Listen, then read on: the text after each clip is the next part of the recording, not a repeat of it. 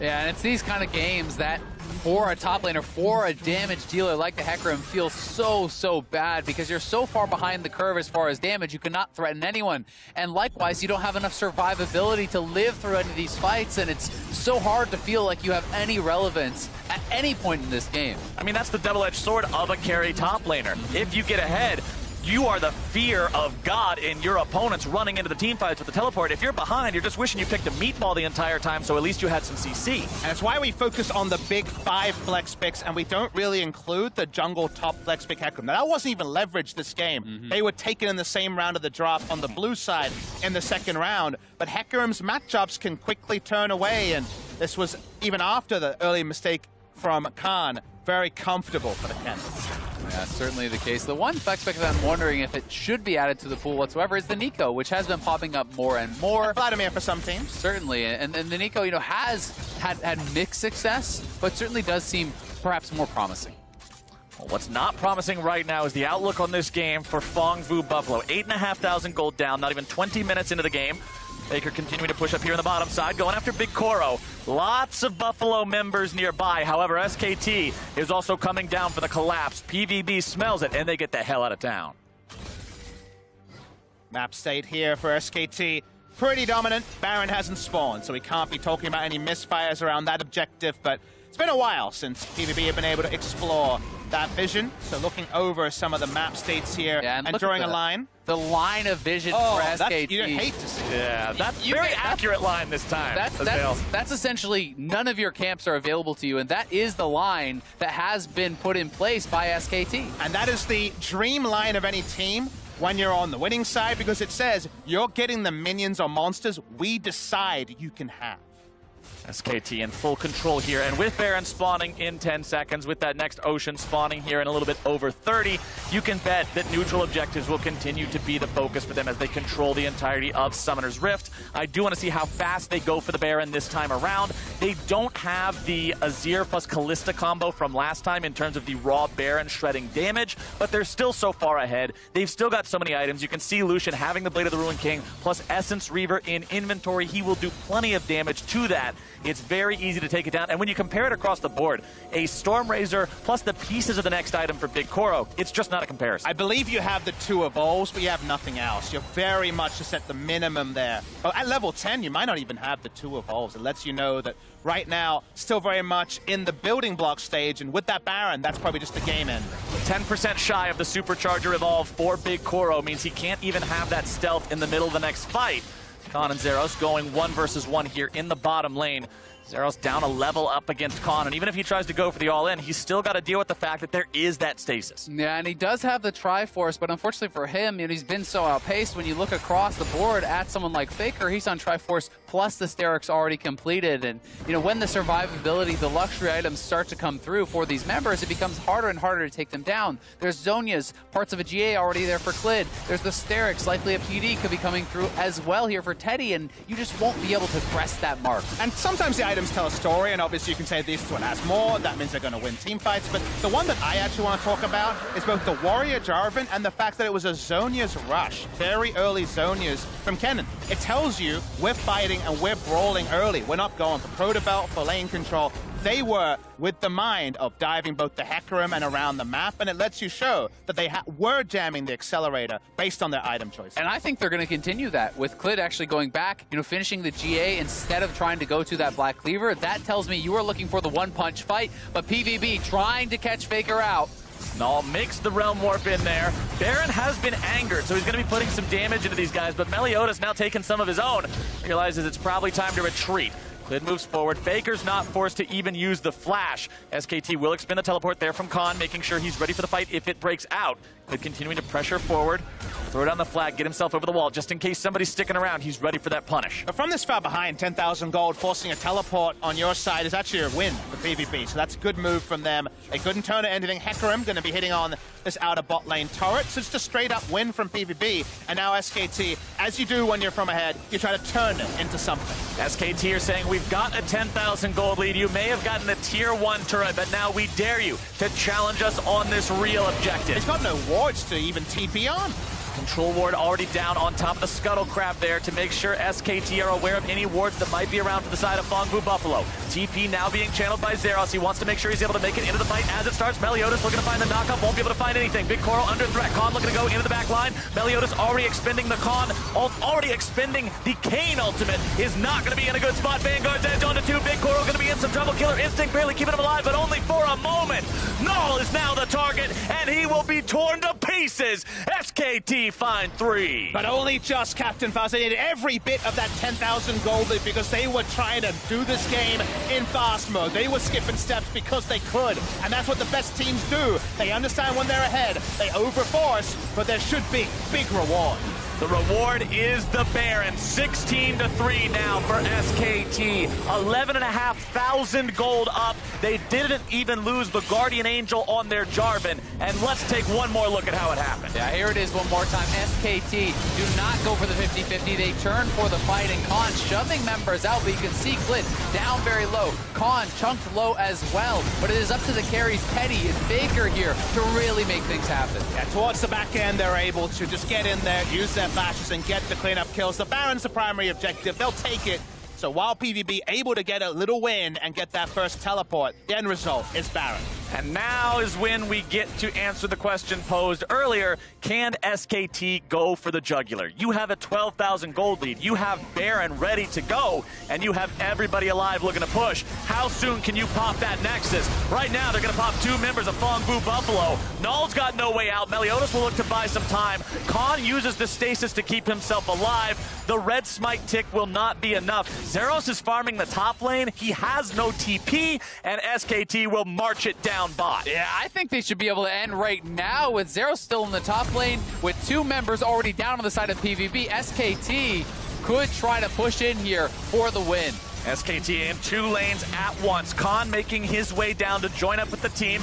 He did go back to heal up after nearly dying in the bottom lane fight, but 2 inhibs already in the dirt means things have gone from bad to worse for Fongbu Buffalo. They say, hey, there's no reason to continue fighting here. We're not going to end right now. Regroup, push up again as a group, and then end the game there. Khan in the 1v1 against Zeros, able to take him down very low, but not quite finding a kill until he comes back in with the Proto Belt for the 1v1. Definitely playing with his food on both sides there, but Zeros doesn't have the items to pull that off. The ults have been late defensively, which makes you wonder about the Hecarim pick that, as we mentioned, was not a flex pick.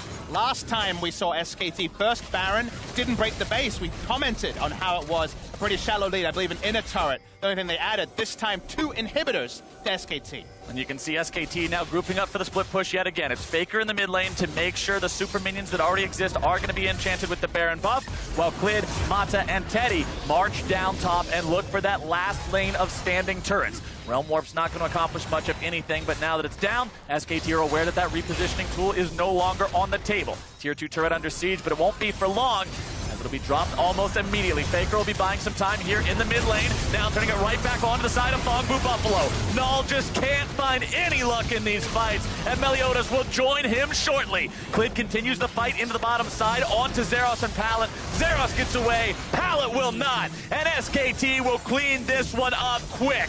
26 minutes in, 1v5 for Zeros isn't going to do much of anything. You wanted a swift win, there you go. SKT take it home. We posed the question, and SKT provided the answers here. A very dominant game once again, but this time showing more of that killer instinct that you wanted to see. Playing aggressive. They are the ones dictating the pace of this game and not afraid to push in and try to close this one out very quickly. And games like this are why I've always been very particular about my language around SK Telecom T1 at this tournament. They haven't been a fast team recently, but the way I described them on the opening of the show was a chameleon. They've played all styles over the course of this roster, over the course of spring season, settled on most recently the slower style typified by the Azir and not a lot of rotation, but they can play fast as well. With a team this talented, how could they not? Glid, Faker, and Teddy, all 0 deaths by the end of that game. You said they forced things around the Baron pit. It could have gotten sloppy, but it didn't. They recognized, importantly, how severe their lead was. They capitalized quickly, and this looks like a team now that going into those bigger games tomorrow, people can continue to have that faith in. There's another version of this game where it ends up being a second Baron, where they don't take that fight because they understand, okay, we kind of overforced this. That TP is a bit of a blue. Not this version. This version is the version they wanted to show before that important battle against IG tomorrow. Well, SKT closed out day 4 in style, and to give us a rundown of the game and break down the entirety of the day, let's send it over to MSI Cooldown. Thank you, Captain Flowers, and welcome to MSI Cooldown, where I'm joined by Jake, Spawn Tiberi, and Sam Kobe Hartman Kensler to break down the action from the 4th day of group stage.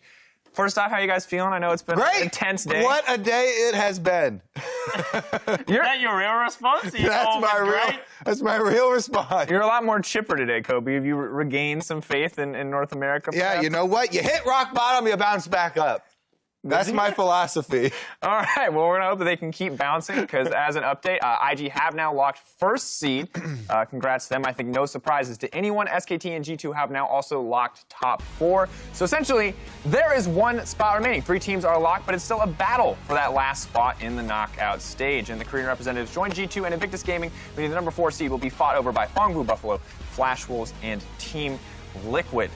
So it is, in theory, possible for us to have some crazy intense stakes, as Fongbu Buffalo could make the last-minute wild run. But Fongbu Buffalo, not who I'm interested about right now. I want to get your guys' impressions on the respective representatives of EU and NA, and I want to start on the side of G2. Spawn, you got to cast these games. I'm curious, what did you think of G2 today? I thought that G2 had a pretty mixed bag, to be honest. I think that what we saw was that they were willing to throw down with both teams that they played against.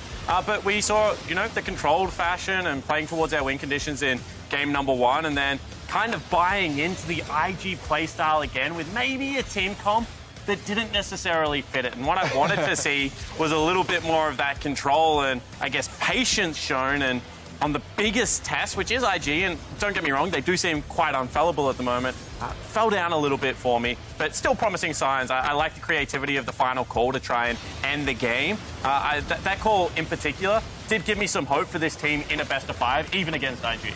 Yeah, I really enjoyed watching this game. Even though, as you're pointing out, yes, there were some more tactical options that people were looking for G2 to opt into, the 1-3-1, Tom Kent's more side play, rather than so many of these skirmishes. But those skirmishes and those fights were incredibly well played by both sides, and they were super fun to watch. So I'm still glad that we got the game we did. I'm just saying the entire team running bot lane to try to end that felt pretty tactical to me. Well, the thing is that it was a good play because they were capitalizing on the shy split push. And if you think back to the game, they actually did it a couple of times. One of the times they attacked him as he had walked over the wall, they got his flash, and they reset up the gank.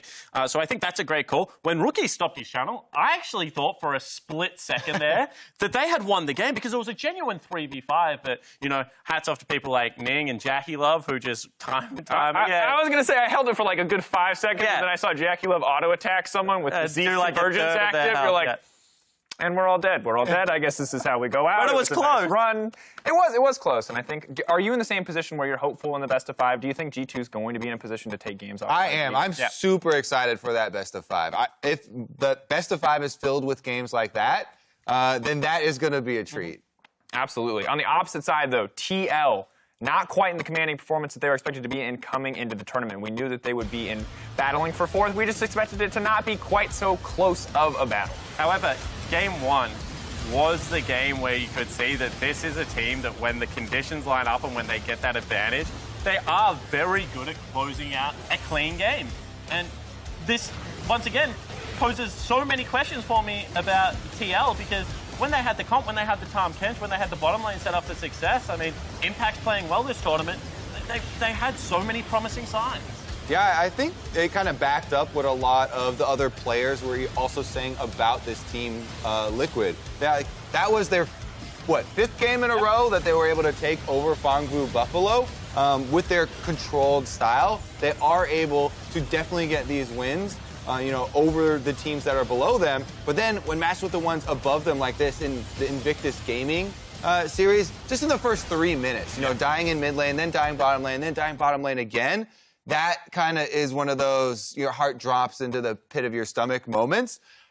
I still got hope again, though. Like you're saying, impact, if you're putting out a single player here for Team Liquid, coming in, making a big team play for them, and having this big resurgence for TL actually made me look forward to tomorrow. That's why I started the show a bit more happy, because I still am holding on to hope that they can take the game off of either G2 or SKT. I wouldn't favor them, you know, in a best of 5 or something like that, but I don't think it's out of the realm of possibility that they beat either of these teams. And so I think that TL still have a shot to go up. And I kind of started the day off questioning the resilience and then the adaptation of this Liquid lineup, because I said I thought that they looked a little bit dejected in their losses. I mean, they had lost 4 in a row coming in today.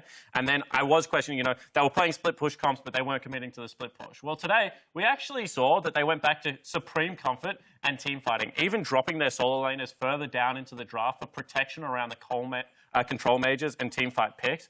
And then they took it that step further. When they picked up the Nico, once again, it was a team fighter. They were a little bit late on some of the team fights, which is what I want to watch for going forward. But I think they've finally got an idea about how they want to approach the meta in this tournament. And that's a great place to go into the last day. And for me, hearing that from a lot of people that Impact was going to be this huge weakness, I just kind of want to echo what you're saying there, Kobe, and that I've been very impressed. The Aatrox game versus Wonder, he obviously did very well. Surprising was the Nico pick. I was told this guy would literally live on tank duty forever, and that was the best thing that could happen. But or Gangplank. Or Gangplank. And he's shown so much more. But now, as we go into tomorrow, Flash Wolves and TL feels like the ultimate question, PBB trailing. And as we look at the schedule coming up, I want to look at some of the key games, the games that are going to matter most in tomorrow's schedule for deciding who is actually going to advance in that 4th place spot. So, of course, the day kicks off with SK Telecom T1 and Team Liquid.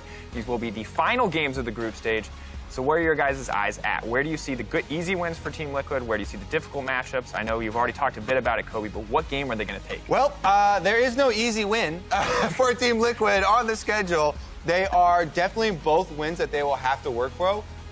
Difficult matches with SKT and G2, as I mentioned. But coming into this tournament, our goal for Team Liquid, as most people have them ranked 4th, was to be able to take games off of the teams ranked above them. SKT and G2 are the ones within striking distance. They get another shot at both of them. So I think that it is actually likely that they take one of those games. Which one would you pick? I would honestly actually take the G2 game. Okay. I think that there is that possibility, as we saw even where G2 have had throughout this tournament, where they themselves lose sight of what their win conditions are even. As same vein that Team Liquid, you know, had split pushing, did not split push and started team fighting, similar thing happened. But that's not, I don't think, what most people are going to be looking at. It's the Flash Wolves versus Fangfu Buffalo, because if they lose that one, then Team Liquid, and even if Team Liquid lose both of their games, then that would give them the edge. Yeah, it's a difficult spot to be in where it feels like to a certain degree you control your own destiny, but if you can't find those wins, then you are just put out and you're put in behind position. To round this discussion out, as we look forward, let's assume Team Liquid do make it in. Is this a team that you think gets stronger in a best of 5 against the likes of G2, of SKT?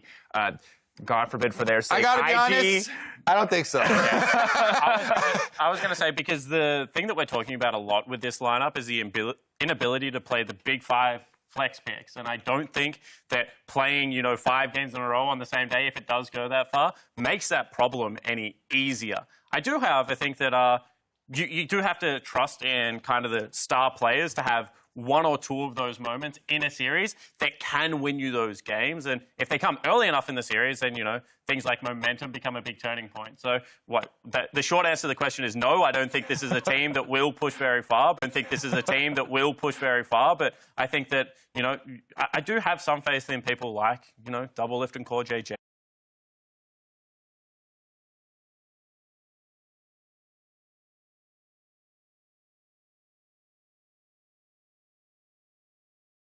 That IG will want to go through SKT. A special request by Rookie, and he's like, I need this. I have to beat Faker in this tournament in a best of 5, so we're picking SKT. Is that what you're telling me? That's my theory. Because, I mean, they're a team that you listen to all their interviews and they're about the fun, jovial games. And once again, I'm sure the support staff hates hearing that because even their coach was like, yeah, we need to clean up some of our errors. We look beatable at the moment. But so you don't think the 2 games in group stage is going to be enough? yeah, I think I reckon Rookie wants Faker. Here's a follow-up. Do you think that Rookie is not confident enough in SKT that they could beat G2 if that's the other semifinal matchup?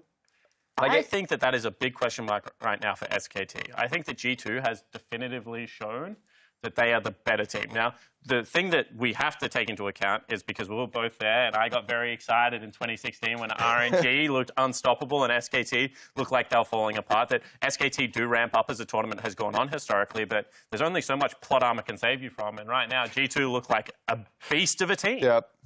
Absolute monsters. I'm so excited to see actually what the matchups will be, who people will select. It's going to be such an intense moment tomorrow as the standings shake out. But now for myself, the casters, and the entire broadcast crew, thank you for watching, and we'll see you tomorrow for the conclusion of the MSI 2019 group stage. Good night.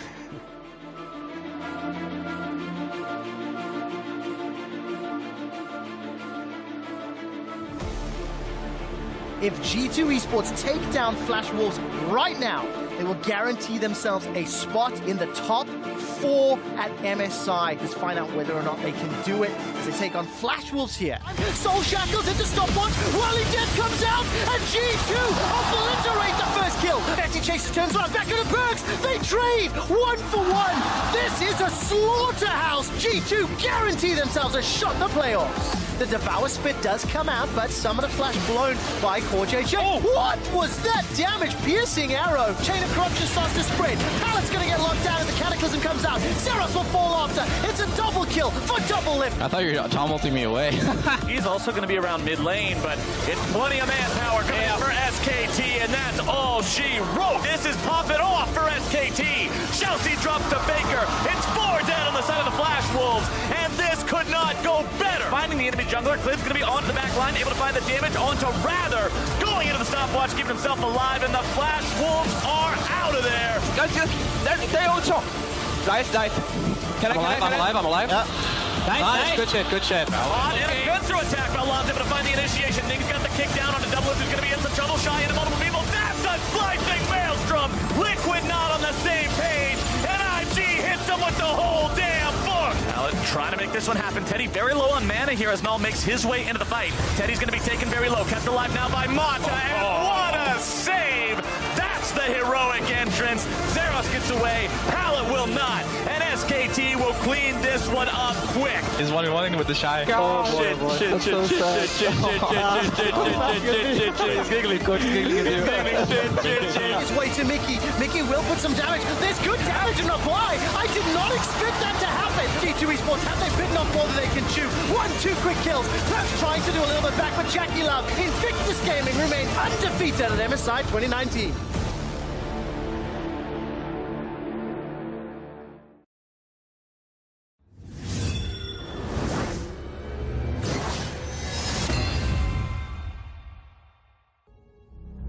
The number 4 seed will be fought over by Fongbu Buffalo, Flash Wolves, and Team Liquid. 之前的闪电狼都是有进到4强，而且成绩都蛮不错的。那对我们来说，闪电狼打到 MSI， 然后进4强就好像是一定要完成的。再加上今年呢是在台北比赛，然后我是真的很想要回去在台上，然后看台下的观众为我们欢呼。 Here's Impact. Trying to go in, it's Impact showing up there. He's finding the initiation, and Team Liquid's able to find so many kills. It's really important for us to pick up one of these wins. I still intend on keeping my promise to Peter to make it out of groups. Với tư cách là đội chủ nhà thì hôm nay tụi mình có 2 trận đấu và tụi mình sẽ cố gắng cống hiến như là đã từng đấu với IG và chiến thắng G2. Crazy intense stakes as Fongbu Buffalo could make the last minute wild run. Teddy's already able to find himself a kill, meaning this is pop it off for SKT. Going into those bigger games, people can continue to have that faith. 4강은 확정돼 있는 상태지만 남은 경기도 좋은 경기력으로 이기는 게 지금 목표고요. 2연승을 하게 되면은 기세 좋게 할 수 있을 것 같아요. Today we want to make sure we secure the top 2 positions. and make sure IG cannot choose us. Now Jackie Love turns attention to Perth. Jackie Love is ripping apart G2. 最后一天小组赛的话，就是有可能会看到一个比较放松的你，但是也有可能会看到一个比较专注。因为我们现在8-0，所以我们就是会想全胜。What on earth is it going to take this team down?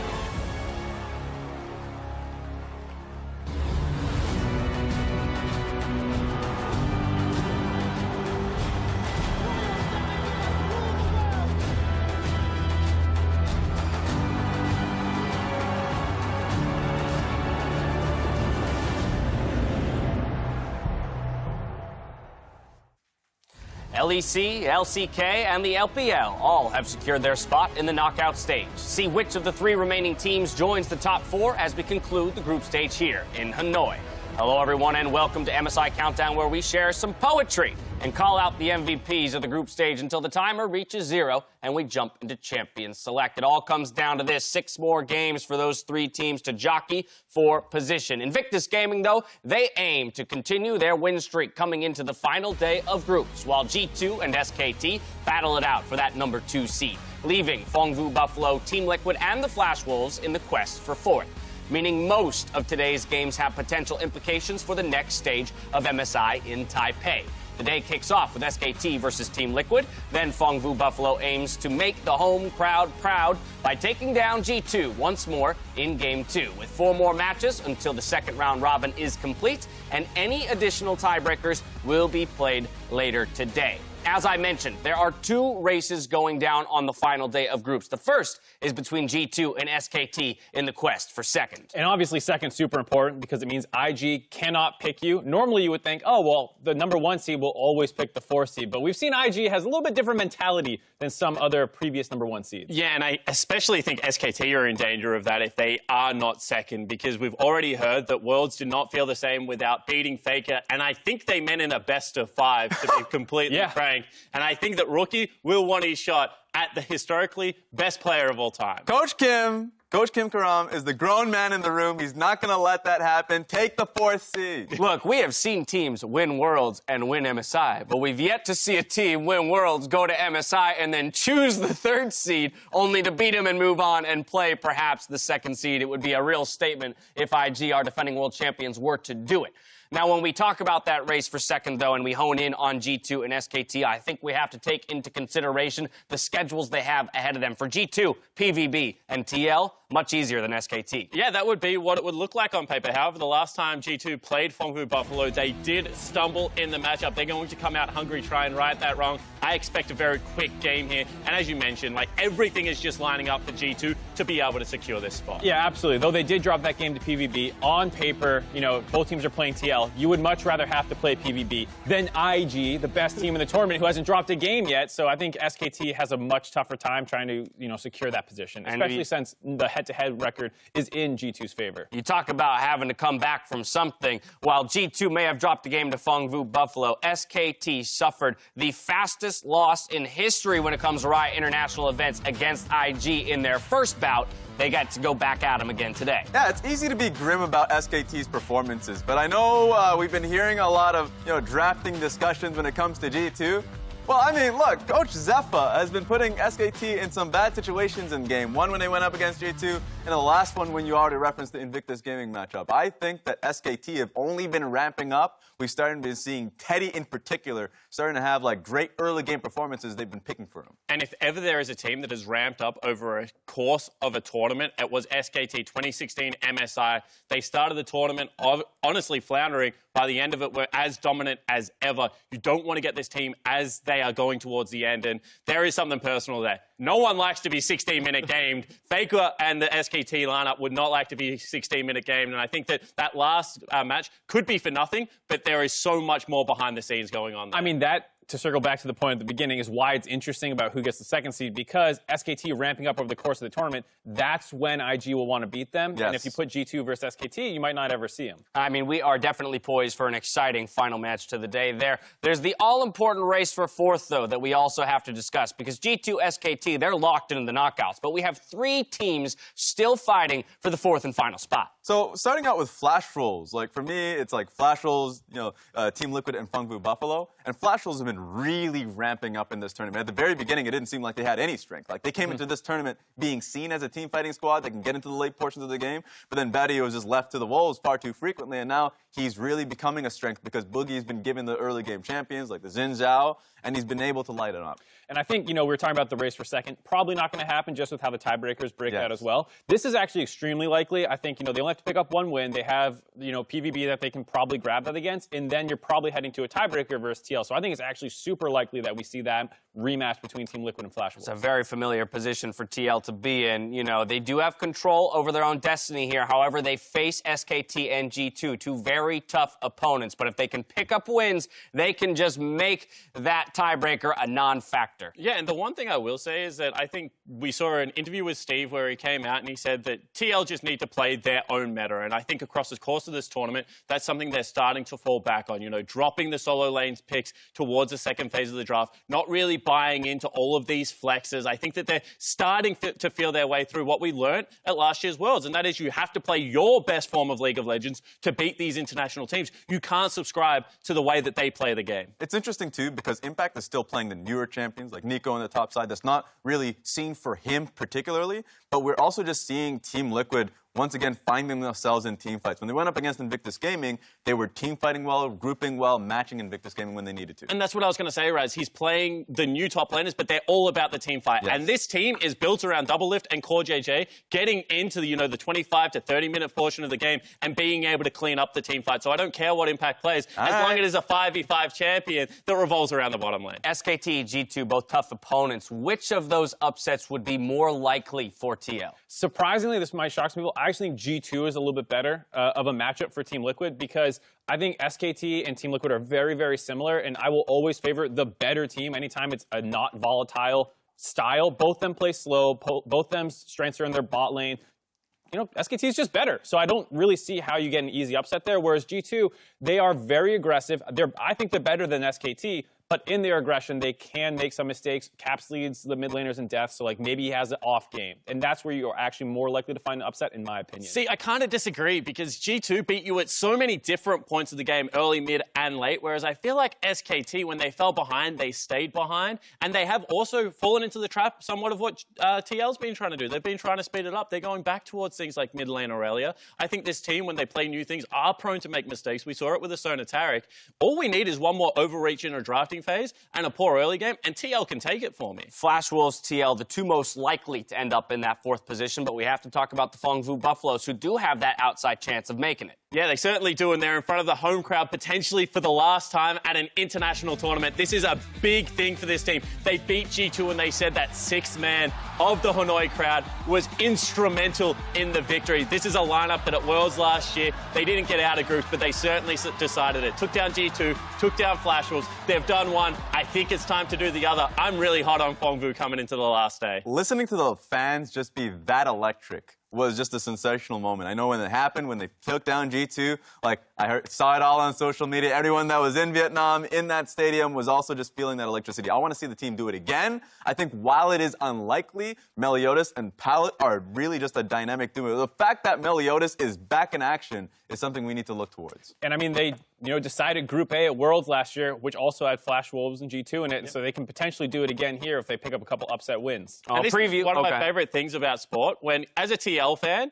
you become a Fengvu fan for the team that they play. Yeah. I just love when this stuff happens because, TL's going to have played their game, Fengvu versus Flash Wolves, second last game of the day, and everyone in North America is going to be rooting for the hometown team. Let's go on A, throw your weight behind Fengvu Buffalo. There's just a preview of a couple of those races we have in the standings going into the final day of groups. But sometimes the analysts can be viewed as these stats-driven robots who can't express themselves. But what a lot of people don't know is that we've got some extremely skilled poets on this desk. So I'm having them show off their skills by providing a haiku that best summarizes the group stage, starting with Raz. All right. Run it down early. Still win in late game team fights. Just a happy game. That was beautiful. That was beautiful. Run it down early. Do I snap for my own poem? You absolutely. If you're feeling it, man, if you're feeling yourself in your own poetry, then you go with it. Give me that second line again. Just refresh me on that second line. Okay. Still win in late game team fights. Ooh, run it down early, still win in late game team fights. I like that. I like that. You know, it's the real push and pull, the emotions of a high-intensity game there, League of Legends. And I think the poetry really speaks about the person that wrote it. And you can just see Raz's fondness of the LPL region, like all throughout this, you know, turning what is normally a very negative situation of running it down early into, you know, the success that IG's had so far. We saw that. Happy team, happy players. We saw that. 07 Kennen in the top lane still comes away with a victory. It's inevitable. It is. It's inevitable when you come from the LPL. Spawn, we're moving on to you. Hit us with that haiku. Okay, so mine was IG Wrath was swift. Silas is not good blind. 4th, paid by Steve. I just want to point out. Okay, well, for you gotta get it out of the way. You gotta get it out of the way. I want to point out, Spawn, that was not 575 in syllable. Was it? I don't think so. 4th was paid by Steve, maybe. 4th. 4th paid by Steve. 4th was paid by Steve. You got the was. You stuck the was in there. Okay. Okay. I thought the delivery could have been a little better. No offense, but just a little. You know what? Some passion. I was new to this. This idea came up yesterday. I was He was like, I don't want to do this. But what did you think of the middle line, Mark? I thought the writing was genius. I thought the writing was top notch. Just a little performance, you know. Okay. Pull it out a little bit more. Right. Okay. And now I'm gonna go shoot old myself in dogs the foot. still got Yeah, right. Yeah, you did it. You said all that before. You have to go. IG Wrath was swift. Silas not good blind. 4th paid by Steve. So is that a prediction? Did you hit a prediction in your haiku for the day? Yeah, I see. This is the thing is when I wrote this haiku, I was really on the TL hype train, and then we're going to see some predictions later. Where the artist versus the analyst to me is really struggling with this. Artist versus analyst, the constant struggle here. The second line is about Mark. For those that didn't pick it up, because you put Silas very high on the tier list, and it has been destroyed a couple of times in the solo lane, so maybe not as good blind. It's also destroyed a couple people. It has done that as well. Mark, hit us with your haiku, please. All right. For me, I did, the game has changed. Play fast, play loose, play stupid. IG are so goddamn good. They are awesome to watch. All right. U2 is dope too. I hope the rest of the world catches on, but it makes me wonder if Korea has fallen all the way to the 3rd region in the world. See, Spawn, if you're going to break convention, that's how you do it. Cross the line by a million miles. Everybody? Yeah. That was beautiful, Mark. Yeah. That was beautiful. See, that to me... Can you just say the last line again for me? Prompted, do not scroll back. Do not scroll back. IG are so goddamn fun to watch. G2 are dope too. I hope the rest of the world catches on, and it makes me wonder if Korea has fallen to the 3rd region. Or something I can't believe he got so much information into 7 syllables. It really shows what an artist incredible, can do. Yeah, well, that's masterful. Yeah, and I can, you know, to me, I felt like Mark was sitting at the writer's desk, right? And in his brain, he knew 7 syllables, but the muscles just kept moving. And it was one of those, body over mind kind of situations. I subverted your expectations. I am a great writer. You did that, absolutely. Well, if you want to send in your MSI Groups haiku, make sure to tweet to @LOL Esports with the hashtag MSI 2019, and we'll share some of our favorites later in the day. While you write your haikus, I'll leave you with mine. Liquidity Steve, drowning wolves and buffaloes. Fight current, sure death.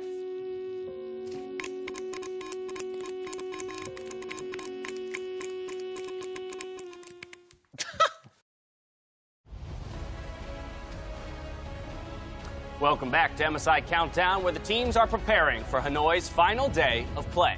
Earlier, we heard your thoughts on groups as a whole, gentlemen, but now I want to hear which individual you would call your MSI Group's MVP. Raz, we'll go down the line. All right. For anybody that didn't see my top 5 yesterday, number 1 was Clid. Clid continued to perform. Every MVP that SKT had, it started with the man. And he started the game with insane proactive ganks, ended the game with insane kicks. Now, the Vi made it that much more sweet. The guy has creativity, and I love it. I think it's pretty obvious based off the number of player games he's picked up how good Clid really is and how much of a spark plug he is for the SKT lineup. So I can definitely understand going for that. I think he's probably the favorite for that award. And not only that, he is exactly what SKT needs at this tournament. They need some early game power. They need someone to get them into the state of the game where the control kicks in. Mata has not been able to perform that role where he normally has been able to. So all responsibility has fallen to Clid, and I think that certainly instrumental in how he's gone so far. Yeah, one of the best performing junglers in the tournament so far, if not the best, and of course being crucial to SKT's success, in some ways the definition of an MVP. But Spawn, I want to hear from you. Who's at the top of your list? So I actually went with Jackie Love from Invictus Gaming, and one of the players that is not often celebrated in this lineup, because when you have a look at people like Ning, as well as The Shy and Rookie, Jackie Love certainly gets forgotten, but I feel like this tournament in particular, the reason that IG have looked so dominant is that the bottom lane has taken over in certain regards. And you look at how good the guy's stats are, and he's not just doing it on late game carries, he's starting very early,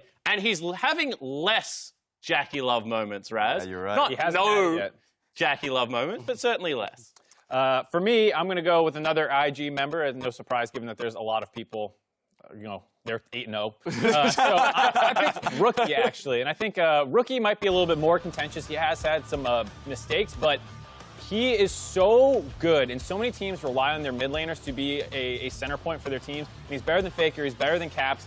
He has had some worse performances, but he still is mostly in the lead statistically for mid laners, as well as the fact that, he is a step ahead of all these guys. And while he can make these mistakes, when you look at the rest of the field, where it's like maybe Clid has had the best jungle performance by far, I also don't think that many of the junglers are superstars beside Ning. Okay. Yeah, I'll give you Ning. But outside that, Jankos and Smith, you're more control-y type junglers, whereas I think so many people rely on their mid laners, and Rookie is head and shoulders better than all of them. Interesting. I think right there, the fact that we have two IG members on the list is a testament to the quality of that team, but also, to the conversation around an MVP. When you have that many good players on a team, it's almost hard to pick one off of that squad that is crucial to the success. Yeah, because you start taking votes off each other, right? When you've got players that are in their role, like nearly the 5 best, maybe with the exception of Clid at this tournament. I mean, not only does it show how dominant it is, but it starts to lend weight to, if it was from someone from G2, like who are you looking towards? Is it Wonder because of his standout performances, although disappointing in others? I think it's a very interesting conversation.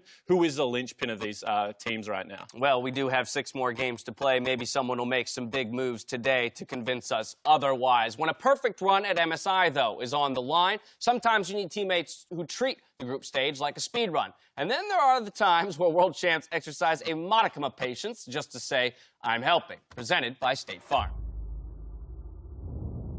Huge comeback play from Invictus Gaming, despite the pressure of playing on the big stage. Good guy Jackie Love waits until Ning respawns to secure the Baron for optimal buff distribution.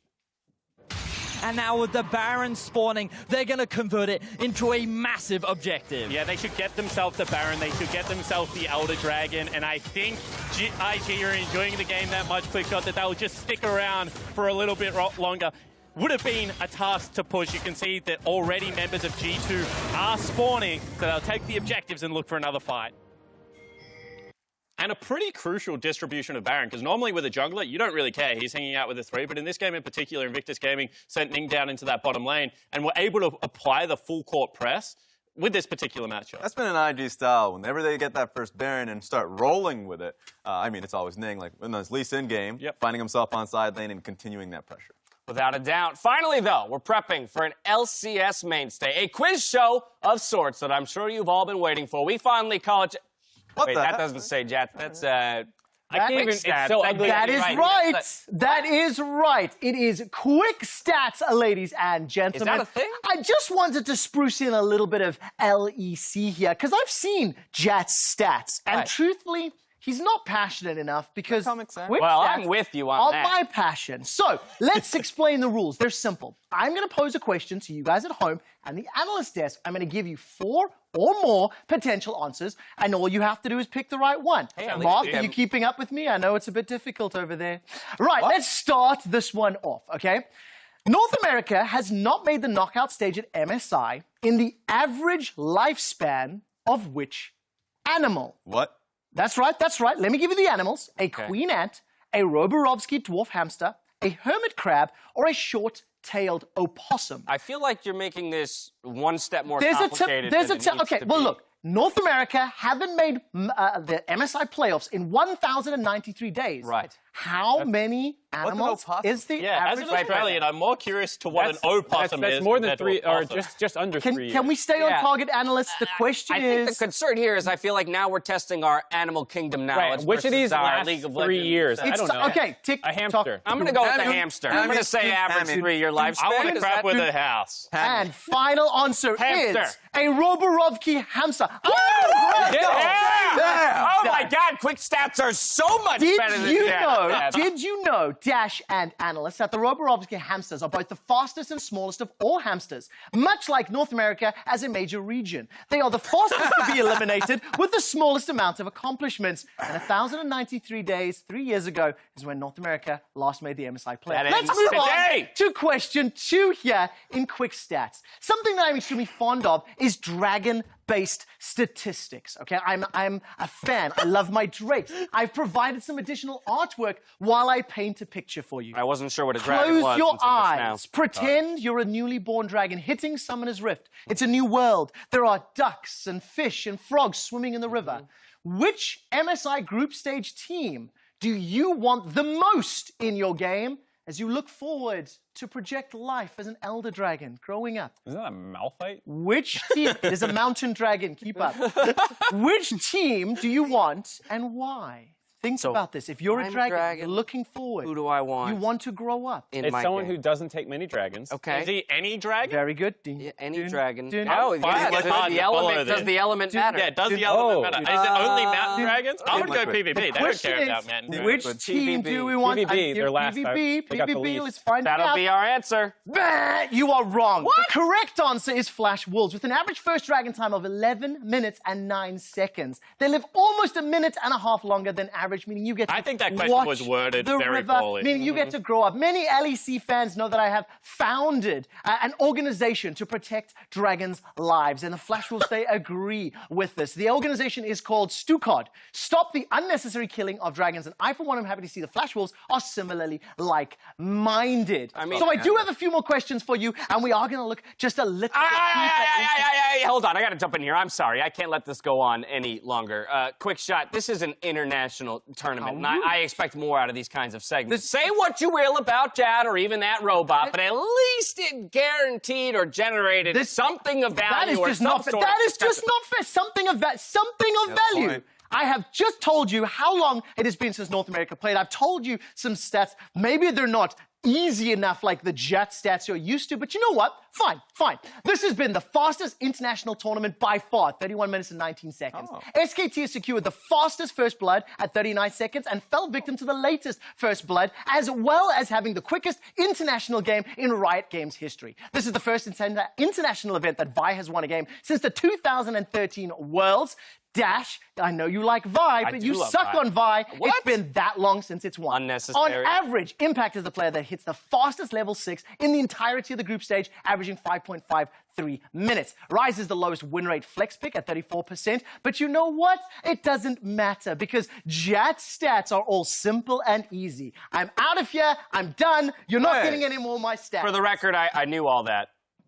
I'm just going to throw that out. I disagree with the second last one as well. Rise is a great flex. I can Win only- rates only tell half the I story. can only maintain one fact at a time. So, like, after the first, just start falling out. Is he going I to don't be know what he okay? said. Is he good? Yeah. Oh, maybe somebody should go check on him. Look, I regret everything. I need a break. When we return, we look at that first matchup of the day, SKT versus Team Liquid. We'll see you here in just a bit. What a friggin' mess. Oh, my God. Welcome back to the MSI Countdown, where we're about 5 minutes away from that SKT versus Team Liquid game to kick off the day. And North America goes into day 5 of groups with that all-too-familiar position. Team Liquid needs a win to control their fate when it comes to the knockouts. Yeah, the bad news is, though, your opponents are SKT and G2, who have kind of manhandled you the last couple times you played them. And those are the 2 and 3 positions most likely. So, you know, outside of having IG in there, this is a very tough road to try and keep Destiny in your own control. In saying that, after going 0-4 across a couple of days, they came into yesterday's matches and they looked better. They were able to take team fights over Invictus Gaming. They picked up a win as well. This is a lineup that I think is starting to wrestle control of that meta back into their terms, and I'm excited to see whether they can take that next jump and, you know, maybe challenge one of these teams. And it certainly stinks that they're, you know, always making these crucial errors in day 1s and day 2s. they've addressed that in a lot of these interviews, especially the one where Doublelift comes out and addresses that point of confidence. So I love that. Going into today, not only are they getting better, but just those uncharacteristic mistakes that they see in domestic, that you don't see in domestic play, are finally getting cleaned up. Because you can see they're even confused themselves in the interview. He's like, well, you can't call it nerves. We're all veterans. Like, this is a situation that we've all been in before. This is straight underperformance to their standard, self-admittedly. And, you know, I think that the first step is getting that back on track and as a team trying to attack it. And yesterday, once again, I was impressed by how they did that. Meanwhile, SKT, they're aiming to pull off an SKT Classic by ramping up just as the group stage concludes. Yeah, so that's going to be tough for us. It's going to be tough for Team Liquid. SKT coming into the tournament kind of cooled down the nerves for everybody. Not only was their drafting poor, but at times Mata was actually just, not even at times, Mata consistently during the group stage has been underperforming. Yep. But then you're starting to see not only Clid being armed with strong gankable lanes across the board, Khan's been playing better, Faker's just been consistent throughout. A lot of people say that's silence, but a lot of the times if you look at the stats, he's just been consistently winning out the laning phase. So finally we're starting to see the early games working out for them, and Clid has been paying more attention to that mid lane. And I was going to say, I love the mid lane on Aurelia. I mean, they had a great game with the Vi and Azir making a lot of plays happen. Yeah. But I want to see, you know, mid lanes and top lanes, when Clid makes a play, it's not just stabilizing the lane, it's running away from it, hopefully. And I don't want to see him babying lanes and getting them through their laning phases against some of the more aggressive teams. Against Team Liquid, I think that might be fine. But just generally for SKT, I like seeing them on more proactive laners to make use of Clid's great jungling. Yeah, and a core difference from that G2 game when the SKT went up against them, when they went up against Flash Wolves, it was just clean. They had the early game lead, and the vision control had been solid, completely solid. Lockdown Baron control, they didn't have to start rushing it. It made it super difficult for Flash Wolves because they felt claustrophobic on that side of the map. That's the SKT that we're used to seeing. Yeah, it certainly is. And I just want to mention that whilst I've given a lot of compliments to TL for, you know, fixing a lot of the issues, I think SKT are very much on the same track. And individually, they are a class above a lot of the players that they're going to be facing across Summoner's Rift. And that's one of the best ways to,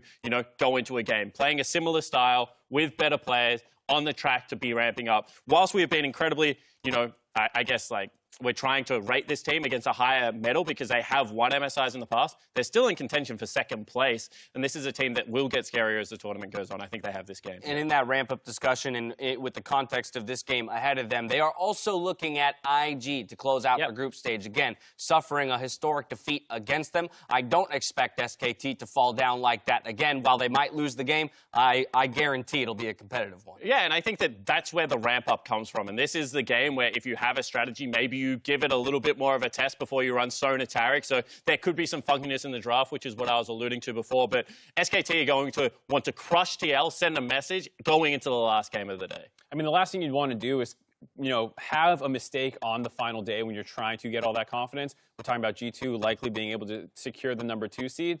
If you do go up against IG, you want to have as much momentum as you can. Without a doubt. For TL, again, the idea of the destiny being in their own hands, we do know that it's an uphill battle or an unlikely thing that they'll take a win off of SKT or G2, but they've got 2 cracks at it to make sure that Flash Wolves isn't even there for a tiebreaker at the end of the day. Yeah, and I think for playstyle-wise, heading into this game, I really want Team Liquid to attack the bottom lane, and in specifics, Mata. We've seen Teddy have some great performances on early game 80 carries. Get rid of the Kalista, get something like Varus, Tahm, Kench, and look to set yourself up for success through Core JJ and Doublelift. That's where they went the first time around. Of course, a little bit of overreaching in the bot lane could spell disaster. So that measured aggression, find those early advantages for TL so that they can perhaps outmaneuver SKT in the late game. To get the final day of groups underway, though, it's time to hand it over to Draco, Azale, and Papa Smithy for Game 1.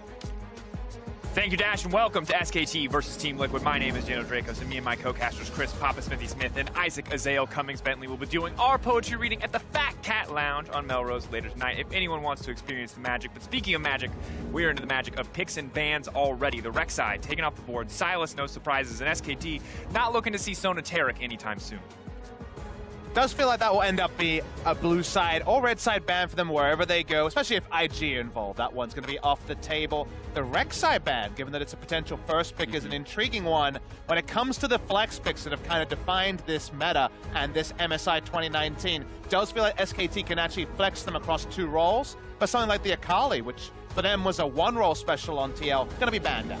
I think these are pretty intelligent bans actually here from SKT. Rek'Sai was used by TL against IG yesterday, a game that a lot of people were relatively pleased with their performance in. I do think J4 is another one of those top early game physical damage options for Smithy. People seem to have less faith in his Lee Sin. Certainly Clid is incredible at that. So, this is trying to push Smithy away, I think, from some of those early game junglers where he can have a larger impact. And look, something had to give when No Flex picks a ban by SKT. So Rise would be the conventional expectation, both for SKT and in general with where the meta is at. Something like a Galio could be super high priority for SKT, given their penchant for Galio Lucian and more aggressive lanes, but passing up on Rise, tricky for SKT, even though it's not a TL staple. And the question for me becomes, is Smithy willing to take the Lee Sin here now? I feel if you do not, then Clid will take it in the following rounds, and I think that is a scenario that T1 is trying to set up here. They are confident against Smithy's Lee Sin, and also very happy to take it themselves if it is left available, since it is Clid's most played champion, one that he is absolutely incredible at. Certainly, TL do have the option of skipping over that and going for something like the Varus as well as Tahm Kench or Varus Braum. That is their bread and butter, but you are then giving jungle priority or feeling over to Clid. Difficult position to be sure. They have opted to set up that bottom lane for success with a strong lane in the Varus Tahm Kench. I wonder if SKT will respond with some early game picks of their own. Teddy's been loving the Lucian, he's been loving the Kalista. So traditionally, they've liked the Kalista into the Tahm Kench lanes because you can just pump in the Ren stacks and not actually press Ren until after Grey health comes down. But if they want Kalista, they'd have to take it first round, and it would likely be in lieu of one of these jungle picks. However, they could drop their support, take Lee Sin now. They're kind of caught between two options. They just prefer the entire power of the Kalista Galio lane we alluded to. Yeah, and I think it makes a lot of sense. If you are really trying to get this Kalista in, I do think you need to be able to play it alongside an aggressive engage type support. If they did grab Lee Sin here and they took the Kalista, you could certainly see things like the Galio and maybe even the Thresh being targeted out by TL in bans. But again, TL, they have to kind of make their decision. Are you going to take your jungler here?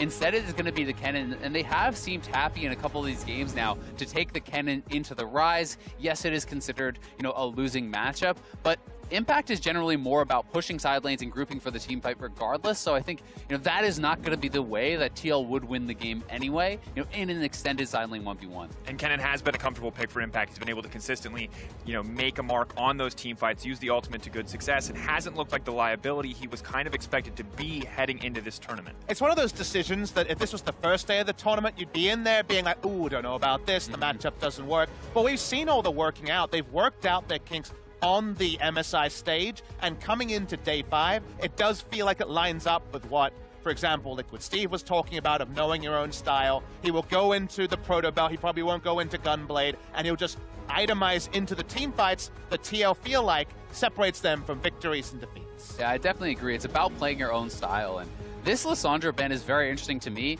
This tells me that SKT is looking towards something along the lines of LeBlanc. They may be trying to, kind of trick TL a little bit and see if they can actually draw that sort of a ban. Instead, TL with the Olaf ban here tells me they're trying to set up for that potential Lee Sin pick, take away the last of those kind of high priority physical damage junglers with their first pick in the second round. That being said, we have seen some Xin Zhao from some teams, Boogie notably, playing it quite a lot. So there are still those other options. But I kind of agree with your first point, Azael, of it doesn't really make sense to not ban the Lee Sin here if you don't want to pick it, because Clid has shown such a level of mastery over the pick that he can reinvent himself whatever the matchup. You notice the Skarner ban actually comes to SKT, a TL special when it came to kind of around the playoff stages. If you want that Lee Sin, either pick it now or show us you have another strategy to subvert it. Skarner banned away. Still something we have not seen from TL yet on this stage. SKT giving it the respect, though, after you mentioned fantastic playoffs with that pick. But you can tell TL taking their time, debating on what they want to go for, and it will be the Hecarim now locked in. Yeah, and this is a potential flex, but very unlikely that we would see that. We have seen at times Kennen move to mid in very specific matchups, but definitely expecting this to be a Smithy jungler. Very likely he will be going up against the Lee Sin. As I said, when you saw Lissandra banned out, you are expecting that to be LeBlanc, and TL certainly should be expecting this. This is, I think, a very obvious set of picks coming through from SKT, it is going to give them an incredibly strong jungle mid 2v2. TL, again, will be on the back foot in the early stages. We have seen how much they have struggled against these top 3 teams at the tournament when playing the farm to 6 style junglers. And with the Ghost, you can see that it's definitely going to be the jungle Hecarim like you would have first expected. And on a simple level, Lee Sin can often fall back into the playstyle of farm to 6, then impact the map. It feels like in the last year or so, that was more the strategy rather than just level 3 taking over the game. However, we saw Ning rewrite a game with his smite on a caster minion gank into the mid lane just a couple of days ago. And the fact that Clid has this excellence on it means that you can never pigeonhole him into scaling alongside something like the Hecarim. And so many incredibly easy to gank lanes for the Lee Sin. LeBlanc, Ryze, the Kalista, Galio combo. So much easy setup in those lanes. Have to, I feel like, keep your eyes on Xmithie to try and match some of this early pressure. Yeah, and that's going to be very difficult because you likely won't win those 2v2s or 3v3s either. It's going to be so much about tracking and avoiding that Lee Sin, I think, for these lanes because there's gank assists all across the map and Clid can take over. It's almost a priority versus potential to me because while Ryze will get into a good spot against Kennen, in the early levels you can definitely get started on the side of TL. However, the potential of all that lockdown CC, those gankable lanes, could be big for SKT. And of course, big stakes for both of these teams heading into the day. SKT looking to secure second. It'll rely on G2 falling short a game, but they need to get the 2-0 if they want to make it there. On the opposite side, Team Liquid fighting for their lives, fighting for the final spot in that bracket stage, in those playoffs, in that best of 5. And for North America to fall flat here would be a massive disappointment to the LCS player base. We've seen how TL performed under pressure thus far. They're going to have to take it to another level in our first game of the day if they want to match.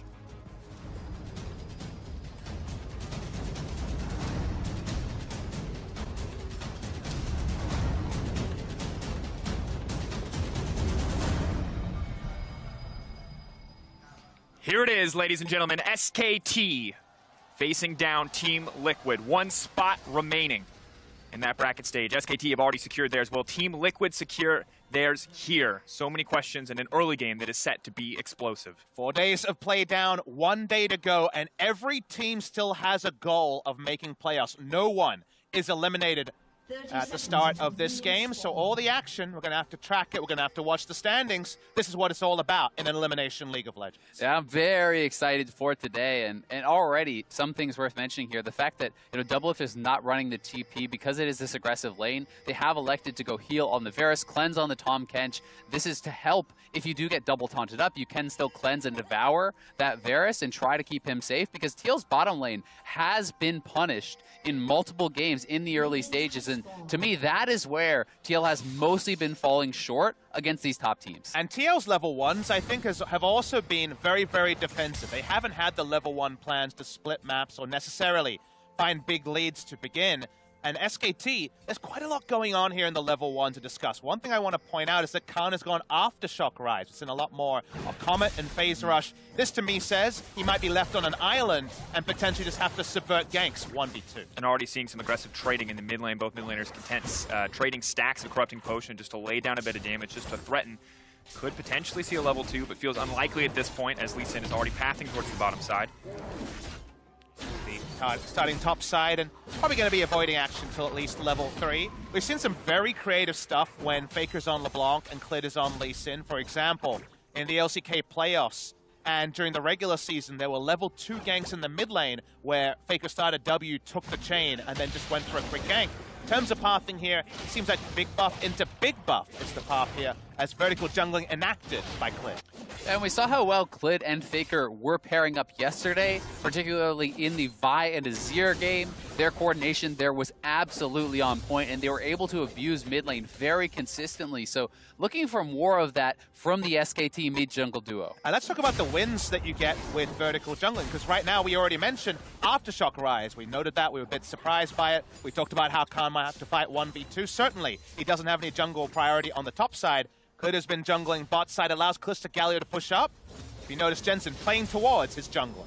But the chain is going to connect, has to be careful. Clid is going to move in. Jensen all but set to fall here. Flash over the wall. Clid does not hesitate to follow up. That's going to be first blood. Clid going to grab it with one more auto, taking down Jensen in the mid lane. Yeah, making it look way too easy there. Jensen not able to play this correctly, not far enough to that top side of the map. The chains do land. He doesn't elect to actually early flash it. He isn't able to land a Scatter of the Week on the Lee Sin either. Nothing really going well there for Jensen, and he's going to go down. On a simple level, yes, he was closer to the side of the map his jungler was on, but his jungler was going for a 4-camp clear, and it was only 3 camps into gank by the Lee Sin. That means that, as you notice, yes, Hecarim is on the top side, as is Jensen, but it's not in position to counter gank, so this path doesn't actually allow Jensen to push up halfway down the lane. Yeah, I mean, you know, really to be able to get out of a play like that, you have to be on point with your Scatter of the Week, knocking back the Lee Sin out of the queue, trying to utilize that to actually survive. And, you know, this is a couple times now that Jensen has given up those easy first bloods, you know, against Lee Sin, and this is something that we were worried about going into it. Absolutely. When we look at Team Liquid against the top teams, they played this slow early game, and while they have been playing slow, their opponents have not been afraid to generate massive leads, to go for aggressive plays,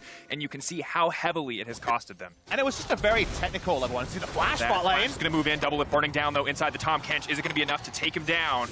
Will manage to survive in the end, but inches away from death. And remember, this is not teleport Varus, so you know he's going to have to take the long walk back to lane. He will be missing out on quite a lot, and Clid now heading up to the top side. Rune Prison gives an easy setup for this gang. Empowered Rune Prison. Sonic Wave is going to come out. He's going to immediately follow, but gets a bit closer just to finish it off. Clid grabbing yet another kill. He was actually anticipating the flash, so actually shorted the Q with just the W, not to take extra turret shots there. Very technical gank play from the Lee Sin, and it was always going to guarantee a kill. Best Impact can say is he holds on to his Summoner Flash. Things are going from bad to worse, though, in this early game for TL. While bot lane did not die, every other lane has already been impacted by Clid. Eyes are on Xmithie. He's been able to build up a very small CS advantage. Jensen now helping him take the Raptors, but they're going to need more from their jungler if they want to come out on top. Yeah, they certainly are, and for Xmithie, it's going to be about, again, surviving those early stages, getting to the point where you can have that relevance. But if Clid is cashing in on all these kills in the early game, you won't really ever get to that point where you can match up against the Lee Sin. And, you know, if your lanes are too far behind when you're hitting that 6, it's so devastating. And Clid, again, just like last time, is going to take this early lead and turn it into an early dragon. And that Infernal Drake start is going to be so big for this team, as is so evidently clear from the champions on the side of SKT. I like that when we did see Xmithie and Jensen the most recent time, they were making a 2-man rotation to get something. Yes, only Raptors compared to the kills and potentially Infernal Drake. They'll be finished now.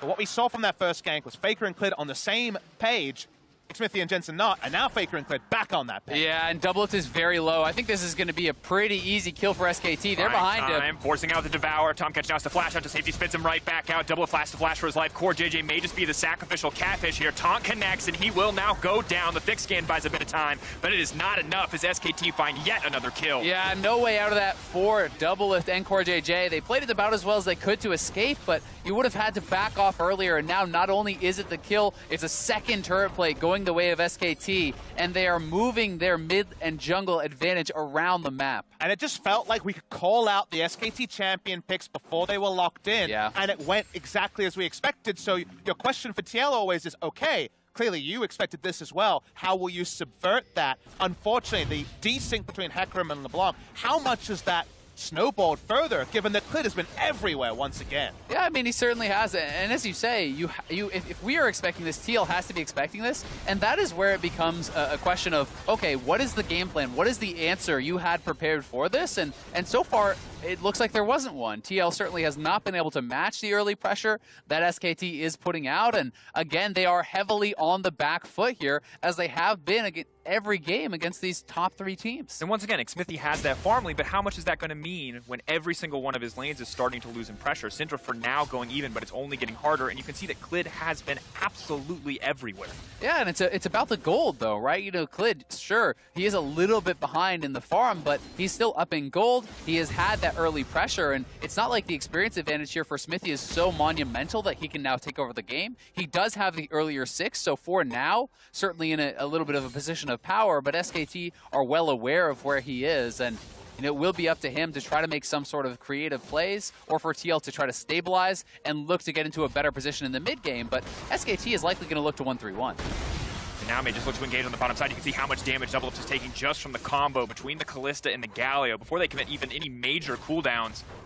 Difficult spot to be in. It's only going to get harder. Level 6s, yes, strong for the VAR. It's good to have on the Hecarim as well, but Callista, the power to throw that Galio into the midst of an already vulnerable bot lane is only going to make things more difficult if the dive comes through again. And the CS numbers in bot lane being plus 18 to the Callista is a flow-on effect of Clid unlocking the map in all 3 lanes, and the turret dives they pulled off in the bot side means that even the sturdy Varus Tahm Kench that almost always does what it suggests and wins lane, its only kind of downfall is this level of aggression, and they're not going to relent. Smithy has to be careful. Sonic Wave not going to connect. He now knows that Lee Sin is on the bottom side. Oh. Quick kick flash coming in from Clid, and Smithy now has to run for his life. But no, Jensen going to get the shutdown immediately. Good kill coming through. Teddy, though, looking for the follow-up. Smithy now set to go down. Faker going to try to pick up the kill. CoreJJ has saved the day for now, but Jensen will go down in the exchange. 1-for-1 at the end of the day. Yeah, the 1-for-1 trade not too bad there. Smithy, it looked like he was electing to try to hit the ultimate on Clid instead of just going straight over the wall for the escape. They do get the shutdown. And that is a decent trade, but they will lose their blue buff. They are still getting pressured very, very heavily. But what I want TL fans to appreciate is that is a sign of why they took this approach to the draft. They were actually in position for the counter gang because topside Impact. I don't think he has the kill pressure to take down Khan. You have to be ahead of the play and read the aggression as if it's predictable if you're TL. So the first few ganks, that didn't work, but this time, notice that Jensen is rotating early. Exactly, and that's why Smithy does drop the ultimate aggressively instead of using it in retreat. That was not a failed ult over the wall, but it is Jensen getting collapsed on. SKT's bottom lane certainly has priority. They are able to make that rotation faster and still get the kill back as well as the buff for them. And things are only getting harder. While it is nice to get that shutdown gold, while Jensen will be a bit more comfortable in his lane, once again, the pressure is still very heavily in favor of SKT. The good news is Impact's doing a little bit better on the top side. Was able to bully Rise out of lane for now, so maybe they can find some avenue to come back. And you can see Impact is actually roaming down to the bottom lane. He has flash and ultimate. If SKT goes aggressive, they may not be expecting this sort of a lane play. So this is an opportunity for them to go in with the Tahm Kench ultimate, and they're going to look for it. Team Liquid looking to break the playbook, something that SKT probably did not expect, with the Galio now coming in, maybe just be delivering himself into death. Mata now flashing back, they're trying to peel Impact away. The Kennen might be the first to go down here. CoreJJ going to try to save him. Buys a bit of time. The Callista Spears are there, but Teddy is not close enough, and the play just breaks. In a set-piece play, the all-in attempt, unfortunately, Summoner's up on Teddy, and his ability to just jump away means no kill actually enacted there. Going to have a pause to slow down the action. I like to see the set-piece play coming through from TL. Clearly with it one they had prepared earlier, but this time not successful. Yeah, not successful, but I do like that they are trying to make these sort of moves. You can't afford in the Kennen versus Rise to just sit in the side lane and 1v1 the whole time. So Impact knows his teleport is shortly coming up. This is a well-timed out play. His TP was not quite up, but he's going to roam down to the bot. He gets flash out of both the bot laners from SKT. He will now go back to base and have his teleport to answer Rise on the top side. And one thing I think we should appreciate as well is that the actual champion matchup of Rise versus Kennen, when Rise doesn't see the Kennen for a while, he does say, okay, Kennen's taking a while, but he just tries to freeze and tries to actually get lane control that he didn't have in the first 7 levels. So this is one of the few times where Khan is sitting there thinking, okay, this is good. Yep, I'm going to get this freeze up the top. I'm going to get this freeze up top. And that's he's not actually incentivized to push because he hasn't been able to control the lane previously. So there actually hasn't been, until maybe just as the pause comes in, a lot of threat on the turret plates. That's going to be a lot more recent. A short pause, of course, will be getting back into game shortly.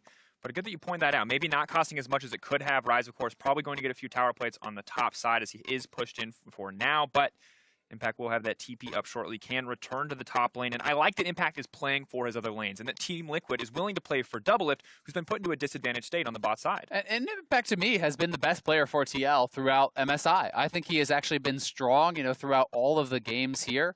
Certainly not without question. He hasn't had a perfect play, but he has been very solid, and he has been matching up to some of the most impressive top laners in the world here. And the TP, or rather play, does end up costing him a couple turret plates, but certainly he is going to be able there to at least pick up most of the farm. And this does perhaps set up Smithy to try to make a play on the bottom side now that both Teddy and Mata do not have their flashes. And that is what's going to tell me if this play was worth it or not, because you have to cash in on those lost summoners, or you just gave over that gold to Rise for free. Yeah, but for now, unfortunately, no pressure on the bottom side means that Team Liquid bottom lane does not want to move up and try to contest. They don't have the vision there either, and they're giving respect to the all-in potential from that Lee Sin. Cloud Drake going over. SKT will not be contested there. Smithy does spot it out, but chooses to back away. Now we fall into a bit more normalcy and the levels start to come through. Always a treat to watch Faker in full flight. Has got a couple of kills already to his name. We'll see where the game starts to transition. I imagine the next Infernal Drake spawn is when the teleport flank from Impact is going to be much closely watched on both ends. But for now, Jensen pushes out, and we wonder where the next flare point will be in this first game of the day. And I think one of the tough things here for TL, is that, yes, great, you got those summoners off of Teddy and Mata, but now Khan has TP advantage. And you can see he's actually walking back to lane, so SKT can play very heavily around that. Even if Smithy were to look bot, Khan could easily answer that and look to try to turn that sort of play around. And SKT even do have a couple lane wards that even if in the 2v2 they're pushing up too far, they could be heavily punished by Khan. But I want to show you that TL have already anticipated that and left the bot lane that looked like it was going to be standing goal. It's a good look from them, so they're going to have to ult away. Forced to ult away. Impact, though, now needs to run. Has to be careful. Rumwarp is coming forward. 2 members right on top of him. He's going to use the ulti, but just gets immediately deleted. Faker now on a killing spree. Yeah, Faker, well done by him. Another move up to the top side of the map. He collected that blue buff and just goes straight up there, but TL seemingly unequal to the play. And Impact is going to go down pretty easily once again. Smithy also having to use the ultimate, which is another pretty costly cooldown there. And that means SKT are going to continue to stack up these neutral objectives very easily. Oh, Faker. Poor JJ trying to save the day there, but when SKT have this lead, when they push their vision forward like this, it feels so impossible to enter your own jungle, to even survive in your own territory. Yeah, the deep ward prepared earlier means that any defensive setup around the Rift Herald is so easily answered, and of course getting a pick before all this started made it trivial. SKT is moving their battlefield, and even though TL are making nice counter rotations to try to stem the bleeding, SKT staying 1 foot ahead. Yeah, and here is this play one more time. Faker up to the top side, already forcing out the ult from Smithy, as he knew he would have gone down there. And Impact did not have his flash from that bot lane play, so no real way out for him once the Realm Warp came in. But to check in on kind of what we were talking a lot about yesterday, Papa Smithy, for SKT, they certainly are checking those boxes here again against TL for having a more impressive early game. And you can see days 1 to 3 certainly playing much more slowly. Day 4, yes, it was a lower level of opponent, but they really picked up the pace of the game. Faker has to be careful there. We'll survive in the end, but this has been an interesting trend, seeing SKT ramp up, and now we might see TL try to make a play of their own. Khan taken out. Good use of the Tom Kench ultimate to move into that top side and stop the rise, but it will just be a tower trade in the end as the Rift Herald crashes bot lane. And this tempo of the push, the speed at which the Rift Herald charge is going to actually amplify SKT, makes it hard for TL to answer this push. They're trying something top side. Faker goes in mid. Not going to connect though on the chain, so we'll back off on the play, but does force Jensen back. Gets that health bar low enough and that mana bar as well that he can't feel comfortable staying in lane. Yeah, I mean, SKT are just so far ahead on this play, though. That is 2 easy turrets for them. TL still has not even knocked down the first, and Doublelift is going to have to go back to base, not knowing where anyone is. So that is 2 turrets to 0, and this is closing in on a 5,000 gold lead just past 14 minutes. SKT so far ahead in this game, and it's setting them up incredibly well for this second Infernal that you had talked about earlier. Such an important part of the game, and TL, trying to build up enough items, enough gold to really compete there, doesn't feel like they're going to be able to do it. SKT trying to reach for that 6,800 average gold difference of 15 they had yesterday. That was against PvB and Flash Rolls and expected victories, while they come in again, favorites against TL, channeling and grasping towards that sort of pace can only serve them that up well, even though all the fans around the world are waiting to see whether they can recreate that level against IG later today. And it's important because, of course, SKT are not out of the battle for second. They do still desperately want to find that. They want to avoid facing IG in the first round of the bracket stage. Obviously tied with G2, 0-2 in the head-to-head, so they need to have more wins. If it's a tie, G2 will get that second place by default. They need to find a way to pull ahead, and it starts with a win here. Exactly. I mean, all you can control is whether you win your 2 games. If they 2-0 today, they get some help from G2's opponents, they drop a game, then all of a sudden you do lock in that second place and avoid IG, which really is looking like a death sentence in the semifinals. One thing to remember is when we had the graphic up before, the kills didn't change a lot between days. I think the turret plate marker that showed 9 turret plates in the early game here, it kind of flows into this expectation of what is aggression in the meta. People have been pointing out the game time not that long, but SKT being called kind of a slower paced team. 9 turret plays is the sign of a team always pushing forward for every aggressive advantage, and that's the SKT we want to see. And SKT incredibly rewarded by the current meta for drafting a lot of these early game picks. As you said, so much standing gold in the tower plates, but there's a timer. If you're not active and aggressive before that 14-minute mark, you're not going to be getting any of that standing gold. Yeah, you're definitely not, and TL definitely not in a position to even challenge for that second Infernal, so the advantage is just continually stacking up here for SKT. I mean, Faker's even chipping away at that inhibitor turret 16 minutes in, and yes, it is answered by Impact, but you can see how far behind the ball TL really are looking. Faker coming over the wall, chunking out Jensen. Jensen potentially with enough wave clear here to try to threaten, but Faker just comes right back over. They want to get down a little bit of damage on the tower, but SKT not looking to overcommit. Doublelift though going to throw out the ultimate, perfectly timed there, but Khan with the aftershock. All but untouchable in that exchange. Clid on the way up as well. Doublelift realizes he's not quite in the situation he wanted to be. Clid going to get him kicked back. Guaranteed follow-up Q. Doublelift taken out. No way out of that one. Clid keeps his wits around him. Doesn't even have to flash to make the play happen. The aftershock negates those all-in plays in the side lanes. Usually, no Seraphs, no chance for the Rise, but the aftershock negates it. And now Hecarim, he's already out. Faker? They get baited out. They thought he was going for one target. He's going for the other, but Impact's going to step forward. He wants a kill of his own, trying to lock up the entire team. CoreJJ moving forward. Jensen, though, on the front lines, also going to be in trouble. SKT will back off for now, sending that Galio back and out to safety. Yeah, just another great pick there from Faker, and they have the complete run of the map. TL not able to get anything back anywhere. Smithy going down in the mid lane. They're barely able to hold on to this turret, and Jensen low on mana means he's likely going to have to go back home here pretty shortly.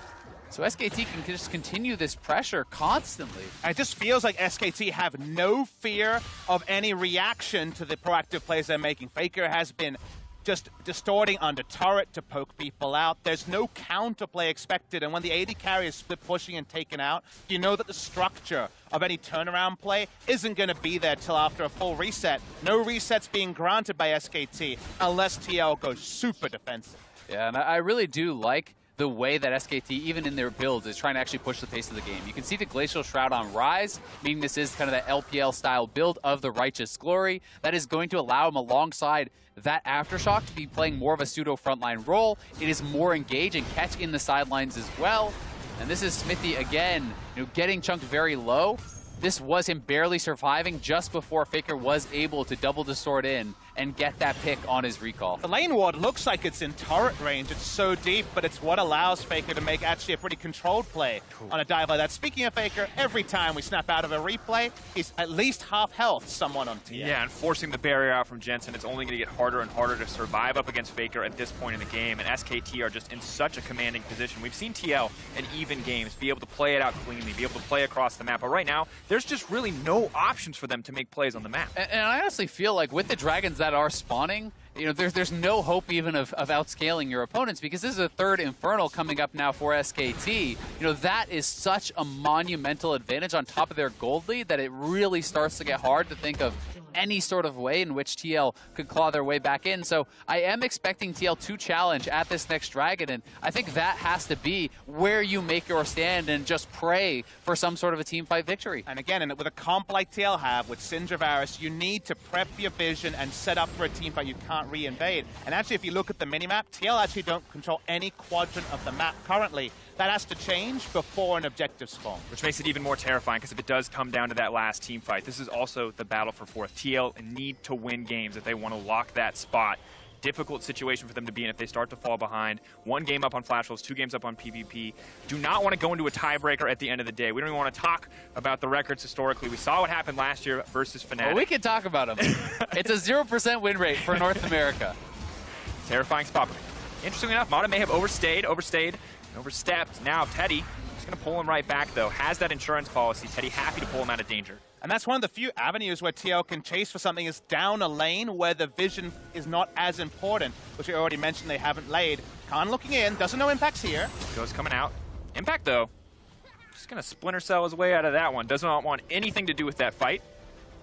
Yeah, I mean, there's just no way they can actually take him down, even in that 2v1. With the Aftershock and the Seraphs available, there was always going to be an SKT response, so Impact taking the smarter play there will back off, and TL may try to look for something again. It is so much down, I feel, to this next Infernal Dragon. It's going to be up in nearly 30 seconds, and TL have not been able to establish vision control in that area, as you said. And they just try to chase, but they have so little vision, and they're spotted more often than not. We saw that SKT had a ward just around that torch near the mid lane. They're pushing in further. Here's Faker. Throwing down a little bit of damage. Now the taunt is coming in as well. Teddy keeping his eyes set on the tower. They will manage to break down mid lane. TL grouped up under that tower, holding onto that tier for now. They will clear the way, but things only get scary. Look at that vision. They concede absolutely nothing on this map. And you just have to love the way that SKT are playing this out. They're harassing from multiple sides of the lanes. You have Faker poking from the left side, Clid on the right side, threatening a dive. And that is just pushing TL off of the towers.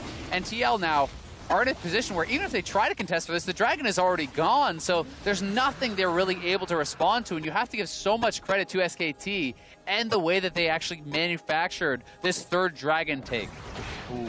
No vision on the side, though, but they anticipate the flank coming. Core JJ going to do what he can to save his teammates, but he himself may be in the line of fire. Faker, though, overstaying his welcome, but will manage to make it out. Arrow not going to connect either. Team Liquid trying to get something back, but they have found nothing yet. Mata has to be careful. Impact looking for the flank. This could be his moment, but the flank is warded out as well. Now the Galio is going to move into the fight. Xmithy goes golden, but it may just be a death sentence for him as he does get caught out. Khan going to grab the kill in the end. Teddy and Khan so incredibly low. Double Up trying to get something back. Khan will drop in the end. SKT, though, going to continue to look for the dive. Stepping forward, Faker into the midst of the team. Impact trying to find the disengage, but gets juked out by the distortion and gets nothing in return. SKT with the Aftershock Rise can actually make this fight happen, poking for more, stopping the backs, keeping up the pressure. They're just never done. Their foot is so jammed on the accelerator. Here's Clid. Oh, Jensen has a Tomkins there to save the day. Clid would have taken that one otherwise.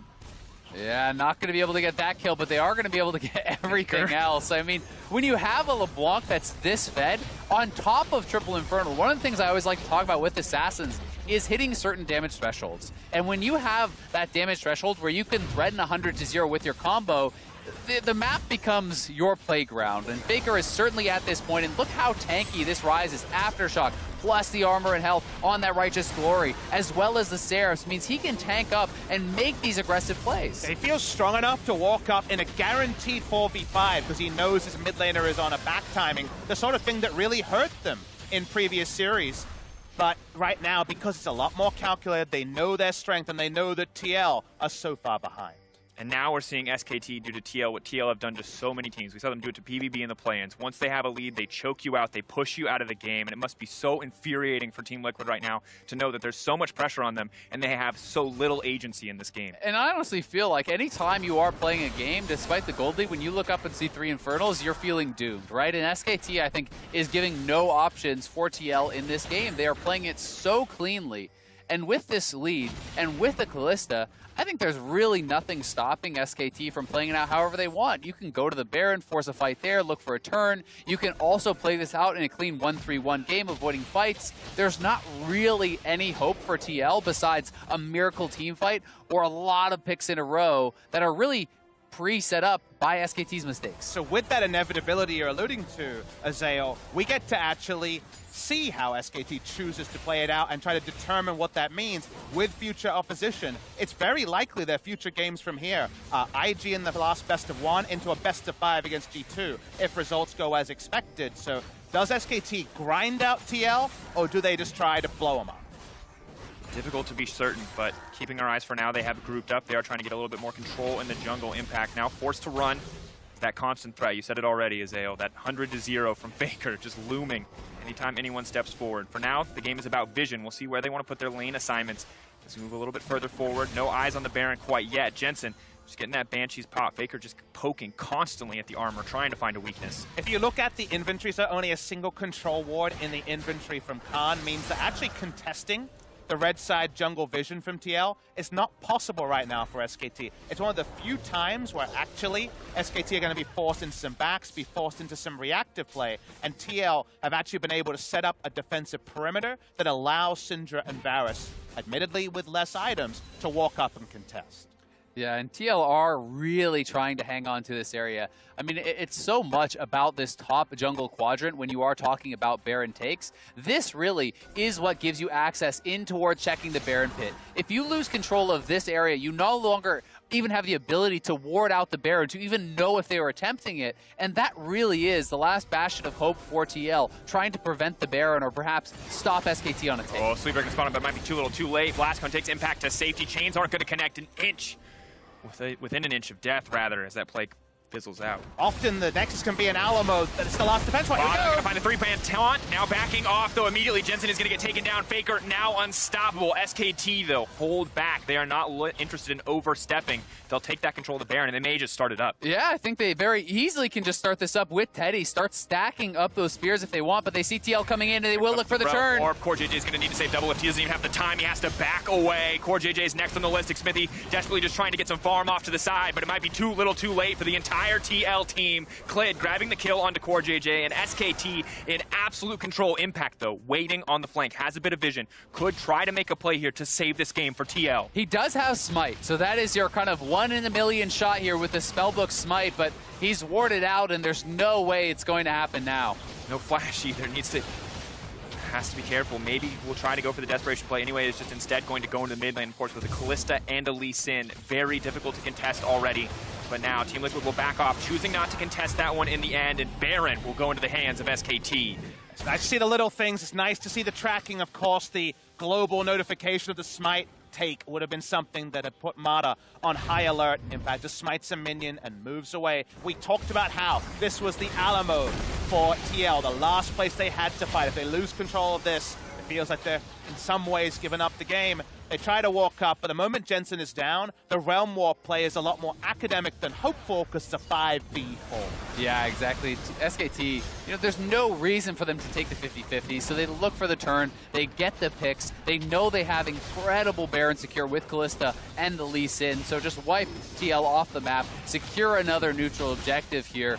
That'll be the 5th Dragon for SKT this game, as they have been in complete control start to finish. Absolute dominance, but Faker overstaying, will still manage to make it out to safety, though that's a heartbreaker for TL. Desperately wanted that shutdown. The weight of items, guys. Unfortunately, the levels on the items means that the breakpoints aren't there for the counter kill for TL. Faker can back away, TP onto a ward. Now they're looking to break the base on their first Baron buff. And at 28 minutes, when you have a 12k gold lead, it feels like miracles are the only way the enemy team manages to make it back, and it feels a shame to count Team Liquid out at this point in the game, but feels nigh impossible to find a comeback. Yeah, certainly so. With how SKT is playing this out with triple Infernal, 12,000 gold lead, you really see no avenue for TL to get back in, and SKT is going to be able to crack the base so easily. Klid and Faker knocking down one inhibitor, Khan uncontested on the top side.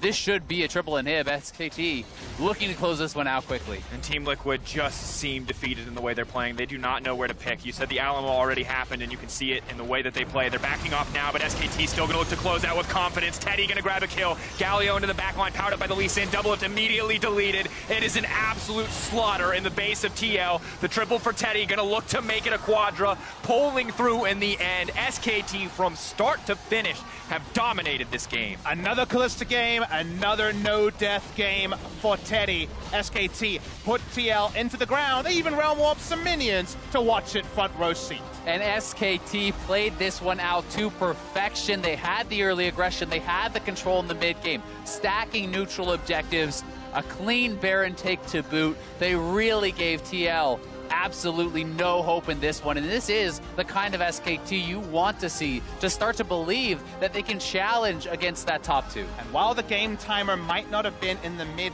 25 minutes, what we could see was the turret plates go down and the amount of aggression around snowballing objectives like SKT showed. Like you say, SKT did everything they could against PvB, against Flash Wolves, and against TL to give their fans hope of future opponents, but hope rings eternal until they actually sit in the chair and have to face those 2 big contenders.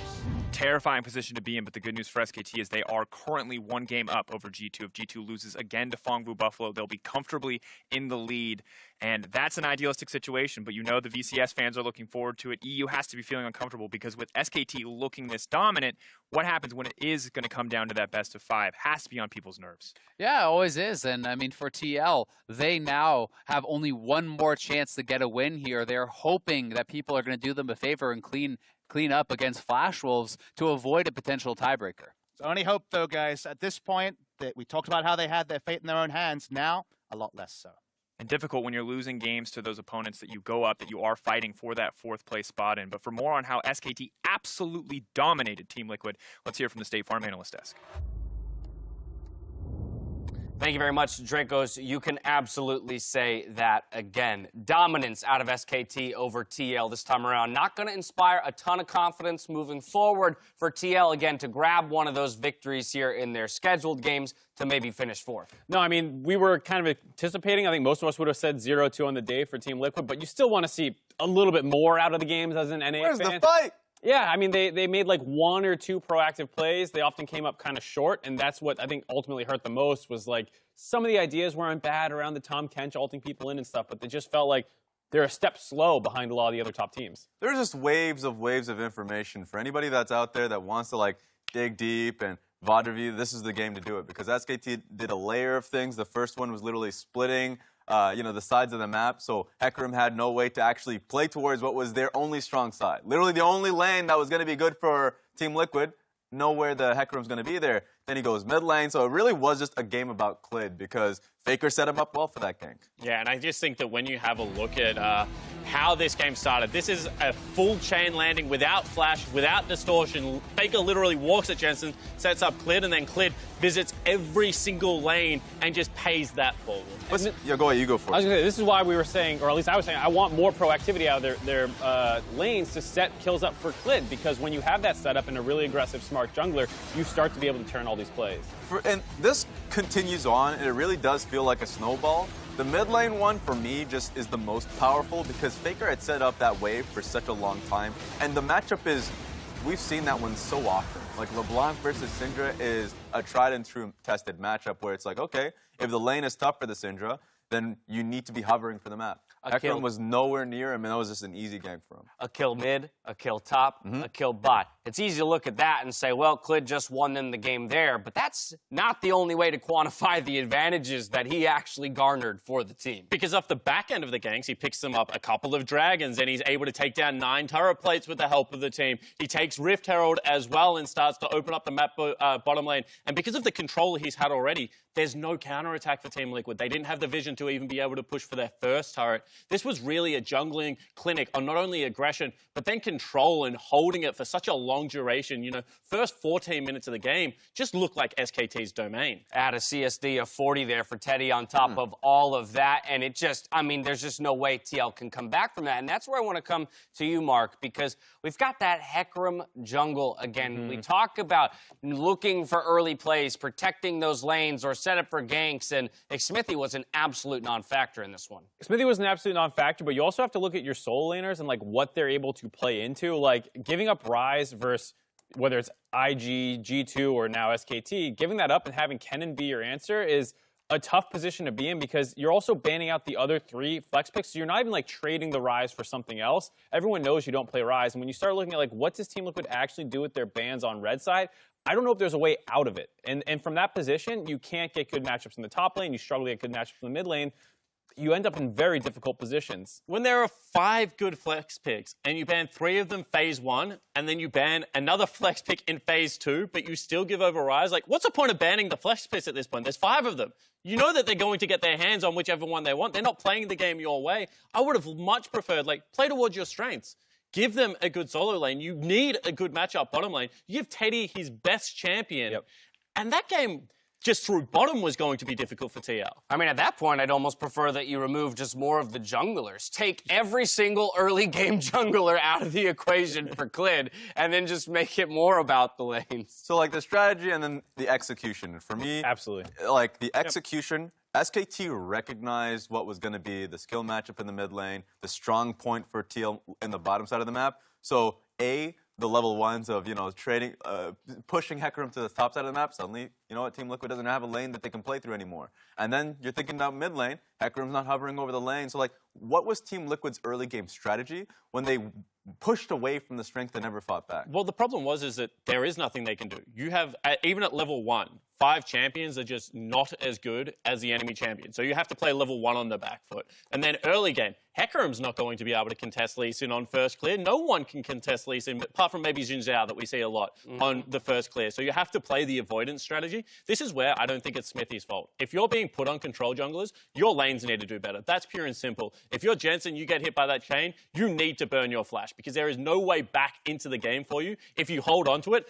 Flash late and then still die. This is something we've seen out of Liquid so often. They're burning summoner spells whilst dead. Jensen used both of his, and that's just so hard to play back into. Yeah, I mean, that's ultimately the case for me. Like, I don't think Smithy's playing great, don't get me wrong, but when the draft is that difficult because you're not playing the flex picks the way the other top people are, and then they're not even playing well with the picks you do give them, it's so hard to play from that position. And that's taking nothing away from SKT, because you still have to be able to execute on the early game and how active they were. We keep saying this team falls into the slow bucket, that they can't go with G2 and, IG in the pace of the game. This game shows the complete opposite of that. They're picking LeBlanc, they're picking Kalista. This is an all-out early game comp, and they smashed TL in the early game. And to Papa Smithy's point about this team being a chameleon, because they really can play to the early game, and they're showcasing that, it's relevant in this tournament. So that whole question about SKT versus Invictus Gaming certainly is flaring, and that's going to be our last. Yes. I cannot wait to see that matchup later in the day after this performance from SKT. When we return, though, G2 Esports aim to get revenge against Fangbu Buffalo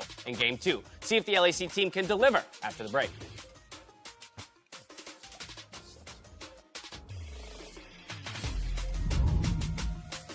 Jensen all but set to fall. Your flash over the wall. Clid does not hesitate to follow up. That's going to be first blood. Clid going to grab it with one more auto. And Sonic Wave is going to come out. He's going to immediately follow up, but gets a bit closer just to finish it off. Core JJ may just be the sacrificial catfish here. Taunt connects, and he will now go down. The thick scan buys a bit of time. But Smithy now has to run for his life. But no, Jensen going to get the shutdown immediately. Impact, though, now needs to run. Has to be careful. Realm Orb is coming forward. 2 members right on top of him. He's going to use the ulti, but just gets immediately deleted. Now the Galio is going to move into the fight. Smithy goes golden, but it may just be a death sentence for him as he does get caught out. 3-man taunt now backing off. Though immediately Jensen is going to get taken down. Faker now unstoppable. They will look for the turn. Or Core JJ is going to need to save double lift. He doesn't even have the time. Teddy going to grab a kill. Galio into the back line, powered up by the Lee Sin. Double lift immediately deleted. It is an absolute slaughter in the base of TL.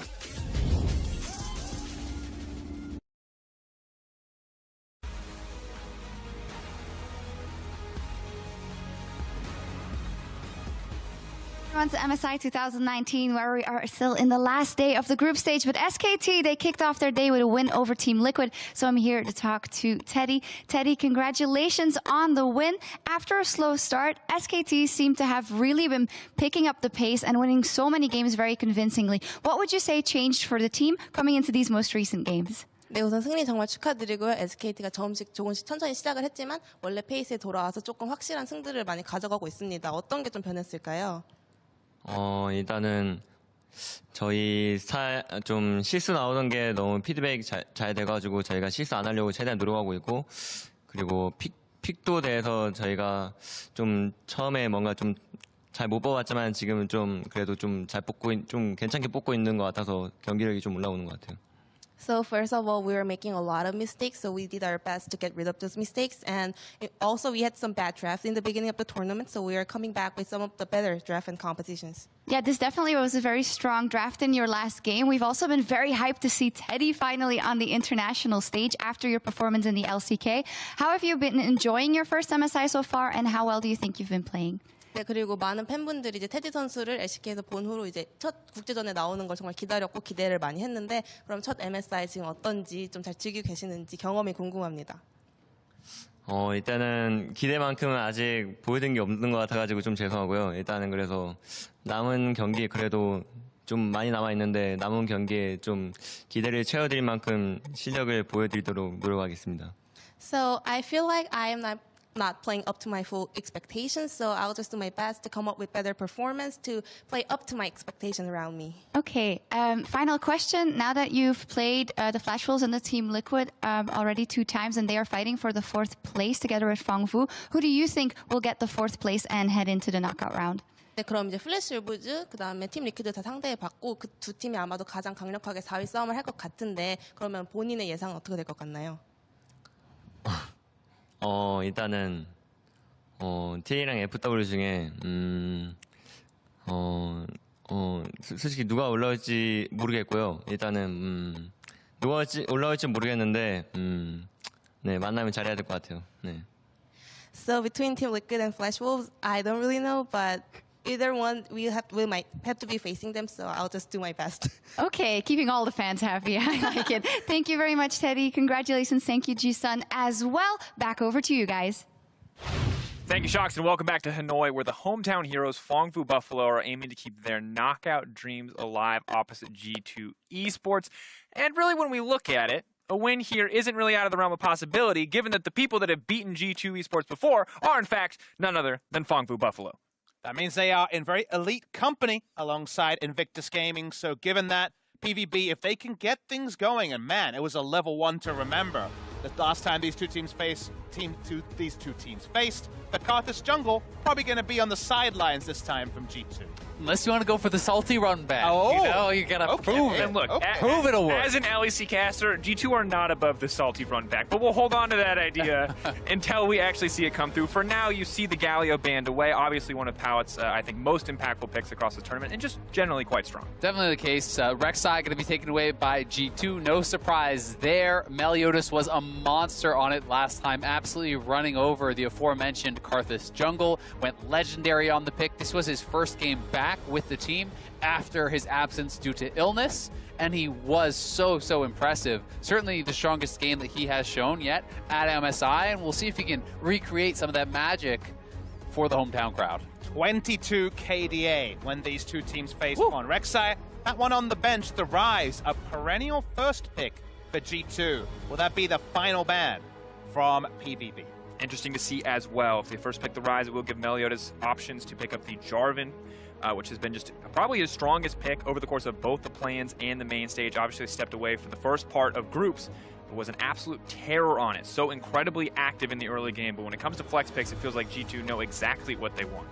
Rise or Sylas? That was kind of the question, but it feels like Rise outclasses, and I would be right up there saying that I believe that G2 are the best users of Rise around the world. They're so creative. They're a team that thrives off mid to late game shot calling and rotational play, and the Realm Warp's just another tool, and it can bring plenty of friends along. And as you know, the best thing for G2 with these picks is that both Wunder and Caps are monsters on the champion. There's not that one guy that you're saying, yeah, sure, it's a flex pick, but it probably is him. And I do think that gives them so much power in these drafts. Xayah Rakan, certainly a very powerful bottom lane for G2. I would say one of their best duos that they have shown. Mickey X, I think, has been such a difference maker across this entire year for G2. And putting him on the Rakan, giving him the ability to choose those places to engage and to have that impact throughout the game, I think really means a lot for this G2 squad. And while I have enjoyed watching Mickey on Tom Kench, he has had some fantastic games. Rakan is his bread and butter. He is the guy known to make these big engages, and it's a similar story for Powet on the opposite side. And now with the Morgana locked in, we might be wondering, do PvB have some flex picks of their own, or is this just going to go straight into the hands of Powet? And while some teams would consider Morgana a power pick at this point in the draft, what I love here is the flexibility it provides, because if you think back to North America and what the answer was to Xayah Rakan the last time that meta was around last year, Caitlyn Morgana, and the fact that you could use the Black Shield to repel a lot of the CC threat that comes in from the Rakan, and also it could just be a blind mid lane pick, and it's one of the safest overall. Certainly possible. Morgana Varus also was another one of those more recent duos that was used as an answer to Xayah Rakan. You know, not only do you answer very well with the Black Shield, but when you're going for that grand entrance on the Rakan, you set yourself so easily up for a Dark Binding, into a trap, or into a Varus ultimate in these sorts of plays. We'll see if PvB wants to go for that sort of a strategy.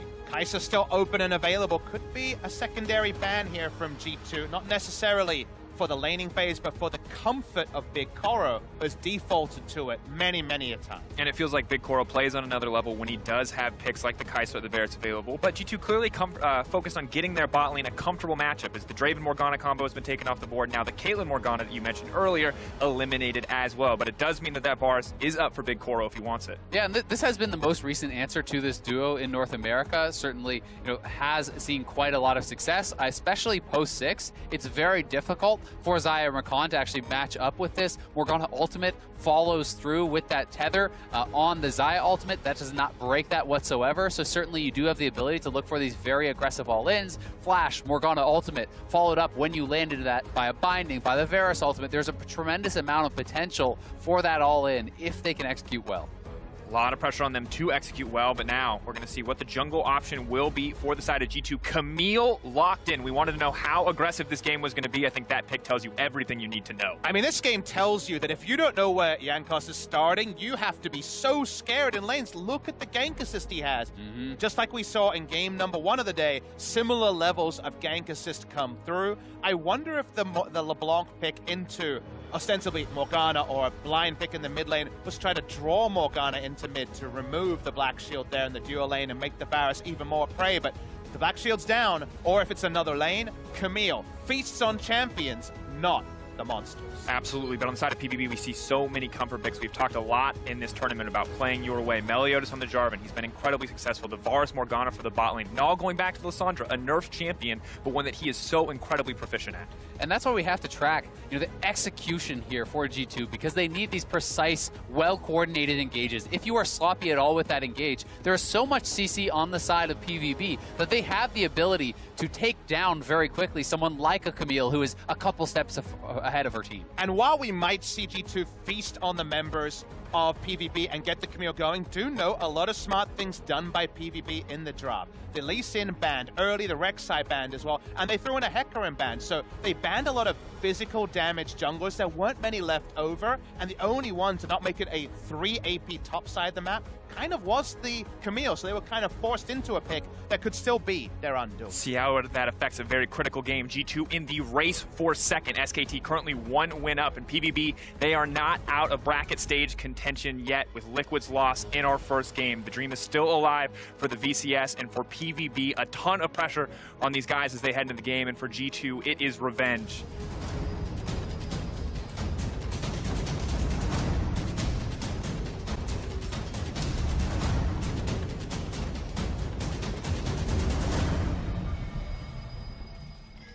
Five games remaining in the MSI 2019 group stage.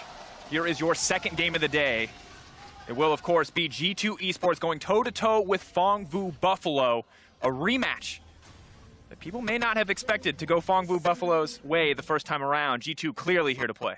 Yeah, definitely the case. I mean, G2 has been the kind of clear second so far at the tournament in many people's minds, unless SKT can upset that expectation. So certainly seeing PvP pick up that win was a surprise, and G2 rocking triple IG skins. We'll see if they can channel a little bit of that IG magic here against the Fongvu Buffalo. So many cheeky little nods with those skin choices. Again, what we're focusing on at level 1 is, can PvP find any strategy to make Jankos predictable? We already saw the IG Camille skin be used by the man himself in Ning to dominate the early game against SK Telecom T1, but now at least very shallow defenses from both sides. And early game domination was the story for PvP the last time these two teams met, and it's no more, or not obvious anywhere more than it is in that jungle matchup. You can see 1K+8 versus 8. Meliodas was a monster. Now he doesn't have the Rek'Sai this time around, but the Jarvan can be just as lethal. And with no deep wards, notice that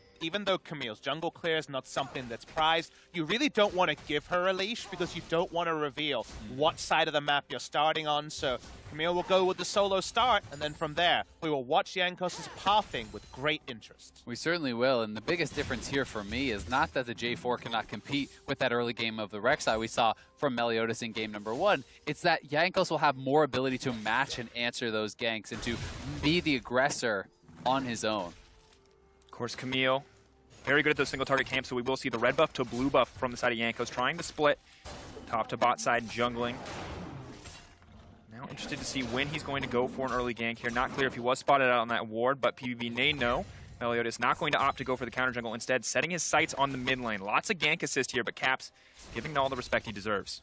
I think PvP was pretty good against SKT yesterday at predicting some of the pathing of the enemy jungler and some pretty straightforward setups. I think they have here as well. They're brawling with Wonder in the top side. And already a bit of aggressive trading on the bot side. Interesting, the Black Shield start level 1 from Powit. So once again, a lot of respect given over for both sides. Just making sure that none of these crazy plays come through. Jankos is on the bottom side. Of course, PvP do know this. The Jarvan is here as well if G2 try to force something. And I think that's pretty smart, especially when you take into consideration the fact that they didn't know where Jankos was starting, right? If that is a level 2 Camille gank, E flash in, flash, recon, engage, and you don't have the black shield, you are likely doomed. So that was just giving that respect over to the fact we don't have the information, let's play it safe. But damn does it feel bad. No lane presence at all. Going for black shield first, like a Tom Kent starting Devour. You almost never see it, but given that extra wrinkle of Camille jungle, that real feast or famine jungler, I tend to agree. And now we can see Jankos did try to go for that first gank in mid lane. Ring of Frost, of course, stopping him in his tracks before he could connect on the stun. So Null playing well around the Camille jungle so far, and it does feel like there's a certain degree of pressure for Jankos to find an early game impact on a champion who doesn't necessarily keep up with other junglers in terms of how quickly he can farm the jungle. But zooming out and understanding how this game is likely to play out going forward, it's actually 1-3-1 on both sides, and PvP have kind of struggled to play out 1-3-1s. Team Liquid, of course, we've talked about their struggles there. In mid lane, PvP won't find anything, but there is a lot of overlap in styles here. This is not the team fight versus 1-3-1 styles clash we've seen in a lot of G2 games. Certainly one of the concerns, though, you have is not even just the 1-3-1, but the ability for the Ryze and LeBlanc to pair up in a side lane, for a Realm Warp to come in, or a LeBlanc out of Fog, and to utilize those two solo laners to pick off one of these errant solo laners from PvP. And terrifying, too, when Mickey is on the recon. If Perkz is ever able to solo maintain lane pressure, you know Mickey will be roaming right into that mid lane. For now, he's got his sights set on Pout. A good binding will stop the play from going any further, but Mickey's still fearless, throwing out autos and getting the Ignite traded back, the heal as well from Big Koro. Love to see him pumping out the damage with the auto attacks there to make it a one-sided trade between G2 and PvP. I actually looked down all 10 champions, and actually all 10 champions have pick CC, so what this tells me, what this probably means is, given the overlapping comps and the amount of pick CC, the game victor will probably be a sum of wards. Whoever has the vision lead has so much pick CC to guarantee anyone trying to face it. For now, not a ton of vision, but we are going to see the Black Shield used. Immediately, they turn to the other target for the side of the G2 bot lane. Big Koro getting hit again and again, but the mana bars are running low, so it will be hard for G2 Perkz and Mickey to keep this pressure up. Yeah, certainly the case, and I think G2 are doing a great job in this 2v2, keeping the pressure on, and it is certainly what you want to do, because as I talked about earlier, post 6 is really where the Morgana Varus can threaten an all-in, especially if you are bringing Meliodas down and you have that Cataclysm to boot. That is a terrifying all-in, and even 3v3 that they can certainly look to win. And they're not even looking to wait for the level 6. You see the Lysandra and the J4 immediately moving down to the bottom side, ready to threaten if Perkz and Mickey overstay their welcome here in the bot lane. It should be mentioned that the lane state in bot goes against what this lane is expected to play out as on paper. You expect the Varus Morg, like the Kate Morg we discussed earlier, to push in, have lane control and grow. It's a small CS lead, so Zion Rakan actually pushing away is the safest lane state for them, as Jankos can't go under turret. Hookshot wall dive, but will not flash to extend there. Null only level 5, maybe trying to capitalize on the window before the ultimate comes available. But Meliodas here to cover as well, just in case Caps wants to go for the all-in, of course. Cleanse for the LeBlanc, not the Ignite, so not nearly as much kill pressure here, but the level 6 is now there for Null. Yeah, and thankfully for Null, despite that bad trade, he does have TP available. So even if he is pushed back, he will be able to get back out on the map pretty quickly. And you really will want to try to regain this lane control, shove out, and look to be making plays around the map. You don't really want to just be sitting here. You want to be making aggressive plays alongside that Jarvan, whether it's in your lane or elsewhere on the map. Jankos now waiting in the darkness. Want the back off Meliodas there as well. Is he going to try to go for the play here? Mickey, of course, roaming up. A lot of mobility on the recon. Could look to commit, but both sides just posturing around the dragon. I feel like this might be a game where we just see an arena set around that first Drake, and both teams try to commit for a big fight. No first blood at 7 minutes in a Camille jungle game. Not ideal, but has been able to go CS for CS, so definitely no farm lead generated by the Jarvan just yet. Of course, a lot less build flexibility for a Camille who has to go into damage rather than the Jarvan, who can happily just take the back seat, go Cinderhawk, and be a frontliner. Yeah, certainly the case, but I do think G2 are going to be still very confident in their position in this game. We know how adept they are at playing out the 1-3-1, something you had talked about earlier. PvP has certainly struggled in the slower game, so despite, draft and champion, kind of strengths and weaknesses here, when you're thinking, yes, on the Camille you want to get aggressive, at the same time, I feel unless PvP is really picking up the pace, G2 are just such a superior team at playing out the map, at creating vision, and setting up picks in the mid and late game. And we talked about how the mid game is kind of that point where G2 very frequently come online. Now, after the first game, we may have expected, admittedly, a bit more bloodshed here on the map. But for now, both teams content to scale up. The level 6 is starting to come through. Meliodas getting his. Jankos very shortly going to get the Hextech ultimatum for Camille. And I feel like this is where we will really start to see plays being made. Stealing away the blue buff, like we saw from G2, adds more pressure onto this Varus and Morgana that have never been able to push over the halfway point in the mid lane. Doesn't feel like PvP have the same answer on the respawn of the G2 blue buff, so will be a double blue buff scenario most likely, and if you keep up that pressure around bot side blue, the turret dives are certainly on the menu. Ultimate now whiff, though. They're going to move in for it, but they don't expect the Jarvan to be there. TP being committed as well. Perkz has to be careful. Will flash forward. Unsure why that was the call. First blood now coming out. Mickey next on the menu. 2 quick kills for PvB. And that just had to be a misclick, I think, from Perkz flashing forward there. Didn't look like he was actually able to get any counter kill. No one low enough to look for that. So G2, despite the fantastic laning they did have throughout this game, does make a mistake and get punished. You saw the level 6 come in for Varus, and it was a well-orchestrated play here from the Fengvu Buffalo down on the bottom side of the map. I'll have to see the replay to see if he tried to flash blow someone up with the Feather Storm and then just was never able to cast it, but given the order, yes, all we can do is conspicuous. 2 kills go down. PvP do make their play on the bot side, and the Ocean Drake is going to be a nice laning tool to join as well. Yeah, and that ultimate did actually whiff there from Big Koro, so they do step forward, but the Black Shield was on point, and let's track Perkz here. Yeah, that's just a failed flash forward into the edge of the Cataclysm, didn't even get out. You have to think that is simply just a misclick there from Perkz, and to cast a critical eye towards G2, Perkz and Mickey X have been playing very well, but at times certainly are getting picked off and punished. It is these, mental errors and small mistakes that are costing G2 in some of their games. Definitely the case, and for Perkz, you have to wonder maybe trying to throw the Feather Storm one way and flash the other, but either way, it turns against him.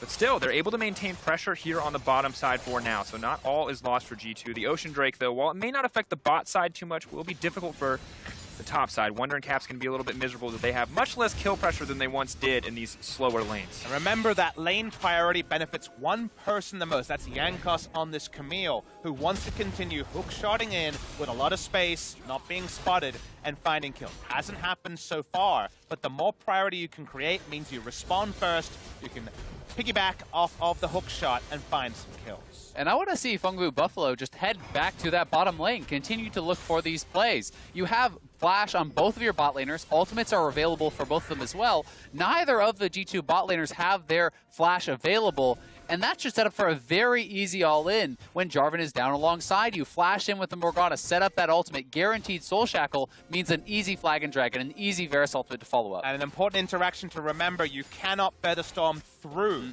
the Jarvan ultimate, so the flash being down. Yanko's going to move in, though, extending to the Hex Ultimatum, not going to interact with Black Shield whatsoever, so that's going to be an easy kill pickup. Pal potentially next. We'll be able to back off for now. 1 kill going over to Jankos there on the bottom side. Now trying to look for a second, though. The stun does come through. That's going to be the double daggers.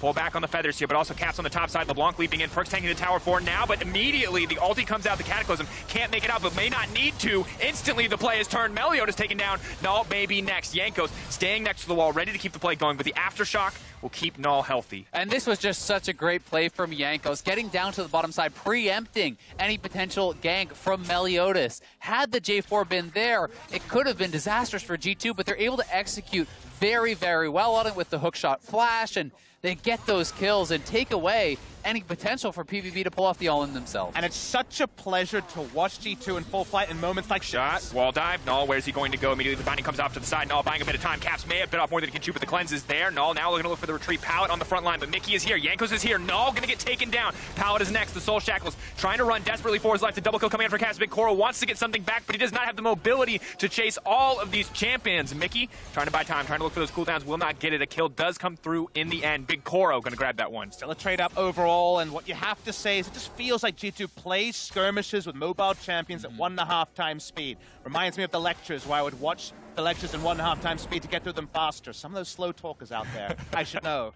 But this is just G2 style. Watch the replay here. You were already mentioning it there. Come bot lane, gank this again. Jankos is there first, and from here they trade up way more often than they don't. They certainly do, and preempting that play was so good, and Big Koro now going to die again. Big Koro absolutely deleted. Caps now on a rampage. We were waiting. It was a slower game. 10 minutes, nobody dying. Instantly, we see an explosion of aggression all across the map. They're sniffing blood. They're going where we told PvB to go in the reverse scenario, and that just means that bot lane is a bit all over. Wonder has to be careful, though. Running for his life will flash out to safety. The phase rush speeding him away, but Zeros getting down a good bit of kill pressure here on the top side with the power of that Proto Belt. Yeah, and there's no TP available for Wonder, so he's not even going to be able to actually come back to lane. Zeros trying to check for any sort of lazy recalls, won't be able to stop Wonder, but G2 across the map have been just faster on setting up the play. So that is the biggest thing here for me. The fact that they recognize the weakness down on the bottom side, they recognize their vulnerability, and they preempt any potential plays from PvP by getting aggressive. And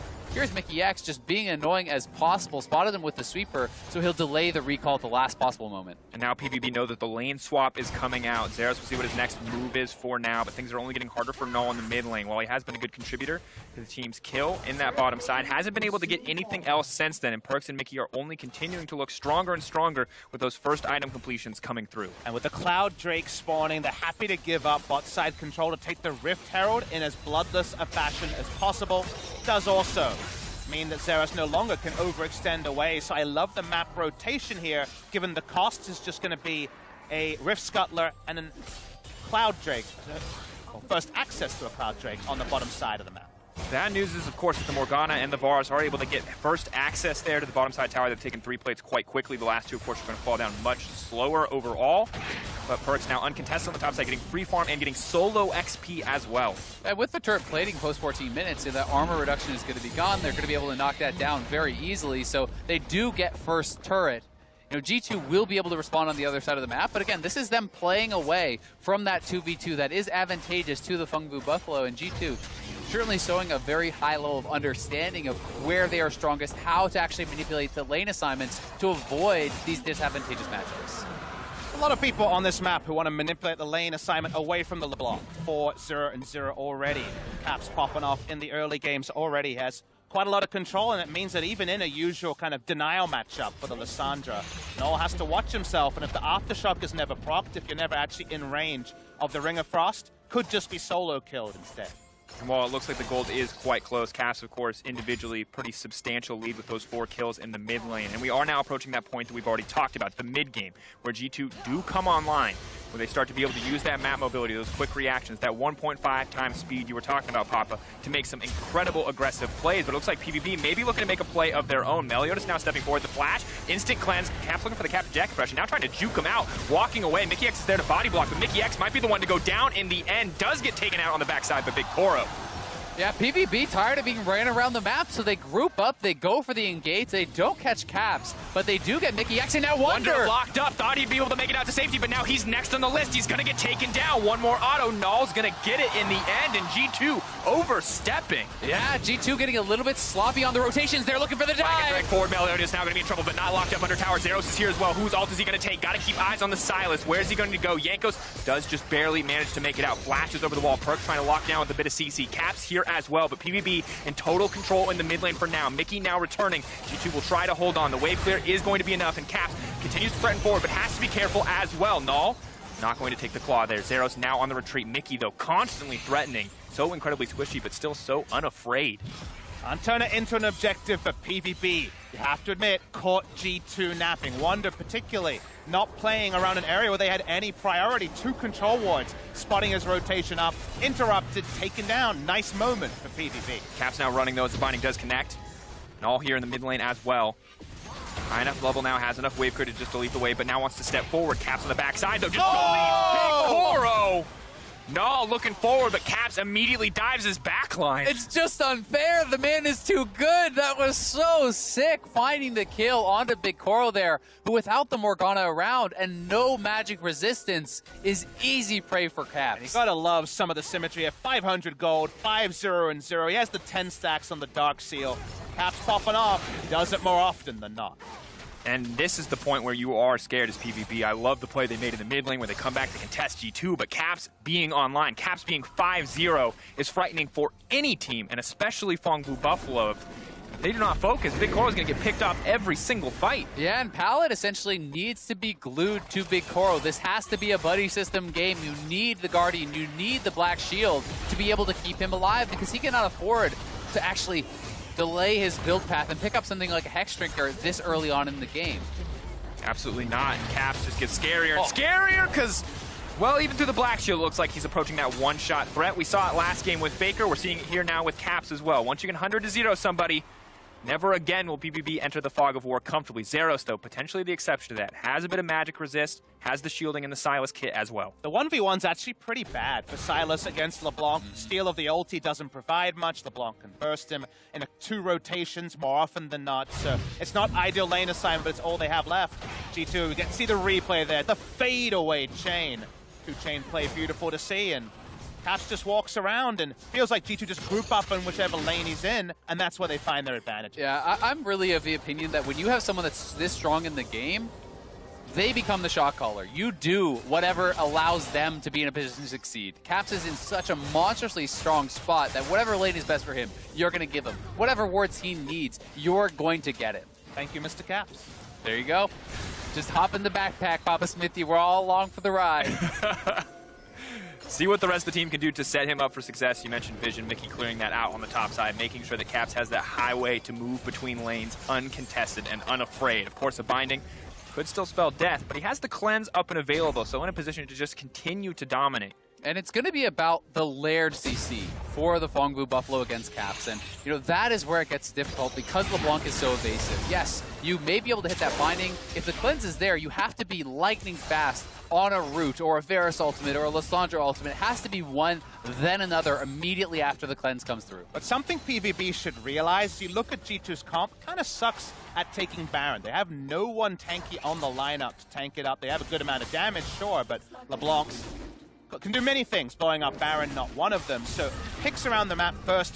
What's important, Meliodas steals away the red buff. This game is so much about being caught in transition rather than the actual arrival. It's the journey, not the destination. And you can see Mickey giving that the respect with the choice of the QSS, but for now, G2 just threatening the play. They see the Infernal Drake. They're not interested in giving this one up. They are ready to commit to a full 5v5 if necessary. Zeros on the top side. Yeah, he has his teleport, but he's got to get down here soon. And PvP taking control of the area. Zeros now TPing in. TP coming through. Now Mickey X is going to try to interrupt the engagement. Nala's in the middle of the team, already doing so much damage on Lissandra. Wonder running through, but Caps going to delete Big Koro. The 80 carry already gone. Traded on the opposite side. For now, PvP in control. 2 for 1 in their favor thus far. Pallet stepping forward with the Soul Shackles. They're going to lock up Mickey X. He QSs and tries to make it out to safety. The dash, the leap away, but it may not be enough. Jarvan chasing him down. He'll use Caps to make it out to safety. The second dash taking him away. Wonder on the backside, but PvB take the fight. They take the fight, but they need to get back to this dragon and secure it. You don't want to be over chasing and wasting too much time. You want to see them grabbing that Infernal. That is the big prize to take after a fight like this, and G2 will have to be careful now. QSS and Cleanse both used during that fight, so another one would be dangerous, and Zeros is looking. Stepping forward, has to go back though. Luckily gets the reactivation there on the stolen distortion to make it out to safety.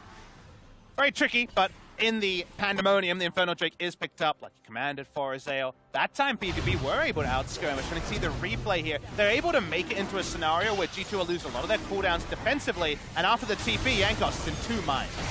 Yeah, and look at Perks going very far forward into this fight. He had no flash from earlier, so posturing that aggressively as Mickey X is on the other side of the fight, he does not have much protection, and he is going to go down quite easily. And then after the QSS and Cleanse are used, Mickey X and Caps are able to make the escape here, but just narrowly, as one more bit of crowd control and either one would have meant their death. And Pal is single-handedly burning both forms of Cleanse on the opposite side. You can see in this last team fight how much damage the Lissandra is actually able to do in these group fights, and how the Camille just ultimately was not a part of that fight, locked up and taken out before Jankos could actually have any impact. I mean, more and more members are going to have to start paying that QSS tax. You are seeing how devastating that crowd control can be from the Fongbu Buffalo. That is what happened to Jankos there. You get Lissandra ultimated up, you get burst down. Perks has now picked up a QSS. Mickey X has one. And other members of G2 may have to consider investing into it. Caps now stepping back, but he's caught between a rock and a hard place. The flash out to safety, no Cleanse, as you mentioned. Caps desperately trying to escape. Redemption coming through, and they see him burning. They want to chase, but the Q not going to connect. Caps just barely making it out.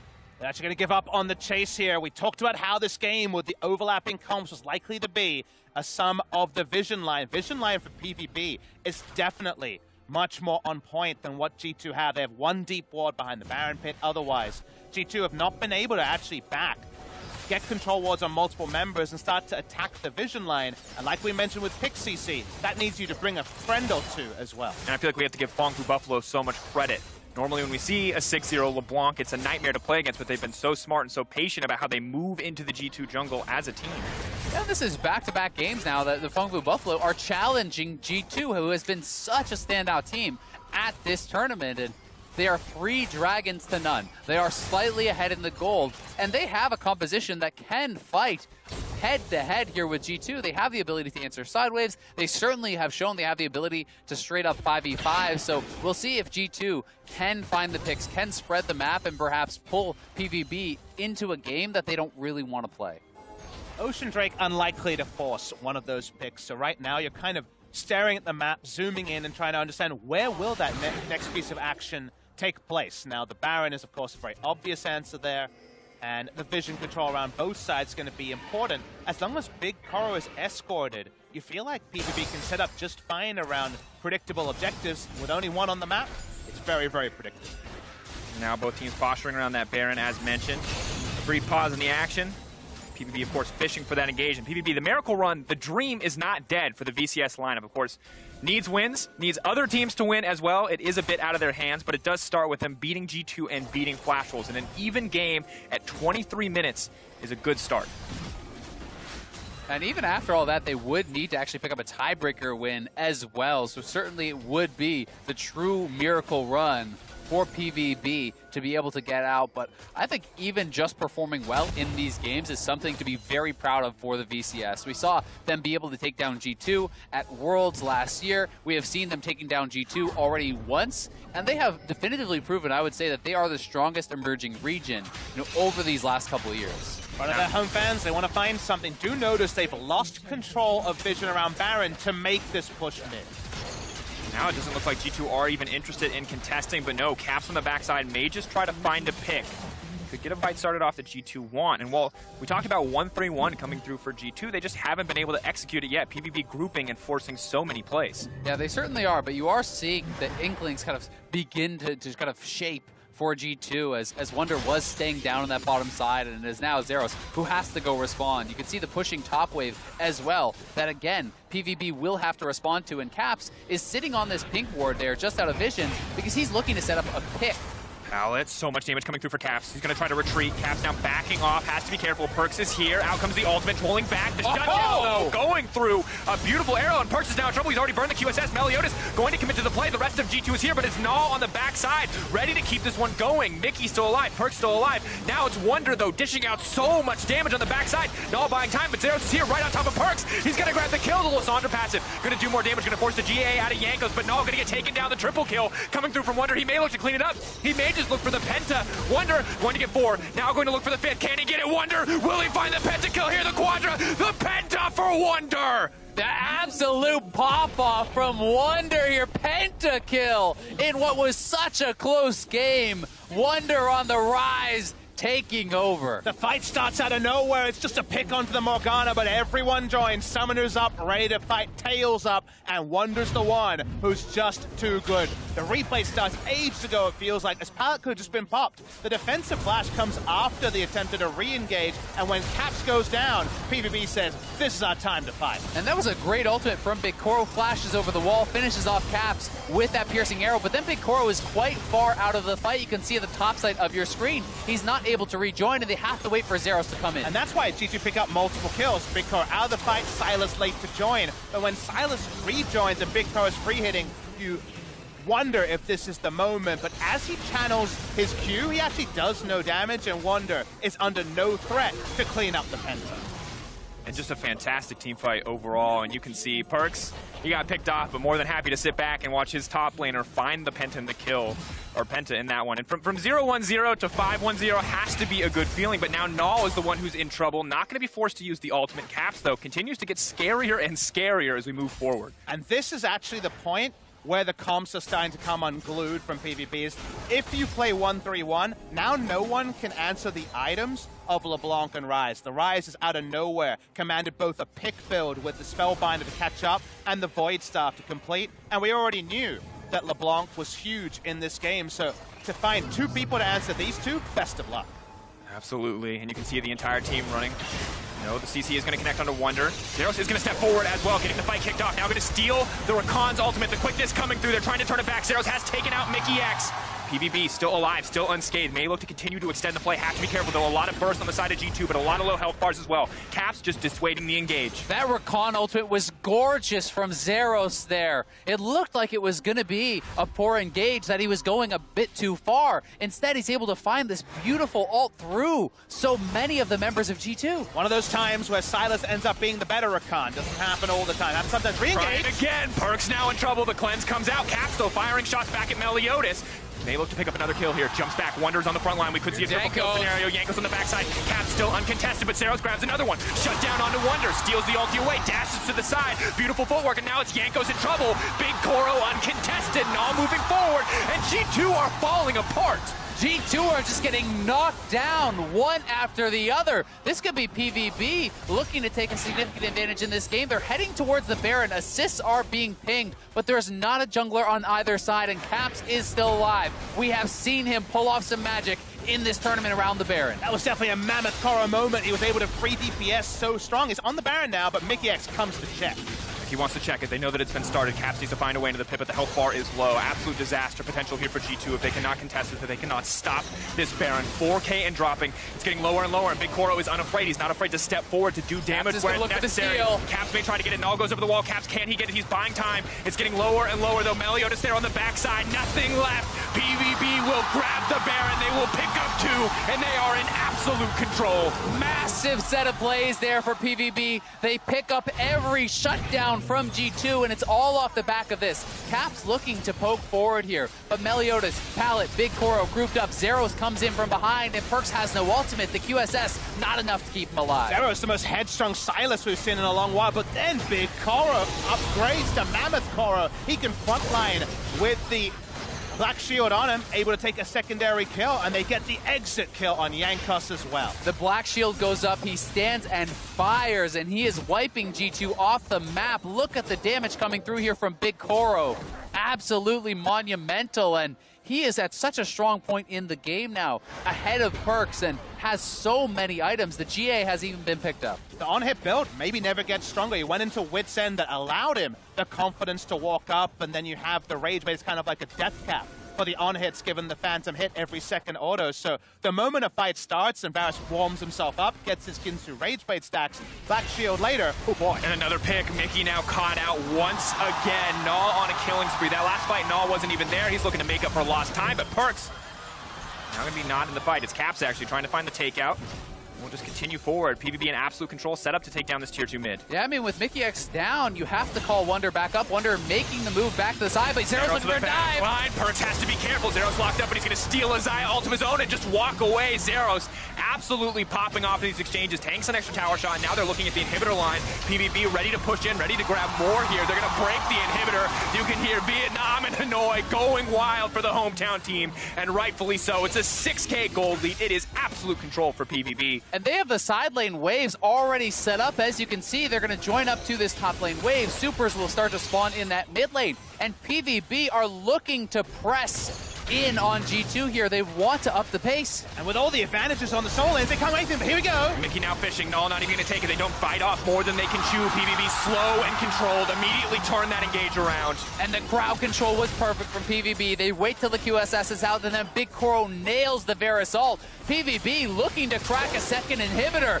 and close out this game potentially. Caps locked up, looking for the 1v1 off to the side. Pallet with the predict. Ignited, and goodbye to Caps. Goodbye to G2's hopes in this game. The dream is alive and well. Perkz holding on for dear life. Yanko's coming in as well, but the base is set to break. Null's TP coming home. PvB have the backup in the base that they need. They have the fans behind them. And G2, after that first loss, they wanted revenge, but PvP say, not today. We will find our place on this stage. And found it they have. The crowd erupts as the hometown heroes here, the Fongbu Buffalo, knock down G2.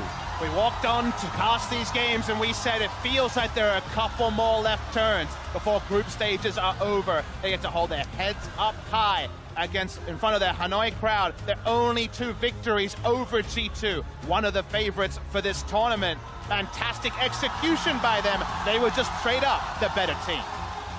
And not just Big Koro this time around. The entire team coming together for this win. And Zeros In the play-ins, we expected so much from him, and we never got to see it. But in this game, in those team fights, the Silas was an absolute monster. There was no hesitation. The amount of times he found perks with the chains and then just problem solved himself away with whether it was a Xayah ultimate or a Khan ultimate. His playmaking was top tier. It was absolutely incredible to watch, and while you can certainly write off the first loss that G2 had as this jungle matchup, it's just Meliodas taking over. This one was a full team effort, and this was well and truly PvB outplaying G2 in the team fights, out skirmishing one of the very best teams in the entire world. And incredible, because now it means that the PvP dream is alive. Yes, it requires other teams to win in certain situations, but also for SKT, they are that much closer second. They now have a game lead. So much is happening here on the final day of MSI, but the State Farm Analyst Desk is ready to give us their thoughts on that Phong Vu victory. Thank you, Dracos. Phong Vu Buffalo. What? 2 wins over G2 now here in the group stage at MSI. What a performance out of them. We did call, or at least you did, Spawn, for a victory out of this squad today. But it wasn't against this team. Yeah, maybe not the team I expected to pick it against. I thought they were going to take down Flash Wolves, but this is why the team is so exciting to watch, because they just don't take a step backwards. This game looked like it was getting out of control, but then they just continue with the pace of it. They look so at home in these bloody games. Yes. They run over the top of G2. They're just a growing team, right? When Meliodas came back yesterday, we thought they were going to be much better than today.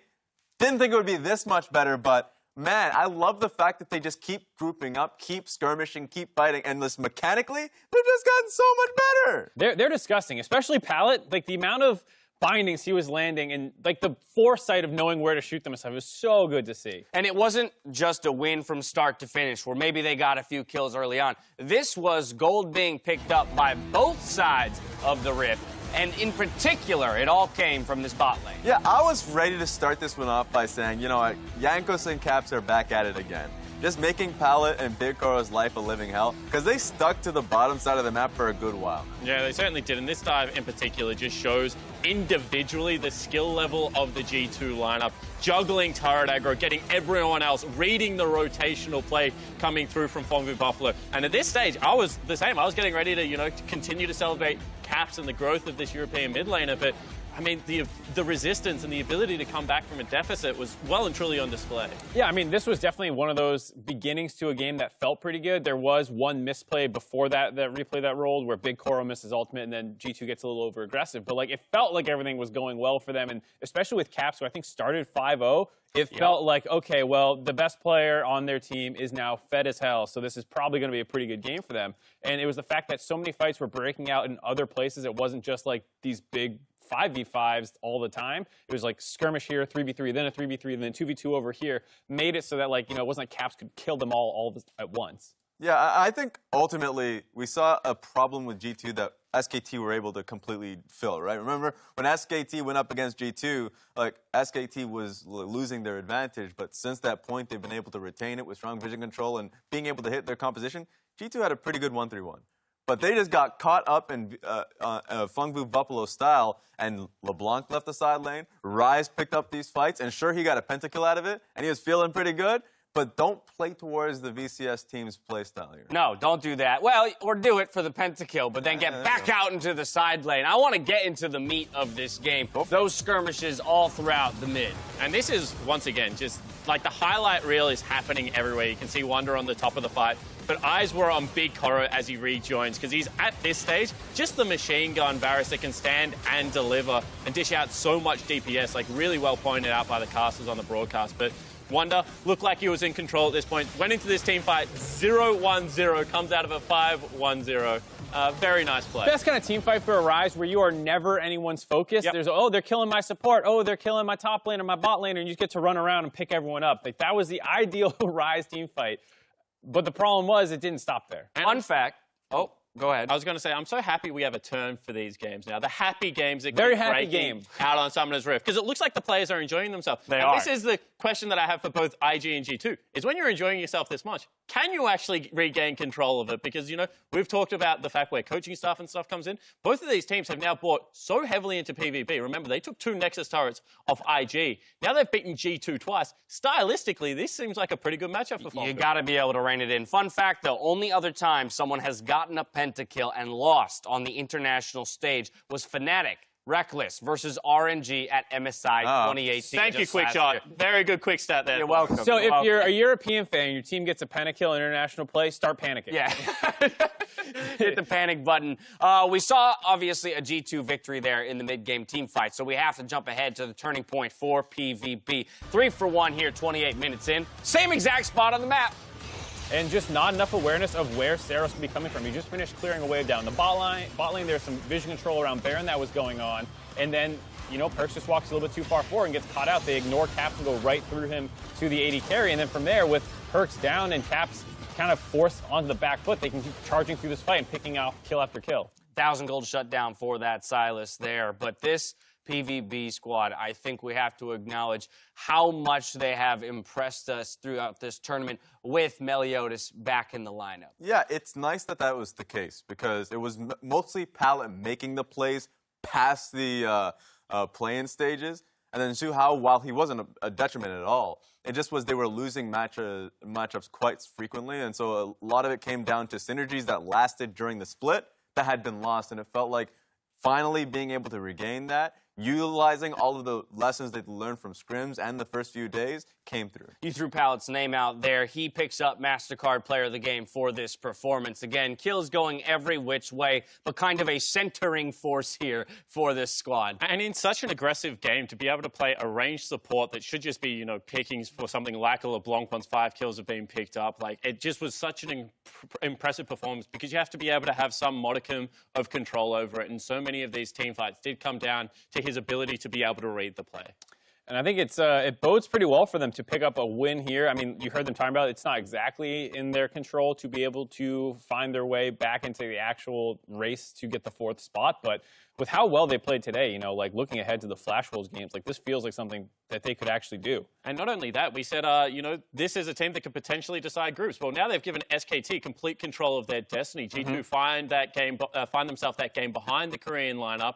Of course, they still have to get through IG, but if you are an LCK fan, that's a very crucial win for Fongvu over the European lineup. Oh, without a doubt, already a big shakeup here in the second game of the day for what is a very exciting race, both 2nd place and 4th place. PvB, they keep their dreams alive of making it to the knockout stage. Up next, Flash Wolves look to keep their dreams of a home game in Taipei alive as they face off against Invictus Gaming. We'll see if they can deliver after this.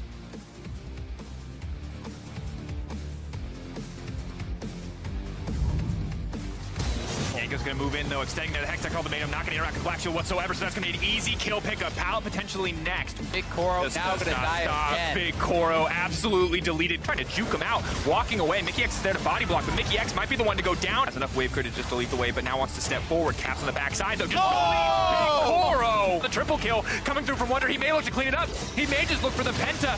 Wonder going to get 4. Now going to look for the 5th. Can he get it? Wonder. Will he find the Penta kill here? The Quadra. The Penta for Wonder. Beautiful footwork, and now it's Yanko's in trouble. Big Koro uncontested and all moving forward, and G2 are falling apart. It's goodbye to G2's hopes in this game. The dream is alive and well.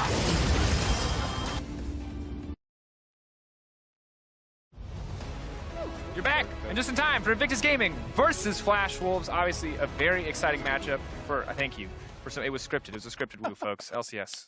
While Invictus Gaming looked absolutely unstoppable, it's important to remember that Flash Wolves had one of the best chances to upset IG last time around. We saw it, huge gold lead, a Kayn that was doing nothing in the jungle. Everything looked like it was going great for the Flash Wolves. It was one of those happy fun time games from IG. Remember, they kind of set up their draft, and we were also in the caster room saying, oh, this is the Ning Kayn time, and that was where we saw Ning break out the Kayn, where the Shy was 0-7-7 on the cannon top at one point. They were trying a lot of stuff. We didn't get a real impression of what IG versus Flash Wolves with a more conventional draft would look like. Now IG kind of in this scenario to try a lot of stuff again. They're going to be playing in best of 5s before too long. They're basically locked up the top of the table. So what IG we see, it's almost like we could kind of throw the darts at the dartboard and try to work out what IG are feeling for this game. Yeah, it's really hard to know, but you know, based on the fact that IG despite already locking in first, took a very serious game against TL and, played a very strong game against them, dominating TL yesterday. It led me to believe that they did care more about closing out these last few games cleanly, because that felt like a game where they might mess around if they didn't care about getting the 10-0. And now I'm curious to see really how serious IG, you already mentioned the dartboard, and I wonder if it will be that crazy pick process. Will we see the full IG skin team? Because I think at the end of the day, while this game, it's just the 10-0 for Invictus. That's really all they're playing for is personal pride. Whereas for Flash Wolves, this game is hugely important. The race for 4th is very much alive after that Fongfu Buffalo win. We thought it was a 2-horse race. It's now very clearly a 3-horse race, or a Buffalo horse and a wolf race. Whatever you want to do. It's a menagerie. I'm not sure exactly how to describe it. The animal harem excluded, but focusing in on what we do see, we just saw the race for 2nd opened up by the big victory for Fongfu in the previous game. The race for 4th, which is that last playoff spot, is a really intriguing one. It's not just simple. We usually, we always make it to the bracket stage Flash Wolves business. Remember, they will be playing in front of their home fans in Taipei if they were able to make it through to the next stage. And that's something they talked about in the opening tease to group stage, that we were going to be there. After a day, certainly was looking very off the cards. Flash Wolves had a really slow start, but from day 2 onwards, they've been building. And while you come in thinking IG are big favorites, Flash Wolves are not out of the race. Yeah, they certainly are. And I mean, despite the fact that they did end up falling down to IG last time around, they were ahead 4-5K. They had a double Infernal advantage, so they certainly had themselves in a position that they could win. Now here we are, ladies and gentlemen, heading into Champion Select for our 3rd game of the day. IG on the blue side, Flash Wolves on the red, swapping places in from their previous game. Jace, no surprise to see banned. Rek'Sai limiting some of Boogie's champion pool. I wonder if this is the first game where we'll see his Xin Zhao banned away, because he has loved going for it every game. I think Boogie, when he's been unlocked to be aggressive, has been actually really impressive. I think that's the way that translates easiest from solo queue. I think that's where they found their advantages. So I just think he should wait for the enemy jungle pick to be locked in and then find something that has a combat advantage over it, because if you have that advantage, you can be a bit more creative about your paths and not be a slave to what the enemy jungler wants. Yeah, exactly. At any time I feel like you're letting IG set the pace of the game, it is going to be so hard to keep up. These guys have such strong laners, and Ning is such an aggressive, such a talented mechanical jungler who certainly can match and outpace, really anyone here. And the question is, will he go for something that's going to be aggressive in the early game? Will he fall back to something like the Kayn that we saw last time around? The Rise limited, 3 flex picks taken off the board. IG aren't going to have the best option. Sylas, though, of course, still up and available. A champion that got nerfed heading into the tournament, but honestly has looked so incredibly powerful over the course of the group stage. Yeah, we'll see if Flash Wolves do want to respond with Aurelia. That is kind of the other notably absent flex pick so far. We could be looking to grab that up. They do also have the ability to take something like a Jarvan, which I think has been successful for a lot of teams who do want to be able to have that early game power you were talking about, Papa Smith. No Jarvan Galio duo, but the Jarvan to get a physical jungler is very important, given that almost every team is falling back on magic damage. Solo laners, now at least the Kai'Sa's actually what they prize, trying to find Betty, some of his team fight royalty. And other teams might have considered Zyra Khan in this spot, but just happy to go with the Kai'Sa that certain teams have really prioritized. And of course, if we can move into the mid game in an even game scenario, I'm excited to see how Betty and Jackie Love face up in skirmishes or team fights, two incredibly powerful AD carries, and often have been the center of attention on both of these teams in the tournament. But it looks like we will have at least the Rakan locked in for now. I thought for sure we'd see the double lock, but some playmaking in the hands of Bao1. That'd be very likely. I think we will get the Zyra Rakan. Certainly, this is a duo that is going to be exceptionally strong. And Kai'Sa, despite the fact that she is a strong late game carry, without something like a Galio or a Tahm Kench paired alongside her, you do feel that, hey, maybe this could be abused. We did see Morgana as an answer last time. Something you had talked about yesterday was the Nautilus as an answer, perhaps to have that kind of guaranteed CC or counter engage, but it's interesting to see the Morgana kind of absent here after we just saw it work so well. Kind of have to pick your poison with Galio and specifically Tahm Kench off the board. Teams have tried Braum, that didn't work in this tournament, even though the Feathers interaction is a preferential one. I was really calling for the Leona. That's, of course, the one that we used to see in old school matchups, but teams with high mobility champions on both sides have been skipping over it. The Nautilus has the Leona flavor of just trying to catch someone like the Rakan, who is eminently squishy through most of the game. And certainly what they have in these first 3 picks is ability to start fights, right? The Nautilus ultimate, the Jarvan engaged, Kai'Sa to follow up once those plasma stacks are applied by that guaranteed CC from the Nautilus. But for the Flash Wars playbook, what's the next step? It's to not fall too far out of contention in the solo lanes and make the game predictable to get to a teamfight phase. And no surprise to see the early game jungle pool limited in that case, as the Lee Sin has been taken off the board. The last flex pick that you talked about, Silas already picked up, of course, but the Aurelia taken away. So Flash was trying to limit some of the crazy picks that can come out here for IG, whereas LeBlanc on the opposite side has been the ban. Now followed up by the Orianna. Big sign of respect over to Rather.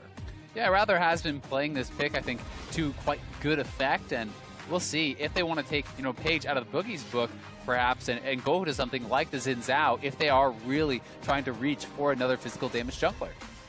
On the side of Flash Wars, they need to blind pick something. Don't know where the Silas is going, and Kennen is at least eminently safe.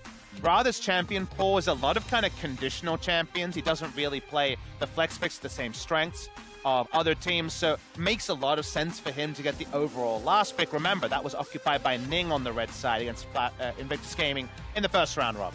Another pick I'm looking at here, if they want to play a fast-paced game, is the Camille. They have already shown it before in this tournament. Certainly something that regionally has worked very well for Ning.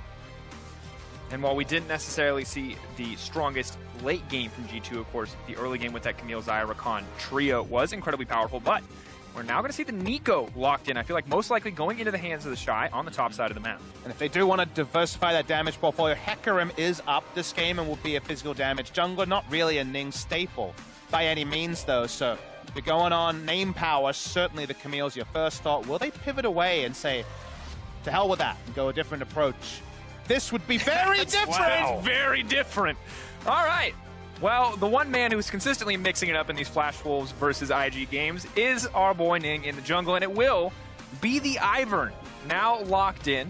And Flash Wolves, I'm not sure if they're entirely prepared for this one, but they were hovering over the Cassio. In the end, they are going to lock it in. Yeah, very surprising to see the Ivern actually coming out here. This is more damage on their side.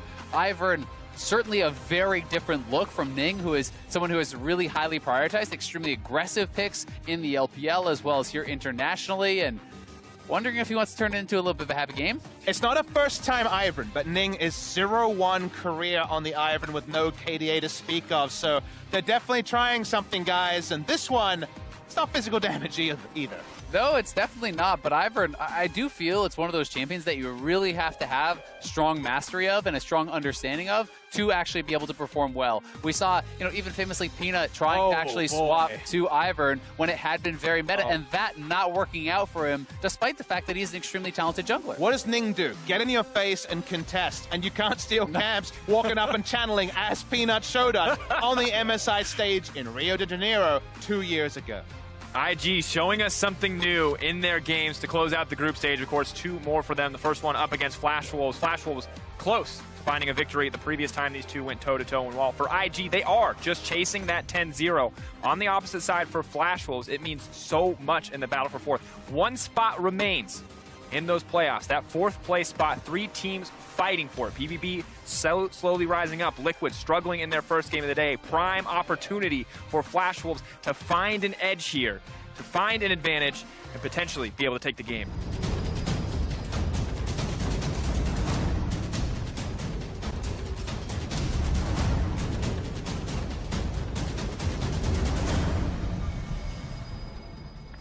And unlike last time we saw the Shy playing this matchup against Impact, it is going to be Glacial Augment. This should be the Super Soaker Spooky Ghost that we saw Impact actually showing off, and certainly looking like it was fairly effective there. They do have the ability, you always have to take in consideration, the extra buffs that can be donated to the team with Ivern. If they are able to get topside control, things like donating a red buff to your top laner becomes a reality, and that is certainly something that can give you a very strong 1v1 advantage. The Dunk Master showing off his moves. Important to note that Ivern, likes to invade wherever possible, wants to go for a path where he can get a big buff, steal it away with Smite. We do see that Cassiopeia is definitely going to have priority on the size of Cassiopeia buff in the patches since the playoffs, just a bit of mana tuning between the abilities. We will watch on with interest to see how much of a power farm Ning is going for. Yeah, and Cassio is such an interesting pick to me because you do have the ability to deny some of those engages with the miasma, but if you are not able to actually do so to stop Baolan before he can get in on top of you, you certainly can get run over, CC'd up, and knocked down incredibly quickly. Will also limit the ability to take the opportunity to follow Ivern in if he is able to land that route. Now we do see the early invade coming through. Ning may not be ready for this one. Of course, has the smite available. Will just take it and walk away. Power the Ivern. Doesn't even have to give them an opportunity to contest. Yeah, and Boogie now put a little bit behind the curve. He's going to have to walk back at a leashless. Level 1 coming through. Betty taking a lot of damage here on the trade. Aftershock mitigating some of it, but Betty now trying to fire back in the trade. The Ignite comes out. Oh! That is a big Acathian Rain. Jackie Love wants to get the kill. The heal's coming out, though. One more stack on the Plasma. Jackie Love has to back off, and what happened? Yeah, that fifth hit there. The Plasma stacks came back up. Xiaoxi able to apply another one with the hook.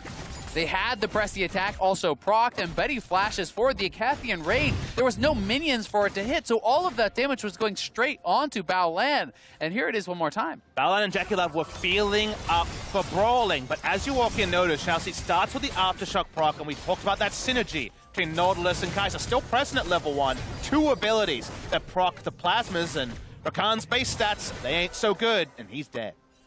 Instantly taken down, and now an advantage to the bottom side. Betty, a guy that we always look at when we talk about the Flash Wolves, now put in a position to make an impact, but Xiaoxi going to leave him alone as he backs off, and now instead setting his sights in the mid lane. Keep your eye on the passive and the hook as well. Rookie has to run for his life. Ning on the way in, but the jungler is here as well. If Ning tries to commit, he may go down too. Boogie going to get the knockup, and another kill going down for Flash Wolves. Flash Wolves off to an amazing early start, and just like last time, it's someone from IG dying at level 1 in a fight they opted into. Shades of Sword Art, one of the best roaming supports of all time, as Alistair never forget. Jumps on the Norse, level 1 Nautilus, continues to pay it forward. They knew there'd be no vision around this area as Jarvan was working on the scuttle earlier on the bottom side control. They get the TP back into mid lane. Things coming up. Flash was in a big way in the early game, 2 games in a row. Fantastic early game thus far. I love the callback to Sword Art, and especially when so much is on the line, when the chance to play in Taipei in front of your home crowd is there for the Flash Wolves. Absolutely massive in the early game as we look at a very fantastic run from Xiaoxi. Yeah, and unfortunate timing for Rookie going forward in this, not expecting Xiaoxi to be there whatsoever, and despite the fact that Ning is around, Boogie coming down meant certain doom for Rookie. Needed a full team play to make it happen. Here we go again. Gonna connect. Jackie Love flashes out to safety. The flag and drag is there. Jackie Love all but dead, running away with his life. Desperately trying to make it out of this one. The Acathian Rain one more time. Betty's gonna grab it. Everywhere he goes, the Midas touch for Boogie this game, and Ning is on a champion that cannot skirmish, as we know. They look like they're very practiced against this pick, and really hats off to Flash Wolves. Yeah, Flash Wolves tracking him from that level 1 with the invade, pushing the advantage, knowing that Ning is not going to be online and ready to take these sort of fights at this stage in the game. There's a hook going on bot side. We also have to check the trade in the mid lane. Ning there to back up with a shield, but that's about all he's contributed thus far this game, and still rather remains unafraid. May want to back and try to pick up an early tier or lost chapter here in this matchup. But Rookie, seeing the low mana bar and the low health bar, takes the opportunity to push for more aggressive trades. In case you're wondering at home, this is Emax for the trade damage on Rather as his Ning. Good sidestep. Root not going to connect as well. Sometimes I forget to get less excited when the jungler is Ivern. He could have gone for a flash Q. It's nothing like hyping him up when he walks out and goes, woohoo! Like, yes, very exciting, truly. I mean, the insane mechanical play for Ivern is eating herself, flashing on them for the slow, and then queuing them. Oh, that's where you get advanced. I'm watching for that one as well. Thank you. You have to. One interaction that I do want to track as we move forward is Nico copying a melee champion if taking the Ivern route will put her in melee range, which could potentially be a fantastic ult setup in team fights. Now, this is not a duo that I have seen yet, so I'm interested to see if that is something that IG try to pull off. Lane spot's really horrible here for Rookie. That's why Ning walks up. Again, Emax, which was buffed. Now you can spam those Twin Fangs with less mana penalty on the Cassio, and that is the skill order that Rather is taking. Does mean that he has less AoE to control the wave at times, but he just wants to stop Silas from free reign in him. So to take a step back and talk a little bit about some of the things that Ivern will offer later on, you're looking at Jackie Love, who's having such a fantastic tournament, and Ivern certainly does provide a lot of peel, a lot of protection for this AD carry. Baolan certainly will have the shielding. You have the additional shielding from the Ivern, Daisy offering the knockup as well as additional crowd control there. And Ivern can really become a very effective team fighter, also very adept at pressuring turrets because Daisy can be used to actually tank up a lot of those turret shots. So we'll see what Ning can make with this pick. You're throwing out the analysis bombs on Ivan, and I appreciate it. I just think that he wanted the champion closest to Bob Ross for this happy fun time painting, and Ivan certainly fits the bill. We'll see how many happy little clouds he gets the opportunity to paint. Unfortunately, it will be the Infernal Happy little Spawn brushes. at this point. And Balon has to be careful here, or does he? Ning, waiting, standing in the brush menacingly as Dunkmaster Ivern.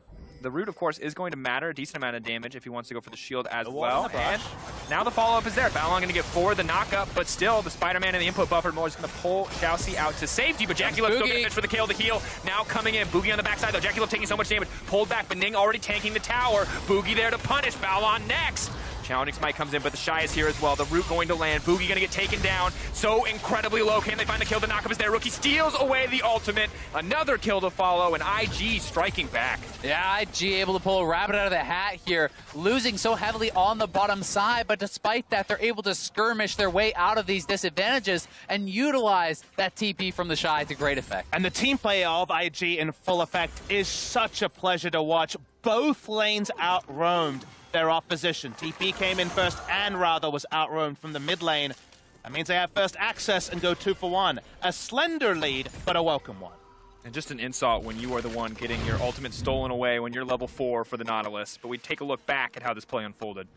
Yeah, going to be able to lock up Xiaoxi, but they just don't really have a lot of damage in the tank to actually, fire back. And Betty stepping a bit too far forward into Jackie Love, trying to take down Baolan while Jackie Love is free firing on him. But then this hook from Xiaoxi was great, and Boogie arrives. And it's just the extra information of first access teleport and Rookie already in position for the turret dive. Comes in really nicely played by IG, but they needed to make a play like this because all previous tempo was advantage Flash Wolves. Certainly was, and that ultimate from the Shy looked like it was so close to missing.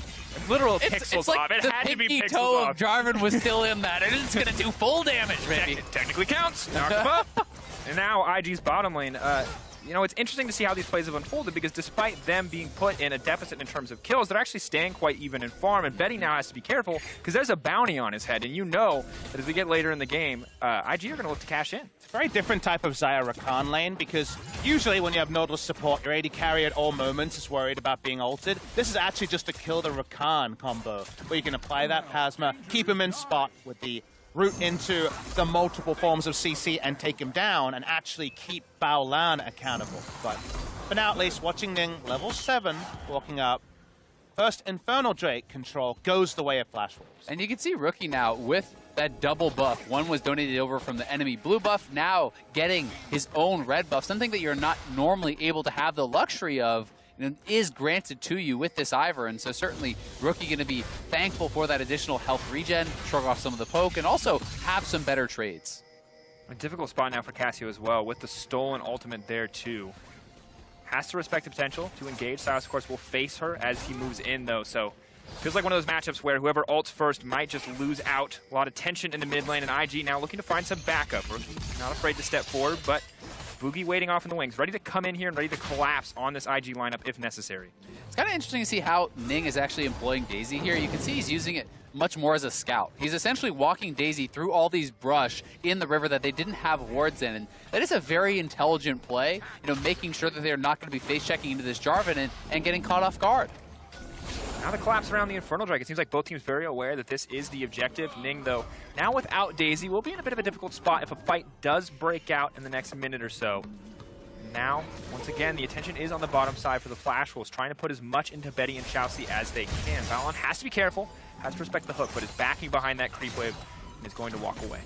A lot of predictable entrances towards this Infernal Drake fight means that no one will end up fighting. Teleports down on both top laners, despite them having pretty overlapping effects in team fights. You were talking about how the AP Nico is basically canon in a lot of ways when it comes to team fight impact, so because of that, in the 1v1 though, the Shy should have a lot of shove options because you have a lot of ranged push on the Nico that you have to get into melee range and pass through the minion wave as cannon to make work. So because of that, expect the game to be played under Hanabi's turret more often than not. Yeah, certainly the case, and that is where that Nico auto attack passive becomes very powerful. You can see right there that's demonstrated. The third hit outranges Kennon's autos. And now Ning is going to try to fully make his way out of there as Boogie commits the ultimate, but burns the flash in the process. Ivern, of course, not necessarily notorious for that 1v1, especially with the Moby Boots itemization.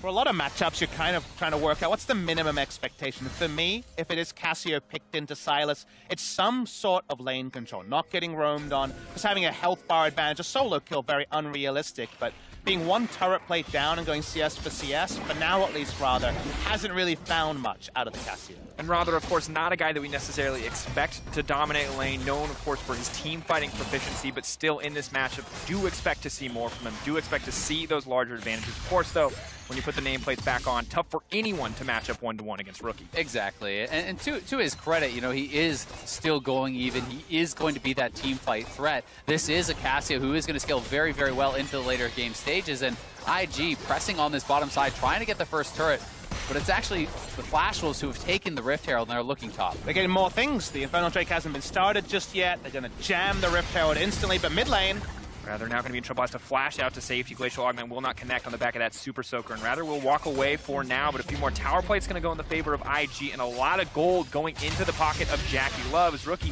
maybe forced to retreat back there. The CC connects. Rookie, is he going to try to commit for a Battleland on the backside, and they are just going to try to delete Hanabi. Cannonall for Cannonall, taken away, but Rookie will use him as a highway to escape on the back of the Abduct.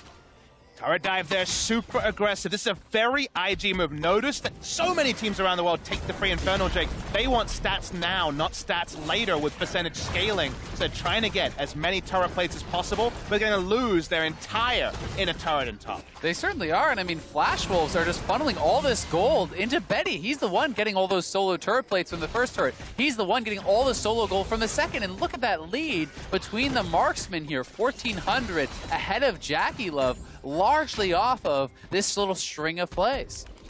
And now they have to keep their eyes on this Kai'Sa as we move forward into the game, because that is a huge damage threat. Of course, the Shy's lane lead is fantastic to have, but if the Kai'Sa is allowed to roam free or put in a position where she doesn't have to face the stronger members of IG, could be an absolute terror to deal with. And Flash Wolves doing very well so far in the early game. And the downside is if Kai'Sa gets a full reset and can run to Infernal, that just means that IG were not able to get as much as Flash Wolves, and they don't even get the Infernal as a fallback objective. It was so free because the enemy team was playing largely topside, but the battle lines have changed. That's what happens in League of Legends. Every back and ward timing changes where teams are strong, and right now there's going to be an actual fight around that Infernal Drake. Yeah, it'll be interesting to see if IG is willing to commit to it. They don't have a lot of their kind of playmaking utility, no flash or ult on Rookie or Baolan. Baolan's ultimate will be up soon, but those are really kind of the main primary forms of engage. Yes, it can be Shy coming in with an ultimate flash or something along those lines, but we'll see if they have the confidence to try to just establish vision around that area either way, because Betty is in such a strong spot. He has all his summoners, and Xiao Si does as well. See if they want to fish for the engage here. The Void Seeker going over the wall, trying to scout somebody out. IG, though, looking surprisingly comfortable playing in this Fog of War. Will donate it over a second red buff into the hands of Jackie Love. The scout. Went with the Daisy. Xiao Si now forced to run. The slow is there. Daisy just being obnoxious thus far, but all Flash was waiting over the wall. The ward will spot them. Daisy deleted before the fight even starts, and IG may back off here, but with the pressure in mid lane, they're feeling a bit more confident to move up. Yeah, the positioning around this Infernal is so important. Ward battles will continue. Flash Wolves would have to come through the front door to make this play happen. A couple of poke damages go down to Xiao Si. Yeah, Xiao Si sitting at level 7. It is a pretty scary prospect to try to go forward into Rookie, sitting at that level 11. Yes, the Aftershock will give you some resilience, but as that expires, you are going to get knocked down quickly. So you need to make sure that when you go in, your whole team is in a position to immediately follow up and capitalize on that window of power.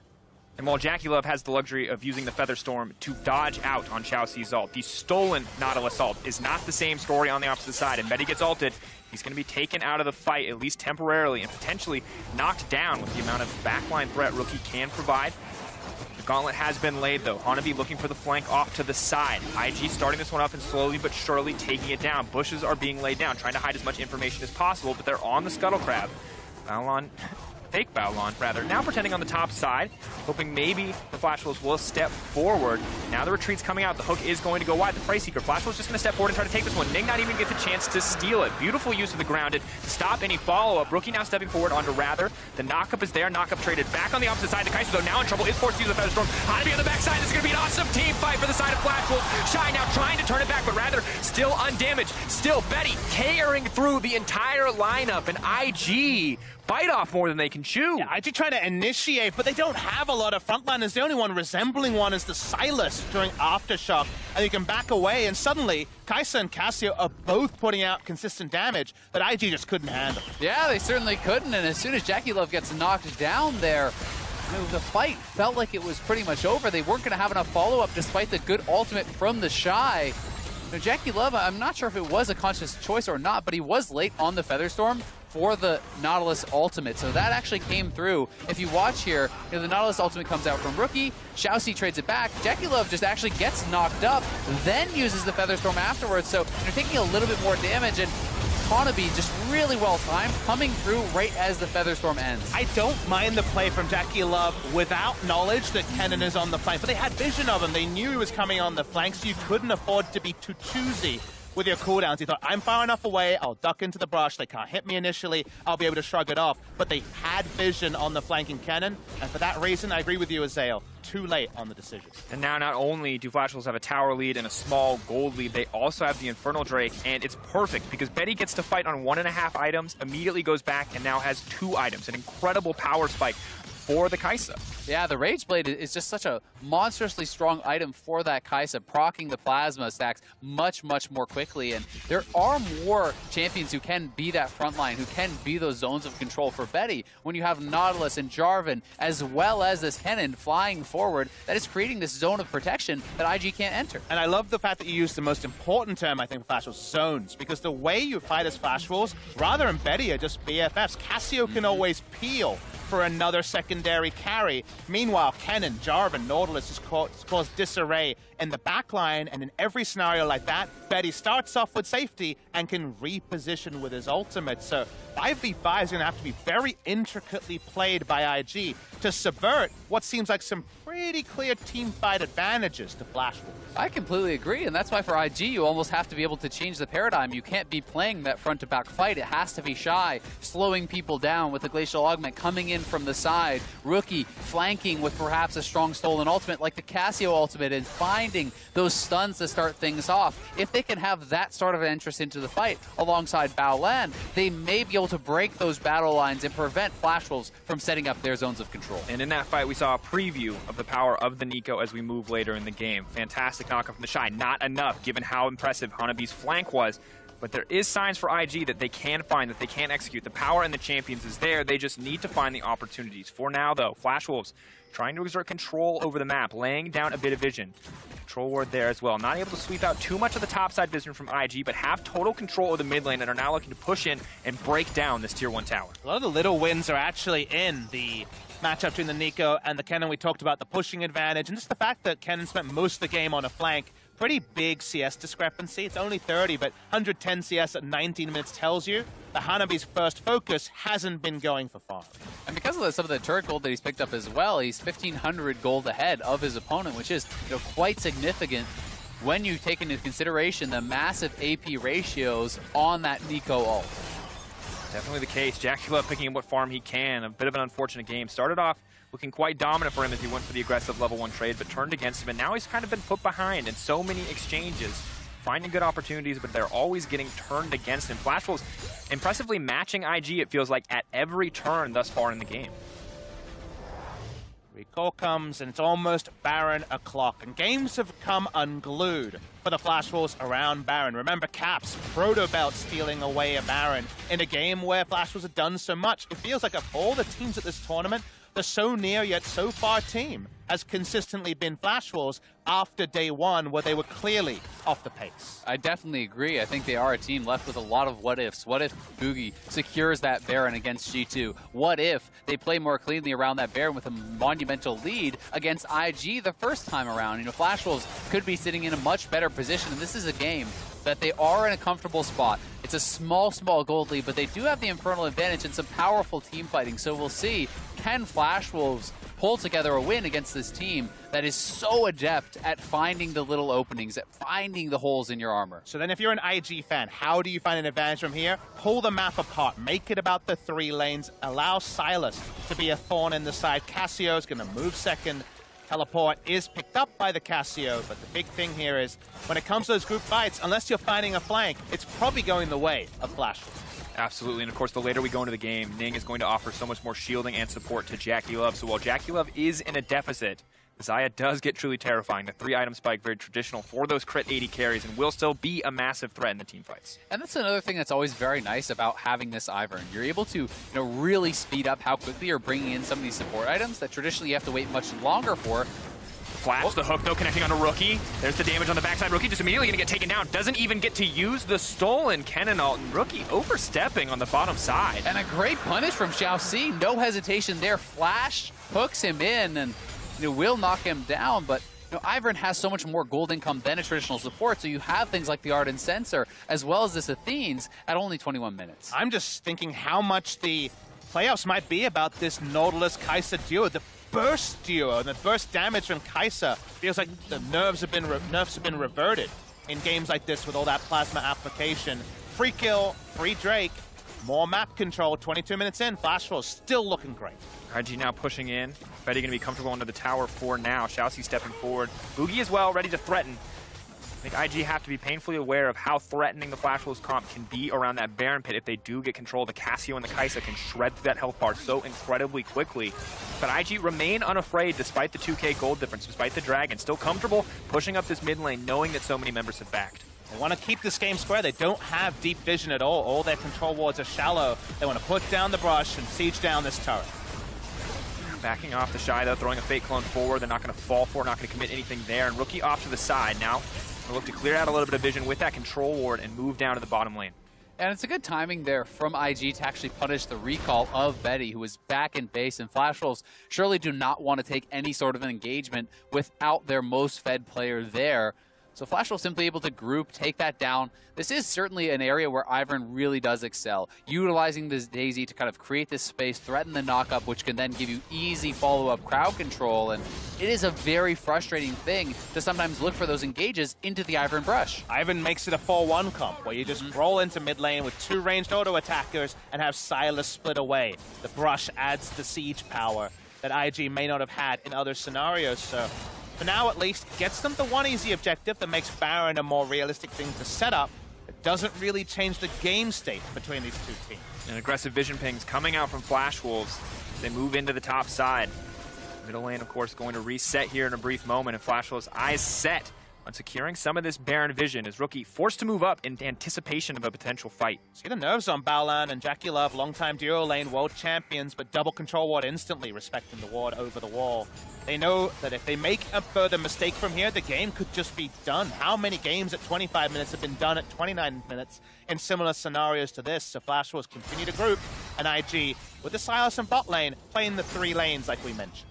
And often in those games, ending and turning on that moment's notice, it's IG who are the ones taking control. But it has felt as though it is Flash Wolves dictating a lot of the pace of the game. Flash Wolves, finding the engages off of the back of Xiaoxi. But what did we say when Team Liquid was in not quite as supreme a spot as Flash Wolves, but a similar spot where finishing a Baron was what they required? You get one against IG. You get one chance to set up the map and close it out. And if you make a mistake there, the second chance never comes. So because of that, we still watch on with earnest. We've seen this story from IG before. And sadly, we've seen a story from Flash Wolves where even when they find these leads, they're not able to close it out. They're not able to move with confidence through the mid-game. They obviously have so much power on this lineup, but the advantage that they've been building has slowly been shrinking as well. Once a 2k gold lead, now only 1.5, as IG is grabbing farm across the map. So with easy objectives down, it has to become a Baron game from Flash Wolves. Their Baron with Cassiopeia Kai'Sa is actually insanely fast, and their turn is reliable with Kennen, Jarvan, and the Nautilus. So because of that, get Baron control and turn off the Baron. That's what you have to do. Here we go, though. Now fishing for a play here, moves back and is immediately going to get deleted. Use the ult, I'm not sure on what, but now they're trying to find the turn. Boogie into the back line. Betty's still not into the fight yet. Now immediately going to leap forward. Dracula first on his target list, not able to grab it. Hanabi, though, now on a killing spree, in trouble. Hanabi still alive. There's a Flash Wolf stepping forward. Rather and Betty untouched. The carries you have to keep your eyes on, but Betty goes golden. He's caught in enemy territory. Rather needs to save the day. Betty needs to make his way out, but he gets shut down. Jackie Love able to find it. Rather still alive. Flash Wolf stepping forward. No damage left on the side of IG. They will take the fight. And it is a 4 for 2 for Flash Wolves. They're in full control now. They're going to TP Hanabi back in. They have double smite with the spellbook, as well as a Cassio who can power through this Baron. Cassiopeia absolutely going to shred this. They kept up one of their consistent damage members. Baron has started, and here's Ning trying to stop it. Oh, potential hero moment for Ning. Potential embarrassment coming in for Boogie. He's been here before. The pressure to smite secure this. IG, this is the most contested they can muster. Now a TP coming in as Hanabi might die. Hanabi taking so much damage, forced to smite the Baron here. Boogie now in trouble as well. Can they secure it? They're shut down. The Baron going to fall to IG. Absolute disaster for the Flash Wolves. And history repeats itself as Flash Wolves are unable to secure it around the Baron, ignoring this Ivern for so long. Ning chipping away at their health bars, knocking them down slowly. And how many times have we seen a Baron in a 25-minute game end in 29 minutes, Papa Smithy? It just happens to be the story again and again, and Flash Wolves are so stubborn about burning down the Baron. Yes, this game is closed by them by taking a Baron, but it also gives so much life back to the ability of IG to play 3 lanes. Exactly, and why not make the turn? This is a flashless Ivern standing in your face, attacking you. You have the ability to turn and kill him off, to be more patient, and this to me feels a little bit desperate from Flash Wolves. It feels like they thought this was their one chance and they had to go for it. And let's watch this one more time. I mean, they're slowly just getting knocked down. The back spikes are hitting onto Hanabi, taking additional damage because he is behind that Baron. And look at Rather and Hanabi getting chipped away at by this Daisy and by the Ivern. They just wait so long to ever really turn and try to make a move. It's just they weren't making a decision as a team. 3 different people were kind of annoyed by the Daisy and trying to take the Baron, and unfortunately, that just allows Ning to micro around Daisy. Daisy MVP.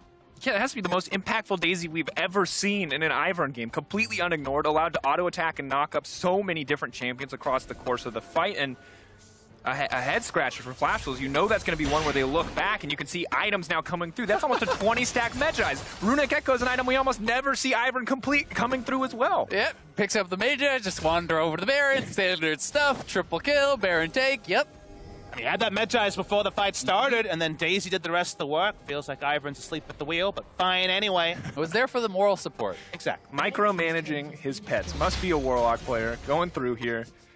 And now Flash Wolves absolutely on the back foot. Well, we saw the last team fight play out in their favor, out-executing IG in the fight. Now it is not the case as IG spread across the map. And how many times have we seen IG take one Baron and end the game? For them, it very rarely feels like it's the small Baron power play. It's the slow, methodical approach. They often have that killer instinct to find the one opening, dive, and close it out. Remember the stakes here. Flash Wolves still playing. Try to play in front of their home fans in Taipei next week. Victory would go a long way, pushing themselves up to pole position for that spot in 4th. Flash Wolves for now, though, continue to play super defensively, split across 2 lanes for at least another 40 seconds. Now we could see the tie come out. It could all come down to that final match, but Xiaoxi's still going to fish for the engage. Hanabi on the backside, unspotted. There's Xiaoxi dies before the fight even kicks off. Now immediately we see the engage coming in. Hanabi needs to move forward into the team. The Shy now using his ultimate. This is the Kennan's chance to shine. Steps forward. So much damage done to Jackie Love. Hanabi, they're not able to find the kill. Jackie Love's still alive. Jackie Love moving through the team fight. He manages to make it through. He goes down in the end, but IG take it. And the Baron buff still there. IG can look to close it out. Huge. In control, you can see how straightforward it is for Flash Wolves, but the control is gone. IG might just end the game. IG on the cusp of the 10-0 despite the abysmal early game for them, despite Flash Wolves outplaying them at just about every turn. The Baron turn is all that matters in the end. IG step forward. They are able to find the victory, and they're going to move up to 9-0. And what a turn in this game. It just seems like IG can keep getting away with it. They're in these difficult situations, but Flash Wolves making critical mistakes around the Baron again. This really feels like the third time that they have been on the precipice of these huge upsets, these big wins against IG and G2, and not been able to handle themselves in that area. That just means that IG are knocking on being the first ever team to go 10-0 in group stages. And along the way, if you zoom in at portions of 3 or 4 of their games, it was very possible that they would drop along the way. But you give them a way in, and what did we say? You get 1 against IG. You don't get 2, and Flash Wolves, unfortunately, found that out twice. And when you look at that team fight, when I saw an Ivern going to contest, I never thought that would be the outcome. You were chuckling a little bit, right? Yeah, like, what's Ivern going to do? Airy, nice. I mean, Ivern actually does some significant damage. If you let him sit there and auto in that brush. That is a significant caveat. Yeah, well, they did. Absolutely did. We saw it. We did. Yep. Witnessed it firsthand. Well, the State Farm Analyst Desk is ready to break down Game 3. Take it away, Dash. Thank you, Dracos. I don't know how IG does it. I expect a lot of wild things out of this team from the LPL, but Ivern might be one of the things I expected the least here at MSI. No, I mean, it's Ivern and Ning. They just go hand in hand. Perfect playstyle match. You got the Lee Sin, the Camille, and the Ivan. That's what it rounds it all out. There's a thumbs up from the LPL representative here. No, I mean, let's talk through this. All right. As best we can. We have expected some wild and happy things out of IG, and I'm not going to sit here and say that Ivern is now an S-tier pick. I have to imagine there is some legitimate reasoning behind this. I mean, okay, so Ivern, you can be a good control jungler in the early game. You're vision focused. You kind of control people a little bit, and then you have a good marksman in the late game that you throw all your shields and buffs on and make him a good team fighter. That's about what I got for you. I guess, you know, you can 4-1 a little bit if you split the Silas. We were talking about whether or not you go on-hit Nico with the Ivern to also give another target to apply the buff to. We decided that probably wasn't a good idea when we were talking through it, because then you have a split Nico who the Ivern's usually not near. I don't know. On the other side of things, for Flash Wolves, this looks like an ideal composition. Very strong in the team fight. Plenty of engaged, plenty of CC. You've got Kaisa in the hands of Betty, who ultimately got many early kills and was definitely positioned to carry this game. Yeah, absolutely. And when you have a look at the Flash Wolves comps, they get pretty good lanes with everywhere except for the top side of the map, I think, you know, and their composition is a very straightforward comp to execute. As far as, you know, 2 tanks, 3 damage dealers go, a fair mix of damage, and then AP and AD and some CC. Like, they kind of got everything they wanted, and we saw in those team fights, when they were able to find the flanks, that it looked very, very good versus this IG lineup. Yeah, and so I felt like, especially since they were getting those early game leads, that Flash Wolves, no more excuses, right? We talked about the fact that they were getting better as a squad around team fighting and everything, and now they're just refusing to fight. They just let them beat them. I mean, they took fights, they won fights, but then deja vu moment around the Baron. Artificial intelligence. I don't understand what's going on here, Mark. So we talked about, you know, heading into MSI, the fight or flight mechanism, the lizard brain. They don't apparently have that. There's neither fight nor flight, as he just stands there and gets beat up by Daisy before they finally realize they have no HP. And one more. Yeah, Daisy is the MVP as far as I'm concerned. Just walk forward. Start punching the Cassiopeia. I actually have no words. That's 2 times. Both losses to IG are hard-won team fights into overzealous Barons or miscalculated Barons or misplayed Barons, however you want to label it. But for this Flash Wolves squad, who, as you were saying, Raz, we've been talking up as warming into this tournament and being positioned to maybe make some moves here at the end of the day, to challenge TL for the 4th spot, that's not how you want to see him play. Okay, so that's not the Baron play that wins you the game versus TL, but everything else around this Flash Wolves lineup, because let's get realistic, beating IG and beating TL right now, different things. 2 very different things. So to reevaluate, if they play that way versus TL, I'm very confident they walk out with a win, because in the teamfight portions of the game, that was very decisive. I don't know whether TL would go for the courageous, you know, 1v3 contests the same way IG do. I don't know if they'd pick Ivern. Yeah, I don't know if they'd pick Ivern. That's what I'd say. I'm in some sense happy about that, you know, Flash Wolves and TL do feel like they're on a collision course in the tiebreaker, and I want to see Flash Wolves beat TL to get in, not, no offense, this Ivern game, which is a little suspect, perhaps. Ning did pick up player of the game here, MasterCard player of the game on the Ivern. Maybe Daisy deserves 50% of that award. You could split it right down the middle. Certainly. But I do want to check in now with the standings. We're 3 games through the day, and of course, there is still a lot at stake for many teams left here at MSI. Yep, PBB is unfortunately eliminated from 4th place contention with that win. It is now a 2-horse race between Team Liquid and Flash Wolves. I love the fact that you said horse, because Team Liquid certainly. Team Liquid can secure themselves that 4th place if they are to beat G2 in the following matchup. Yeah, and just to confirm exactly why, Fongvu can still get to equal wins, but they haven't got the head-to-head against the Team Liquid lineup. Right. So even if they win their game now, there's no way to force, a crazy 3-way tie, so head-to-heads does start to creep into this. However, in saying that, Flash Wolves just lost that game, which they maybe should have won, and it eliminates Fongvu Buffalo. Now the Buffalo gets a chance to return the favor. A game that no longer matters for them in the standings can mean that they just take the Flash Wolves out, kind of, allow the North American team to go through uncontested. Right. Of course, if TL does not take down G2 here for Flash Wolves, that's a must-win victory against Fongvu to force the tiebreaker at the end of the day. Yeah, this is going to be insane to watch going forward. Just like taking a step back, I feel like nothing is really predictable any longer. I know it's not just Invictus Gaming, but more so like G2 falling to Fongvu Buffalo. I think just looking at Fongvu's play, I want to see them going into the next set because they seem like a train to deal with. Yeah, I think Flash Wolves are a super good early game team, which is something we've seen Team Liquid be susceptible to. So I think there's still a very high chance that Flash Wolves do get through. All right, well, in Hanoi, some of the best fans esports has to offer are showing up to support their squad. Today, MasterCard have awarded Fans of the Day to Keiku and Elias, 2 LEC fans from Finland studying abroad. We'll see if they can celebrate after our next game when EU's G2 Esports takes on Team Liquid. Coming up next, it's a game with major implications, NA versus EU, as Team Liquid fight to secure a spot in the semifinals. Don't go anywhere. Thanks, guys. What do you ad-lib there? I don't know. Why would it say ad-lib?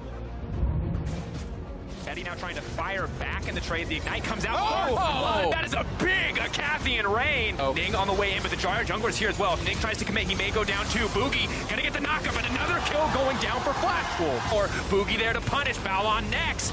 Challenging Smite comes in, but the Shy is here as well. The root going to land. Boogie gonna get taken down. So incredibly low. Can they find the kill? The knockup is there. Rookie steals away the ultimate. Hanabi on the backside. This is gonna be an awesome team fight for the side of Flash Wolf. Shy now trying to turn it back, but rather still undamaged. Still Betty tearing through the entire lineup. Hanabi taking so much damage, forced to smite the Baron here. Boogie now in trouble as well. Can they secure it? They're shut down. The Baron going to fall to IG. Absolute disaster for the Flash Wolves. And this is the Kennan's chance to shine. Steps forward. So much damage done to Jackie Love. Hanabi, they're not able to find the kill. Jackie Love's still alive. Jackie Love moving through the team fight. He manages to make it through. He goes down in the end, but IG take it.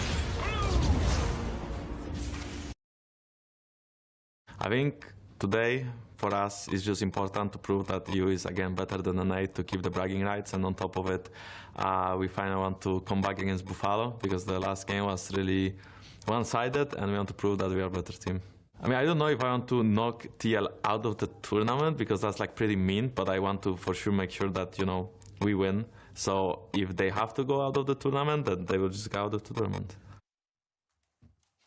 Well, coming into the day, Jankos might not have expected the stakes to be as high as they now are for Game 4 here at MSI Group Stage. They have compounded exponentially for both Team Liquid and G2 Esports here. I mean, yeah, the fact that G2 lost that game versus PBB means that, they either need to win this game and hope SKT loses to get second place, and if they lose this, they have no chance of that happening. Yeah, and that's where this regional pride game all of a sudden jumped off a notch for G2, and at the same time, TL ultimately have destiny in their own hand. Even if they lose this, they still have the tiebreaker. But you would like to get through to semifinals with some streakiness of success, because for any chance going up against this Invictus Gaming lineup now, which is the most likely scenario for the 4th place, you need some consistency. And walking off the caster desk to join the analyst desk to try to work out kind of where both these teams are at after their matches. Obviously, TL were very soundly defeated. G2 showed that they made some flaws in execution. So even just picking a winner here, like you want to just scream out G2, but stranger things have happened. This last day can have some surprise results. And the surprising thing to me is that they share some mistakes. The inability to play 1-3-1 with the correct comp was something that we, crucified the TL lineup for, and then was shown again today by G2. And then potentially holes in the early game starting to appear for both of these teams and the inability to claw your way back into it. So I think a lot of parity between these lineups right now. Yeah, and I think it's almost like reverse of somewhat as well. Like Team Liquid against SKT felt, like they had no life. And sometimes they tried to make a couple plays. They always came up short. G2 made too many plays. They just kept fighting when they didn't necessarily need to play that style against the Fengvu comp. And so both these teams kind of need to actually go back more towards the middle for both of them. While TL, as you mentioned, Spawn, still would have a second chance to qualify to the knockout stage with at least a tiebreaker at the end of the day if they lose here. I think the most important thing for a lot of NA fans is shirking the manner of loss that they suffered from the beginning of the day. Again, the idea of almost inaction from start to finish. And again, I want to see them play towards the bottom side of the map and to give greater focus there in the draft. It's not good enough to give over the best champions they can play. This time around, it's going to be Xayah Rakan. I expect them to get rid of one of the half of the duos and then allow the control of Doublelift and Core JJ to start creeping up Summoner's Rift and impacting the mid lane, because right now they're not going through the right avenues. But I'm so intrigued to see if this game kind of follows the predictable cadence, because you expect it to be team fight versus 1-3-1. And we saw the team fight team never get anywhere near a team fight, and the 1-3-1 team actually, very surprisingly, fail at 1-3-1. That is kind of G2's bread and butter. So given the baggage, there's so much baggage for both the squads here, and whichever of them can actually come over that is probably going to be the team that wins. Yeah, and I think Jankos versus Smithy is a big part of that, because Smithy has felt like a large chunk of that baggage, and I think, the laners need to do more to help him out, but also not just picking Hecarim again against Jankos, who's probably going to be proactive and get into the lanes before Smithy hits his power spikes. And so if Smithy can get things done early, I think on the side of G2, you're looking at, of course, the bottom lane, in particular, Mickey X holding an extraordinary number of deaths up to that 15-minute mark for his role in support. Yeah, I mean, that was one of the scary points. They've done fine in terms of CSD, but the mistakes that can come in for their bot lane for G2 needs to get cleaned up, because that's really what cost them the last game. Well, the stakes are set for both of these squads. TL on the blue, G2 on the red. We're throwing it out to the casters to get us into this game. Thank you very much. Quick shot here, joined by Kobe and Avedius as we dive straight into the draft. Rise, Silas, and Tarek taken away, Kobe. Yep, no surprise here. On the blue side for Team Liquid, scariest things are those flexible picks between Caps and Wonder, taking out some of the best right now. Well, Team Liquid, they are on blue side, which means they do get priority over a lot of those flex options. They have played the Jace in the past, except they're actually going to choose to ban it away, which kind of forces G2 into a choice. Do they want to take the Akali off the board, or do they want to allow Jensen to get his hands on it, given that they may have an answer prepared? Yeah, Akali off, but Aurelia still open, a possible, melee assassin that either of them can pick up. Looks like the hover is coming in from the side of Team Liquid for the time being. In recent memory, it feels like so far this tournament, Team Liquid haven't really played it so far during the regular season. Can confirm. 0 Aurelia picks this tournament for Team Liquid, and it is not secured.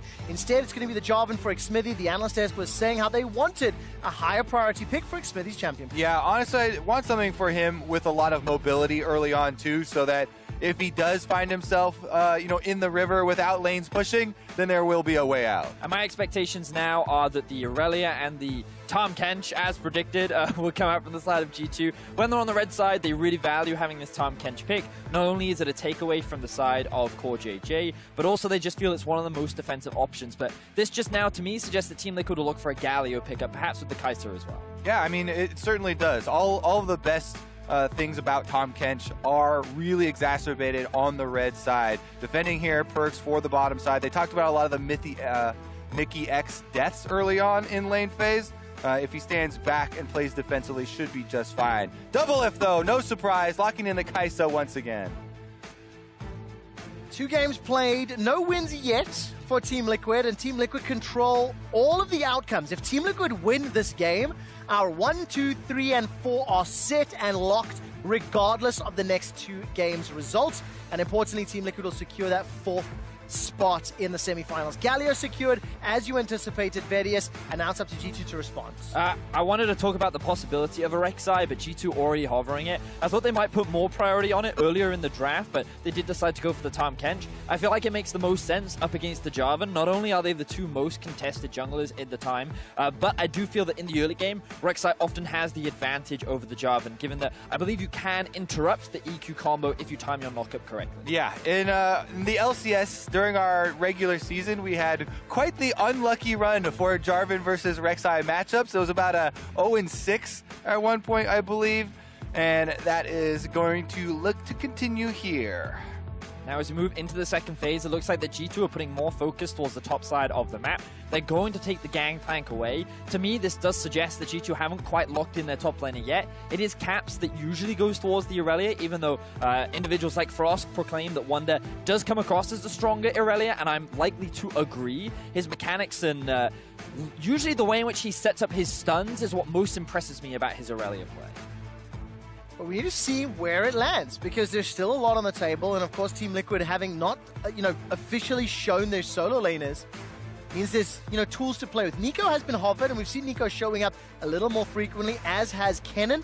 Kennen banned away now from Impact. He's played that twice this tournament, and Team Liquid 1 ban left to go. Yeah, they're trying to whittle away down their options. I do expect G2 to lock in their marksman first here, so they can retain the flexibility of Irelia and not show either solo lane position until the very last pick. So Team Liquid are also trying to whittle down on the possible options for perks, taking out that Draven. And I love the Nico ban came through because Team Liquid are very aware that it could go into the bottom lane, so G2 are answering with a potentially very safe bottom half of the map. Ezreal, Tahm Kench, one of the safest bot lanes in the current map. And when people have been looking at these two teams, they're like, okay, well, Team Liquid's way to win is through the bottom side. G2 drafted the safest bottom lane possible here with Ezreal and Tahm Kench, so they can allow Jankos to help out Wonder and Caps, get these solo lanes off to a good start, and find victory that way. And of course, as Team Liquid enter this final phase of picks, LeBlanc now locked in, so this will give Caps the option to run something into it, and Impact will likely lock in this Vladimir, so some scaling options as well, and now it's up to G2 to reply. Now, the last time that these two teams did meet, it was Wonder that took the Vladimir into Team Liquid, and they answered by taking the Aatrox, which is where we saw Impact get that kill, which ultimately did trade in a 1-for-1, but we saw Impact applying a lot of pressure in that matchup towards the top side. And now that we do see the full lineups here, I really want to see more work from Xmithie and Jensen together. They have the Jarvan and LeBlanc combination playing into a Corki, which is a very standard counter to LeBlanc, often picked into it with something like a barrier, trying to scale into damage later, but we have not seen a lot of Xmithie and Jensen working aggressively in the early game together to try and allow, some more control and some more movement that way. Doublelift and Impact, as you guys have touched on, are both looking more for scaling. My eyes right now are on the duos. As you already mentioned, Xmithie and Jensen have a really strong opportunity here to actually make a lot of things happen in the early game, whereas for G2, I feel like Wonder and Jankos need to be the duo that we keep our eyes on. The Aurelia, they have a lot of options to play around her in the early game, and once you pick up things like the package, the ability of Corki to roam up towards the top side along with Jankos to try and get Wonder ahead is very fruitful, especially when Vladimir is at his weakest.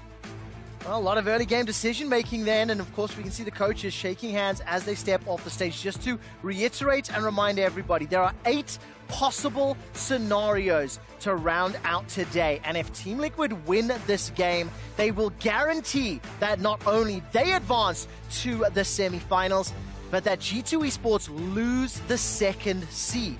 In order for G2 Esports to secure the second seed, they need to win this game and then hope that Invictus Gaming take down SK Telecom later this evening. So there's a lot on the line for these two teams, Kobe. Definitely.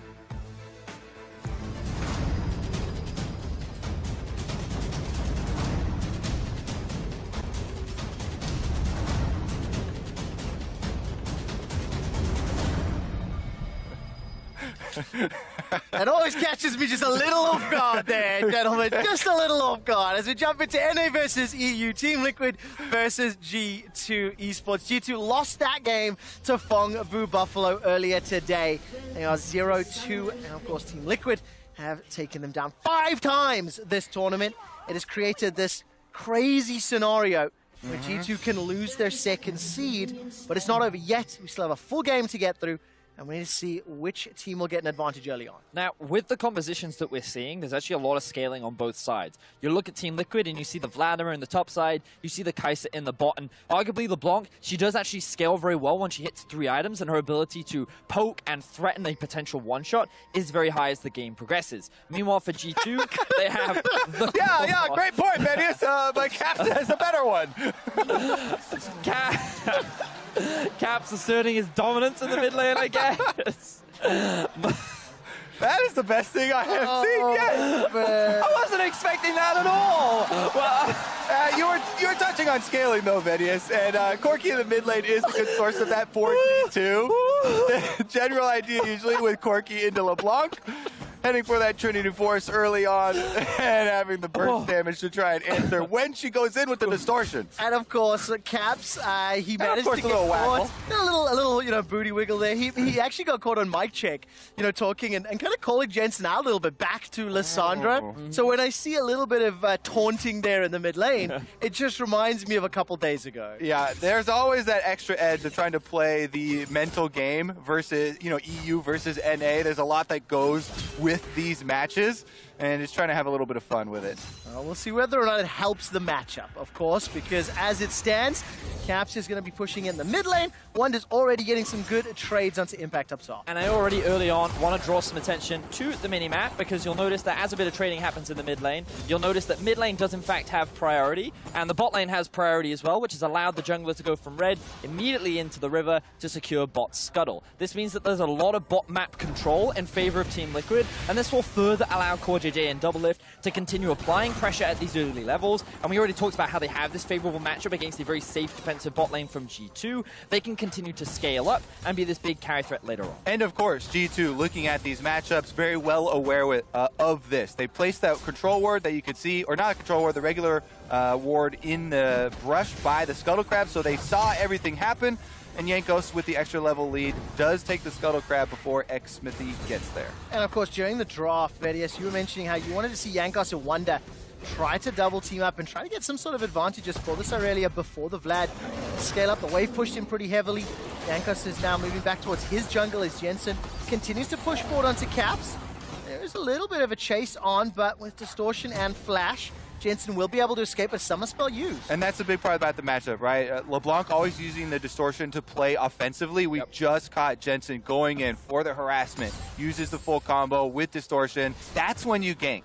Try and time your ganks right after the LeBlanc goes for a trade, because you won't have the extra escape available. And keeping up that chase, they actually get Jensen to burn the flash at the end. He does not want to risk getting flash knockup hit from Jankos. He does get the stop under tower, but they're both fairly low health. So we'll see if that even helps.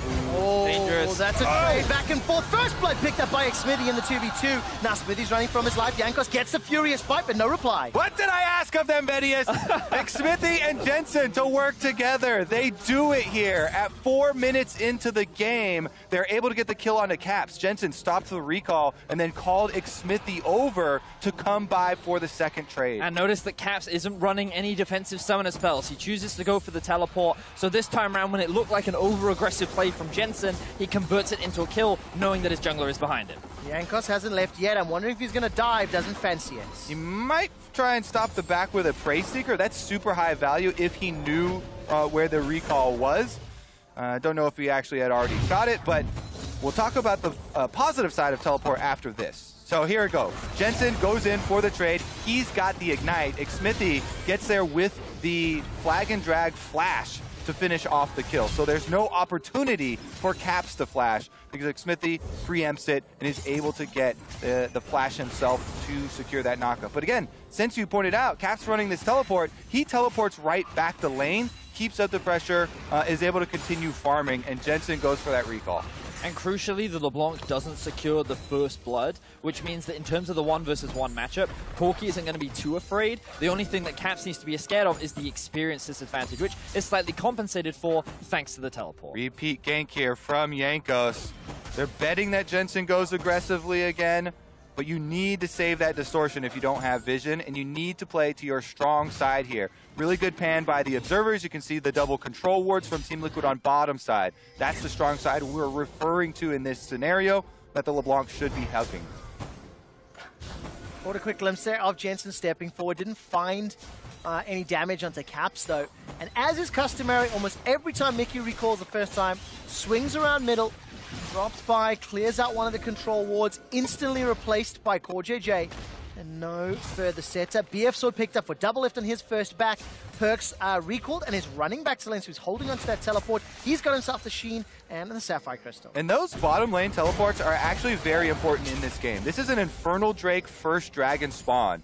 So very, very critical as far as which team is able to get bottom lane pushing. You can see right now Team Liquid already trying to get deeper vision on this half of the map. Yeah, and Team Liquid are doing a fantastic job of it right now. They had the bot pushed in. Jensen got a beautiful trade up against Caps, and then he hit 6 immediately after. So given that Caps is only at 50% HP, the risk of an all-in is very high. So he's now forced to play even more defensively and cannot look to assist his jungler. So G2 slowly losing more and more control over the bottom half of the map. Yeah, I mean, fortunately, Perks is far a little bit behind in CS. Sorry, Caps is farming a little bit ahead. +6 on the G2 mid laner, +10 on the TL bot lane. And of course, we saw the vision being pushed into that right-hand quadrant from G2 Esports. Multiple members of Team Liquid stepping forward is going to allow them to steal away this blue buff and continue to apply pressure on their strong half of the map and potentially start this Infernal if no one from G2 wants to. Now, G2 are expecting this Infernal Drake to start, so keep an eye on the minimap once again. You'll notice that Wonder actually started roaming down.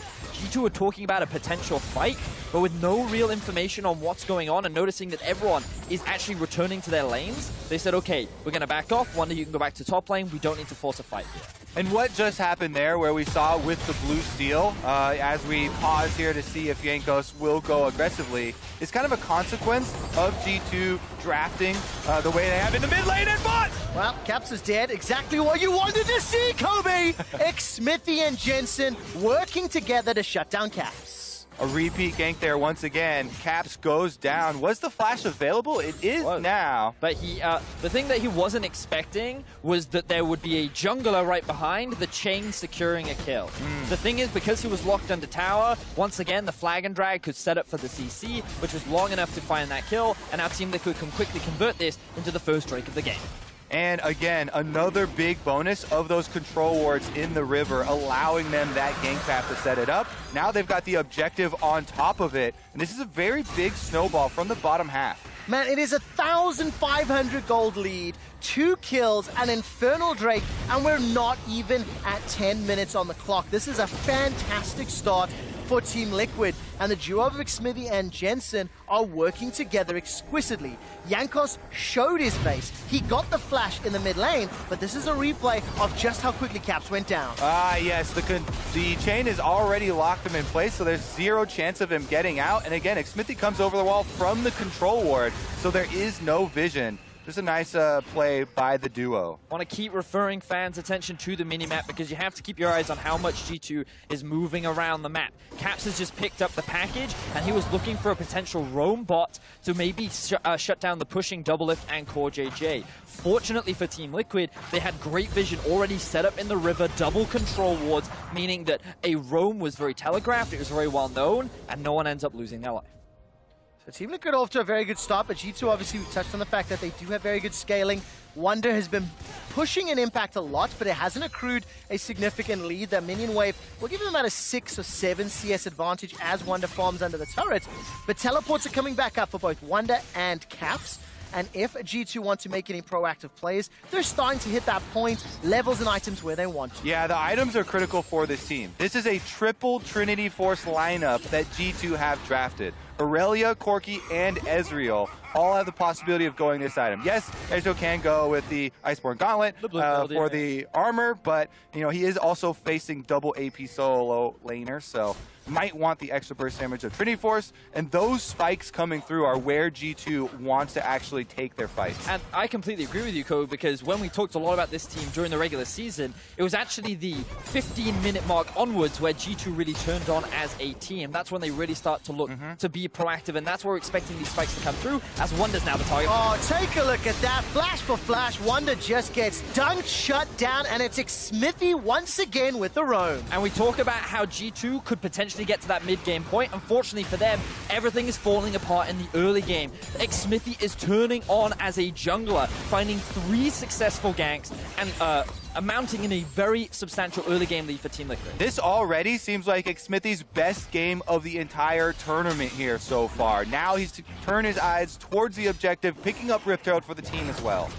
And of course, need to remind everybody of the stakes. If Team Liquid win, they guarantee themselves that 4th seed going into playoffs, and they guarantee that G2 Esports takes 3rd place. Meaning Invictus Gaming will get to choose NA or EU for their semi-final match. And the thing is, for Team Liquid, is this is kind of the best kind of game that they could want versus G2, because the way in which they succeed the most is when the game is more slower paced, more controlled, when they get to take time to make their decisions. And with G2's composition, it's not sporadic, it's not skirmish heavy, it's not about crazy aggression all over the shop. And given that they found this early lead, they're actually set up for success as the game progresses. Yeah, they definitely are set up for it. I think they still need to keep their eyes open. Mickey X has just hit level 6 on the Tahm Kench, so more possibilities of those roams that you talk about are coming through. Jensen goes aggressive on Caps once again, and Core JJ is the one this time with his back. Yeah, Jensen didn't find the chains this time around. Jankos is going to step forward. Chilling Smite is enough to force the flash, and Jensen escapes with his life. Jankos held onto that Void Rush.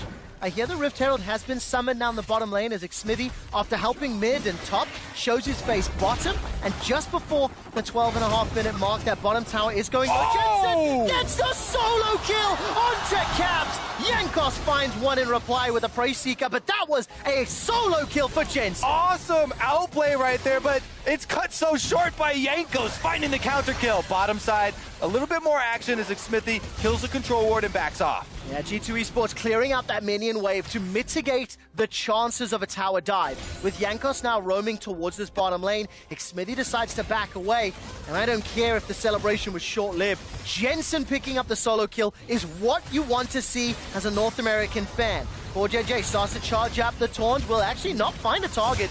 Justice punches away to safety, and this tower is getting so low. Oh, is this going to be a full fight? Just a trade for now. Just some fancy Aurelia moves, dancing around the minions. All 3 of us hold our breath as we wait to see, like, does Impact go further? But no, not right now. Team Liquid content with the lead they've built up. Let's see if anything comes of this dragon that's about to spawn here, because we do have a couple of recalls being synced up.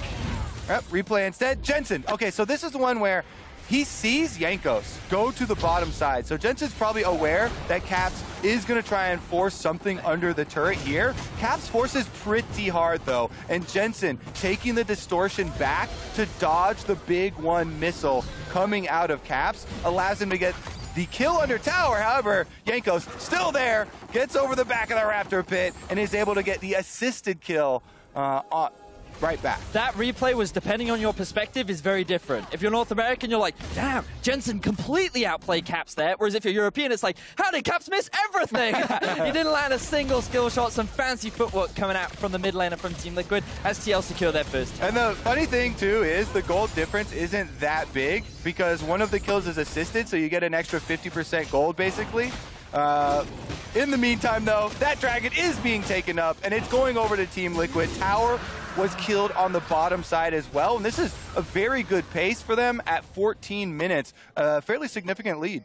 I think Team Liquid are playing this game beautifully right now. The fact that they've got this kind of a lead with a composition that's right now is gearing very much towards team fighting. You have a Kai'Sa that's already completed the Stormraiser. The Vladimir has gone very even with Wonder in laning phase. After falling at an early deficit, he's come back very nicely, and they're kind of setting themselves up to be in a great position to fight around these neutral objectives. Now, both sides have hit that first item power spike. Stormraiser for double lift, Ludens for Jensen, Protobelt for impact. On the other side, Wonder's got himself the Wit's End, Trinity Force for Caps, and that Iceborne Gauntlet for Perk. So G2 Esports have got a little bit more power to play with, especially with Caps running around with the package. But at a 2,500 gold deficit, G2 Esports cannot afford any more mistakes. Team Liquid have the ability to close a game out when they have a lead, and G2 right now are making mistakes, so they are being punished by very good plays by Team Liquid. Honestly, we talk about G2 being punished, but to me it just feels like TL are actually making very good proactive moves. Like,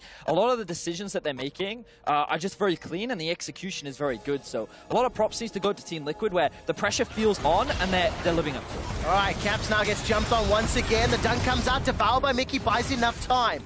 Core JJ arrived as well, so a couple of ultimates used, and just the Devour to escape to safety. That's a good sign for G2. That's another one of those aggressive looks you're talking about there, Vedius, where Team Liquid continually looking for plays. This time around, really good dodge from G2 to avoid the big Galio ultimate cooldown. While I'm looking at the siege in the middle lane, Impact swapped bottom. He's pushed that wave all the way up to that inner turret. And Caps is there to catch it and respond. Perk's now parked off in that middle lane, and he's going to be on wave clear duty for now. Team Liquid have beautiful control across the entirety of the map right now. They have knowledge that there are 3 members of G2 in the middle lane, which means that they can send 2 members up through the top side jungle as Team Liquid is pushing in the top lane and start to get this deeper vision. Wonder is forced to back off because he has no information on his half of the jungle, and this means that another tower will go in favor of Team Liquid. Yeah, Wonder really wants a 1v1 with one of the AP solo laners. He's invested it into the Wit's End. He does not have a very good chance versus the duo lane of Core JJ and Doublelift, so they have to give up another turret here on the outside. It just extends that gold lead even further. 2 dragons and 3.5k. Smithy will get chunked out by Caps. He's going to use the Valkyrie forward. Mickey decides not to chase. Throws out the tongue lash, and there's no follow-up from the rest of G2. Instead, defensive teleport from Perks, who's now joined the middle lane with that Mana Mune picked up. Trying to channel that up towards the Muramana, and the Mountain Drake is just a couple minutes away. All right, so G2 now should be, spreading out into their 1-3-1 with the Tahm Kench protecting Ezreal in mid lane. Their big problem is they don't have early game pressure. Usually at this point in the game, you want to be pushing those out and being able to get the advantage past the river here. Whoa, Perks goes in aggressively with Mickey gets there. All right, Jensen throws out the chains. The Blast Combo buys some time. The rest of Team Liquid trying to chase up. That's a very good True Shot barrage. Gonna get Jensen very, very low. Perks continues to chase forward, looking at the minimap. Wonder's coming from the mid lane, but there's simply not enough to chase further. Wonder going to join the rest of the team, and this will actually give G2 some priority through the bot side river. Unfortunately for them, the Dragon is still 1 minute away, so they can't look to grab themselves another objective. But the one thing I will say about G2's comp is they do actually have a lot of poke. With the Corki and the Ezreal, when Team Liquid try to set up for an objective, G2 can sit in these pockets of darkness and just throw these bits of damage out over the wall and look to try and chunk Team Liquid down. Oh man, Jankos is already gone. Smithy's found him. Doublelift dunked him. That's yet another kill. 5 on the board, 4 of which Smithy's been involved in. That is going to be more control for Team Liquid to move into the jungle. Oh, they're going to chase forward. Caps and Mickey fancy themselves some damage in reply. Wonder's up in the top lane. He's got teleport available to him. Team Liquid are pushing. 45 seconds until the next dragon. They've got pressure in the mid lane. They've got Caps potentially flanked, and this could be a tower dive. This could become a 4-on-1. Caps has got Flash and Valk available. He's already flashed, now he's Valk. Ignite is ticking down. Here comes Impact. Protobelt forward. That should be enough to take out Caps. The pop goes down. Impact gets him. Vanguard's Edge buys some time as Wonder's forced to run for his life. Now Smithy gets out, and Perks goes down as well. I didn't even see Jensen find the kill, but he gets another. Where did this team come from? Team Liquid looking completely different from the rest of the tournament here. They have turned it up to 11. All right, Abyssal Voyage comes in from Mickey. He delivers Wonder into the jungle. Jankos needs to run for his life. Flash is still available to him. Flashes away, gets tagged, burst down, but not killed just yet. Doublelift doesn't have an ultimate to chase. Team Liquid own the Rift, and they are pushing G2 off. Beautiful execution coming out from Team Liquid right now, and it is the members of Jensen and Impact that are making these fantastic plays.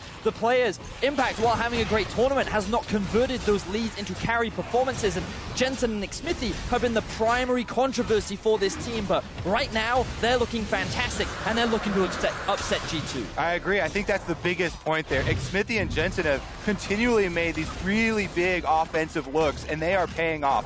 Here is another look at the tower dive. Smithy actually this time getting the knockup onto Caps, and the Ignite goes down. Impact says, I will finish the job. dives right in there with the flash. Then on the backside, Perks actually gets ignited and queued by Jensen. That's enough to burn him down. It was just a really beautiful dive and a bit of disrespect coming out from Caps when we saw the minimap in that replay. There was no vision or pressure anywhere on the map for G2, and the mid lane tower should have been the expected target. So the fact that Caps stuck around, Team Liquid were very happy to just punish that. 5,000 gold in the lead for Team Liquid. 2-0-4. Xsmithy's Jarvan, it was the first pick on the blue side. He has been everywhere this game and truly is leading his team to this advantageous position. Now, of course, I want to take nothing away from the rest of the squad. Jensen is having a phenomenal LeBlanc game, and especially up against Caps, who has been a player that has sort of had Jensen's number this tournament. Yeah, I mean, if you look at the scoreline, Caps 0-4-1 right now. He's definitely made some greedy plays, and Jensen has aptly punished him. Right now, the only thing G2 are waiting for is scaling, but even then, we already talked about it. Impact on the Vladimir, double lift on the Kai'Sa. This team knows how to utilize this composition, they know how to team fight, and they're a smart team that can set up for objectives cleanly, as they're doing right now. Grouping up, challenging the Vision around Baron at 21.5 minutes, pushing Vision deep into G2's jungle. It is being contested though. As you can see, multiple members of G2 pushing forward and using all of their abilities to poke and push TL away. But I love that our observers highlighted the Vision difference, because you can see how far back G2 are pushing. Oh, no way! Xsmithy solo kills Caps! 0-5-1. But Xsmithy made that work. Black Cleaver, as well as the Cinder Hulk, just to dunk him and use the whole combo. Xsmithy is popping off right now. Black Cleaver has just been picked up. He feels that he can confidently shut down Cap, and he does so exquisitely. Team Liquid certainly looking to end the group stage strong here. They are making such a showing 22 minutes into the game, and they're taking down the secondary turret on top side. Earlier today, the casters were talking about when you watch some teams playing, all of a sudden other regions become fans of teams they might not normally be fans of. Right now, SK Telecom are saying praise Team Liquid. They will be getting second seed. Flash Wolves will be praising G2, hoping they can come back. Because if Team Liquid win this game, Flash Wolves already eliminated, G2 will place third. And of course, Team Liquid will guarantee that fourth seed. So this is the full solo kill. Yeah, just sitting in the brush, waiting for Caps, knows that there's no flash here, follows up the Valkyrie there with his own ultimate, and finishes the job. Yeah, clean. Nothing more to say. Beautifully done, and that's why Team Liquid are just in a phenomenal position. 6,000 gold up now. They continue to apply pressure on G2, and look, for G2, they've still got the ability to scale into this game, but it just doesn't feel like they're going to be given the opportunity. Team Liquid have been starting and ending plays, getting advantages every single time. The biggest thing for Team Liquid now will be how they play around the Baron, because they'll want to secure that objective. They have a pretty good composition to take it. It's just a matter of whether they will be able to secure it cleanly. They do have a tendency that when they have the lead, Baron is usually a very easy objective for them to take because of how well they set up Vision in the enemy jungle. The question is, will they be able to do it against the G2 team that often doesn't stick to the playbook? And the G2 team, as you pointed out earlier, do have quite a lot of long-range poke abilities at their disposal. Currently, they're fighting in mid, though. They are indeed. Teleport's coming out. Xsmithy's got the Cataclysm available to him. Mickey buys some time with a stopwatch, and Perks is forced to run for his life. Hemoblade might just be enough. Not going to kill him just yet. Now in the back line, Wonder's already dead. There goes Mickey. Yankos is running for his life, and Xsmithy follows the flag and drag with a flash. Manages to find Yankos. He continues to run for his life, as at least there's one kill back for G2 Esports. But Yankos goes down. Now Caps trying to get another. Double lift cleans it up, and only Perks remains. Perks is the only one left standing, so that means Baron is on the table. Team Liquid are looking to take a victory over G2 here at MSI.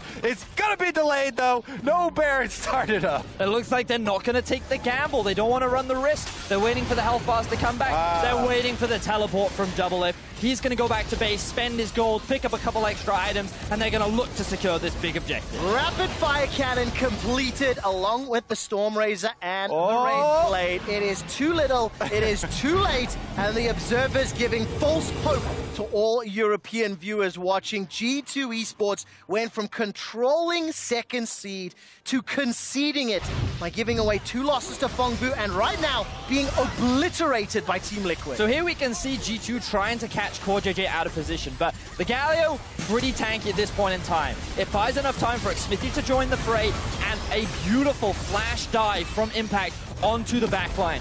Wonder, I don't even think he got, oh, he did ultimate, but he did absolutely nothing with it. He's just lying on the backline, slowly getting killed off. Jankos is trying to deal with Jensen, but the entire Team Liquid squad is just so coordinated in their target focus. And now they found another target. We're back and Doublelift is on a rampage. 4-0-1 as we come out of the replay. Xmithy once again 12 out of his team's 13 kills he's involved in. Impact is now looking for a 1v1 that's become a 1v2. Impact goes into Sanguine Pool. Caps is running for his life. So is Jankos. Impact has turned this around. With Baron and now Xmithy showing up, Caps and Jankos are in trouble. The bottom lane is being sieged and broken. Inhibitor turret is being attacked while Impact and Xmithy take mid now. And with Wonder still dead, 15 seconds left on his death timer, Baron buff at the command of Team Liquid. They can continue pushing into the base. Oh, this is for the semi-finals. Doublelift will open up G2's base at 25.5 minutes. Caps gets chunked down by the Captain Rain. Impact is pushing into the mid lane as the rest of Team Liquid are dancing between both lanes. Jensen will get a couple extra autos and leaving that Baron empowered cannon minion to do its work. Now all of a sudden the W from Impact will buy some time. He protobelts forward. Impact will not go down. Buys enough time. Jankos is already dead. Finally a stun and Wonder gets one back. The Hourglass bought so much time for Impact, but there goes Jensen. Manages to get the AoE. I really thought more was going to happen. Looks like you lost your ability to use words there. Quick shot. Good stun comes out from Wonder, but the damage has already been done from Team Liquid. They broke into the base on the bot side. They haven't slowed down yet. Oh, Doublelift finds Perks, blows him up. Killer Instinct into a Cathian Rain. The Inhibitor is still standing in the bottom lane, and now the focus is the middle. Doublelift step forwards, auto. Those plasma stacks are melting through Mickey's HP bar. Grey Health has already been popped. Small amount of regen, but it simply isn't going to be enough. 27 minutes. 4-0-10 on Xmithy. He's the hero that is starting everything, but Doublelift with 3 items is finishing everything. Love that Team Liquid didn't back off from that play. They took a step back, they take a minute to reorganize, and then they continue with the aggression, knowing they still have the Baron buff, knowing they can still fight for this inhibitor, and they secure the objective. All right, let's take another look at this.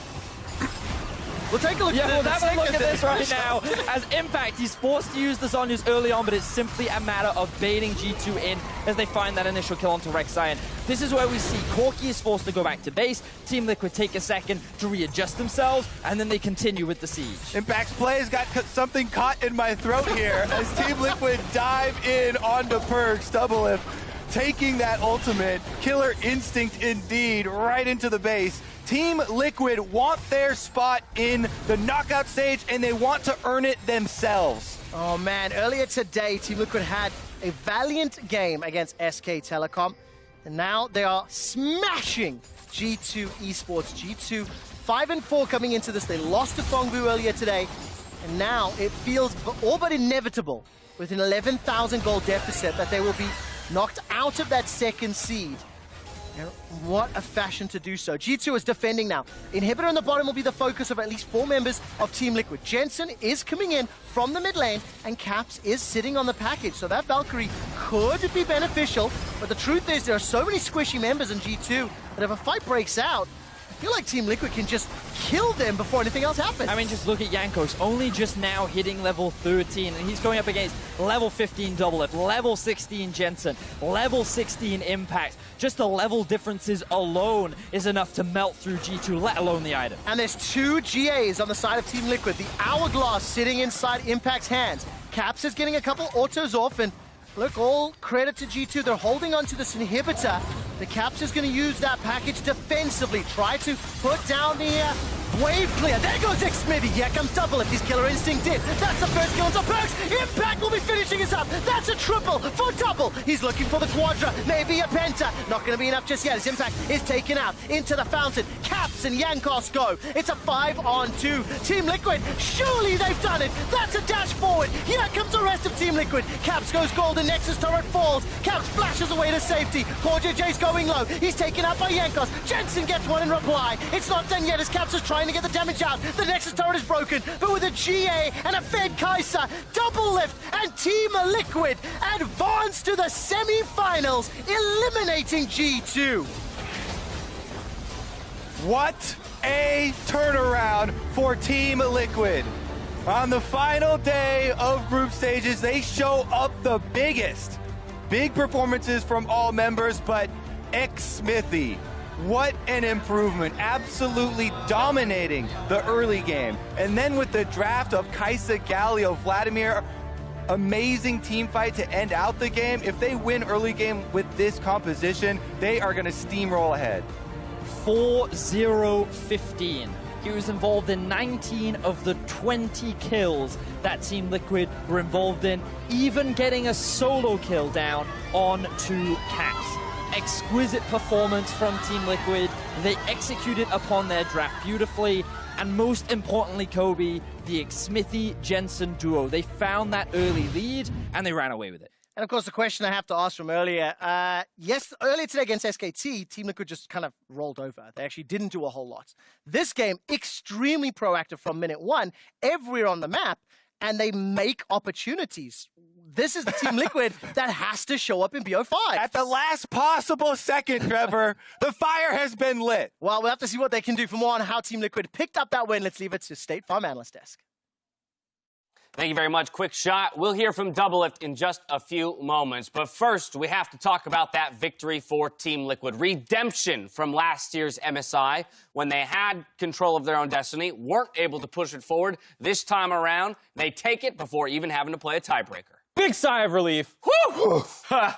And I'm so happy the way they did it, avoiding tiebreaker, avoiding having to play again, going in off a slump of going 0-2 on the day, bouncing back, beating one of the other regions that was top 3 regions, like picking up a win against someone above you in the standings, which they hadn't done yet. All of that makes it feel so much better for North American fans. And I think a big bounce-back performance. They hit it on the cast there. The fact that they fell down against SKT and just looked like they had no proactivity. The changes came in from the coaching staff. They set them up for a brilliant game, but the players ultimately delivered in a massive way. And one of the questions we had was, which team would bring more baggage from their losses earlier today? And TL rolled over against SKT and then came in with a style and were confident. The moment I saw the Ezreal Tom Kench and just the fact that they were feeling a little bit defeated, I felt like G2 play best when their chests are puffed out and they're so confident in just how good they are. And I just didn't get that vibe here. Because let's not forget, this was a European region, a G2 squad that was ready to claim the second spot. You know, globally, they'd taken down SKT twice, but now the fact that they've dropped games against Fongvu Buffalo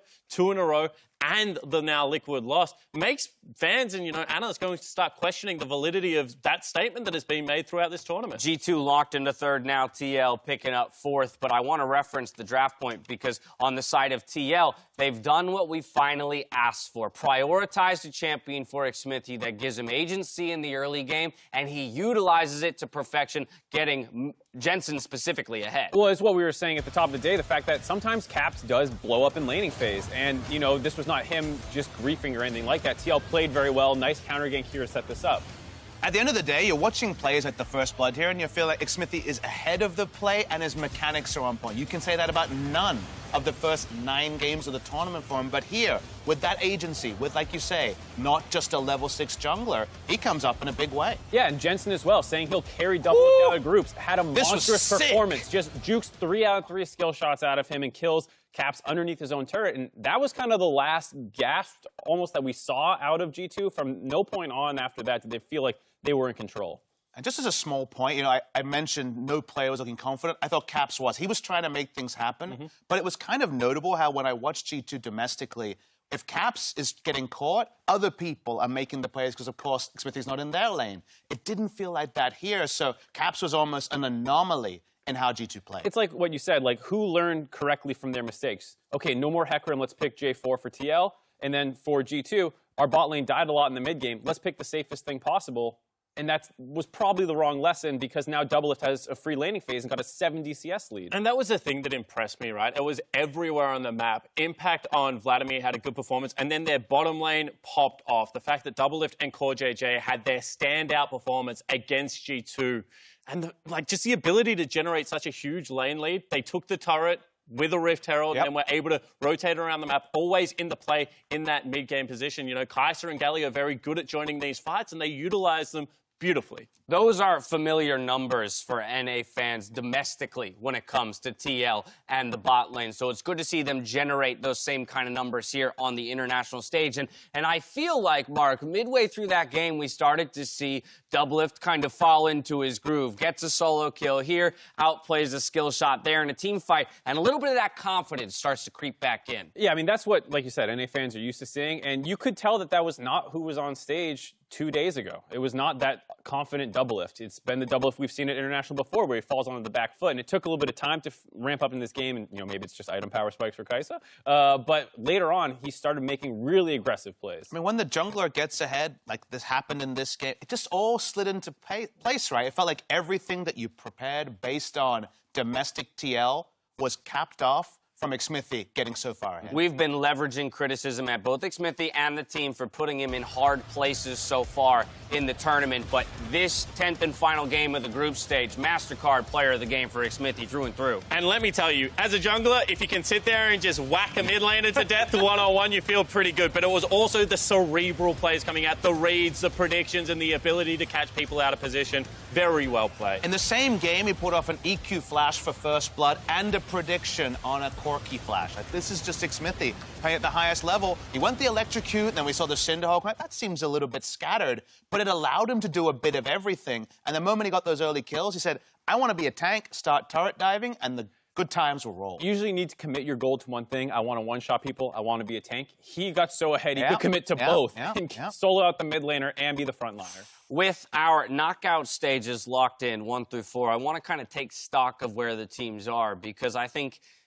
interestingly enough, in contrast to the way we've been talking about, in particular, G2 and TL this entire week, they're only one game apart in the standings now. And so I think, for so long we've been down on TL, and in a sense for good reason. But here they are now, making their way out of groups on their own volition and sitting only one game behind G2. I mean, it was one of those things where the front page of Reddit a day ago was like literally every other top team's opinions on why TL is bad. And then suddenly, it's like, okay, well, they beat a top team. They're clearly the 4th best team at this tournament now. And it's like, why was it so negative and so positive for some of these other regions when they aren't that far behind, it feels like? And look, a large portion of it is because you haven't been able to get it done against the teams better than you. That's what North American fans are waiting for, that huge upswing. But I think what they're leaving behind is that consistency factor, the ability to perform, and the fact that these guys are veterans, and I keep saying it, I think they have ramped into the tournament, and they haven't been given enough credit for that. So I don't think this is the best TL we've seen. I think that,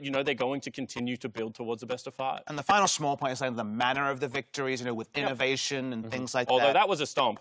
Agreed. This was a great game. I just mean that G2 kind of beggars belief and kind of redefines the game when they're fully on board. In their losses, TL have also kind of rolled over in some games. But you see games like this, and you just kind of look back and say, what a great job done by TL. Team Liquid lock a knockout spot. Shox is standing by to hear from the victorious ADC. Thank you very much, Dash. I'm here with Doublelift after Team Liquid does it. They advance to the knockout round, and Doublelift, after so many years, what does it mean to you to make it to the knockout round of MSI and of an international tournament? Well, ignoring the fact that we just kind of squeaked by, by one game, it feels amazing. I don't know what to say. Everything that I did and everyone that I interacted with my whole career, all the things that happened, it led to this. So I just feel really grateful. I don't know, the first thing that I thought about was just wow, all that time I spent on CLG and I couldn't do it. All that time I spent on TSM and I couldn't do it. All that time I spent raging at my teammates on Team Liquid and we didn't do it. And now we finally did it and it feels worth it. So I feel peaceful right now. I feel really happy, but also really peaceful. I mean, absolutely. Huge congratulations. You talk about all these things have led up to this, the being angry at your team when it didn't work out, and you told me even... And we thought, like, we need to basically, like, play their champs, but not like their style, just kind of play sort of loosely in a resemblance of them. But then after we got smashed by SKT, we were like, that doesn't work. Like, we still have to do, like, Team Liquid plays, I guess, like the stuff that we've been practicing, even if...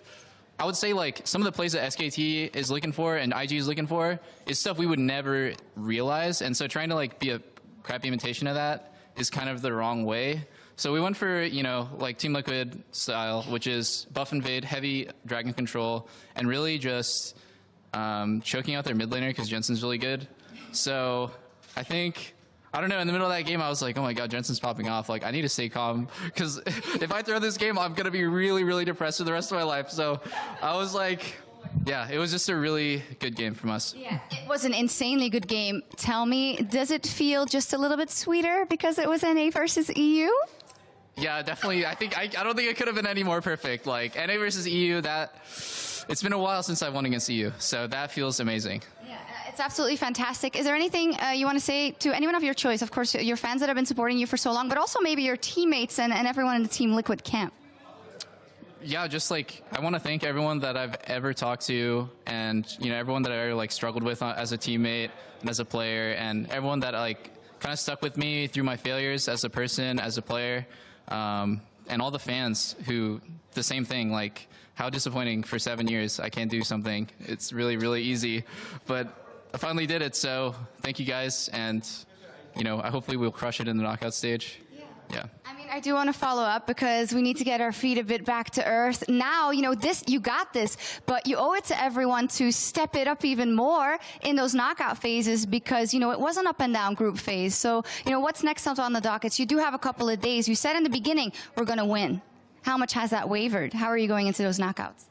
You know, I think there seems to be a huge, to the outsider, there seems to be a huge gap between us and the rest of the teams because our score sucks. We're like 4-6. But in reality, it's not true. We just have like some mental stuff going on with our team. But really, I think our team is really good. And I know just like being realistic, we have to step up to win in the next rounds.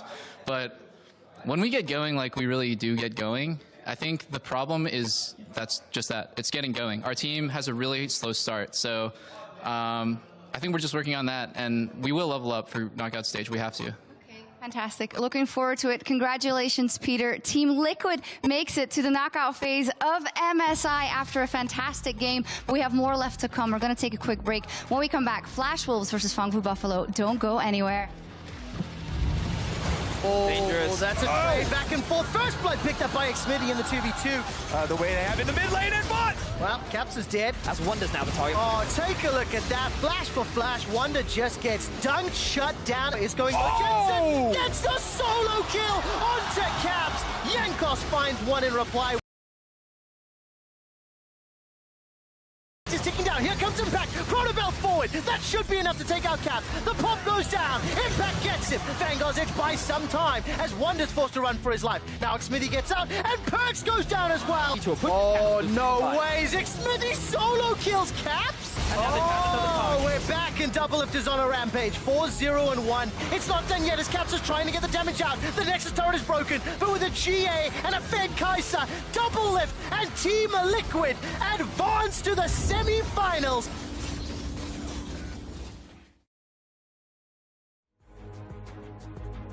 Welcome back to the final day of groups as we prepare for our next match. It's the Flash Wolves going up against Fangfu Buffalo. We're straight into the drop time. Quick shot joined by Kobe and Vedius for this matchup that is all about bragging rights. VCS or LMS, who will take 5th place? We heard some really big cheers from the crowd earlier today as the Fangfu Buffalo picked up another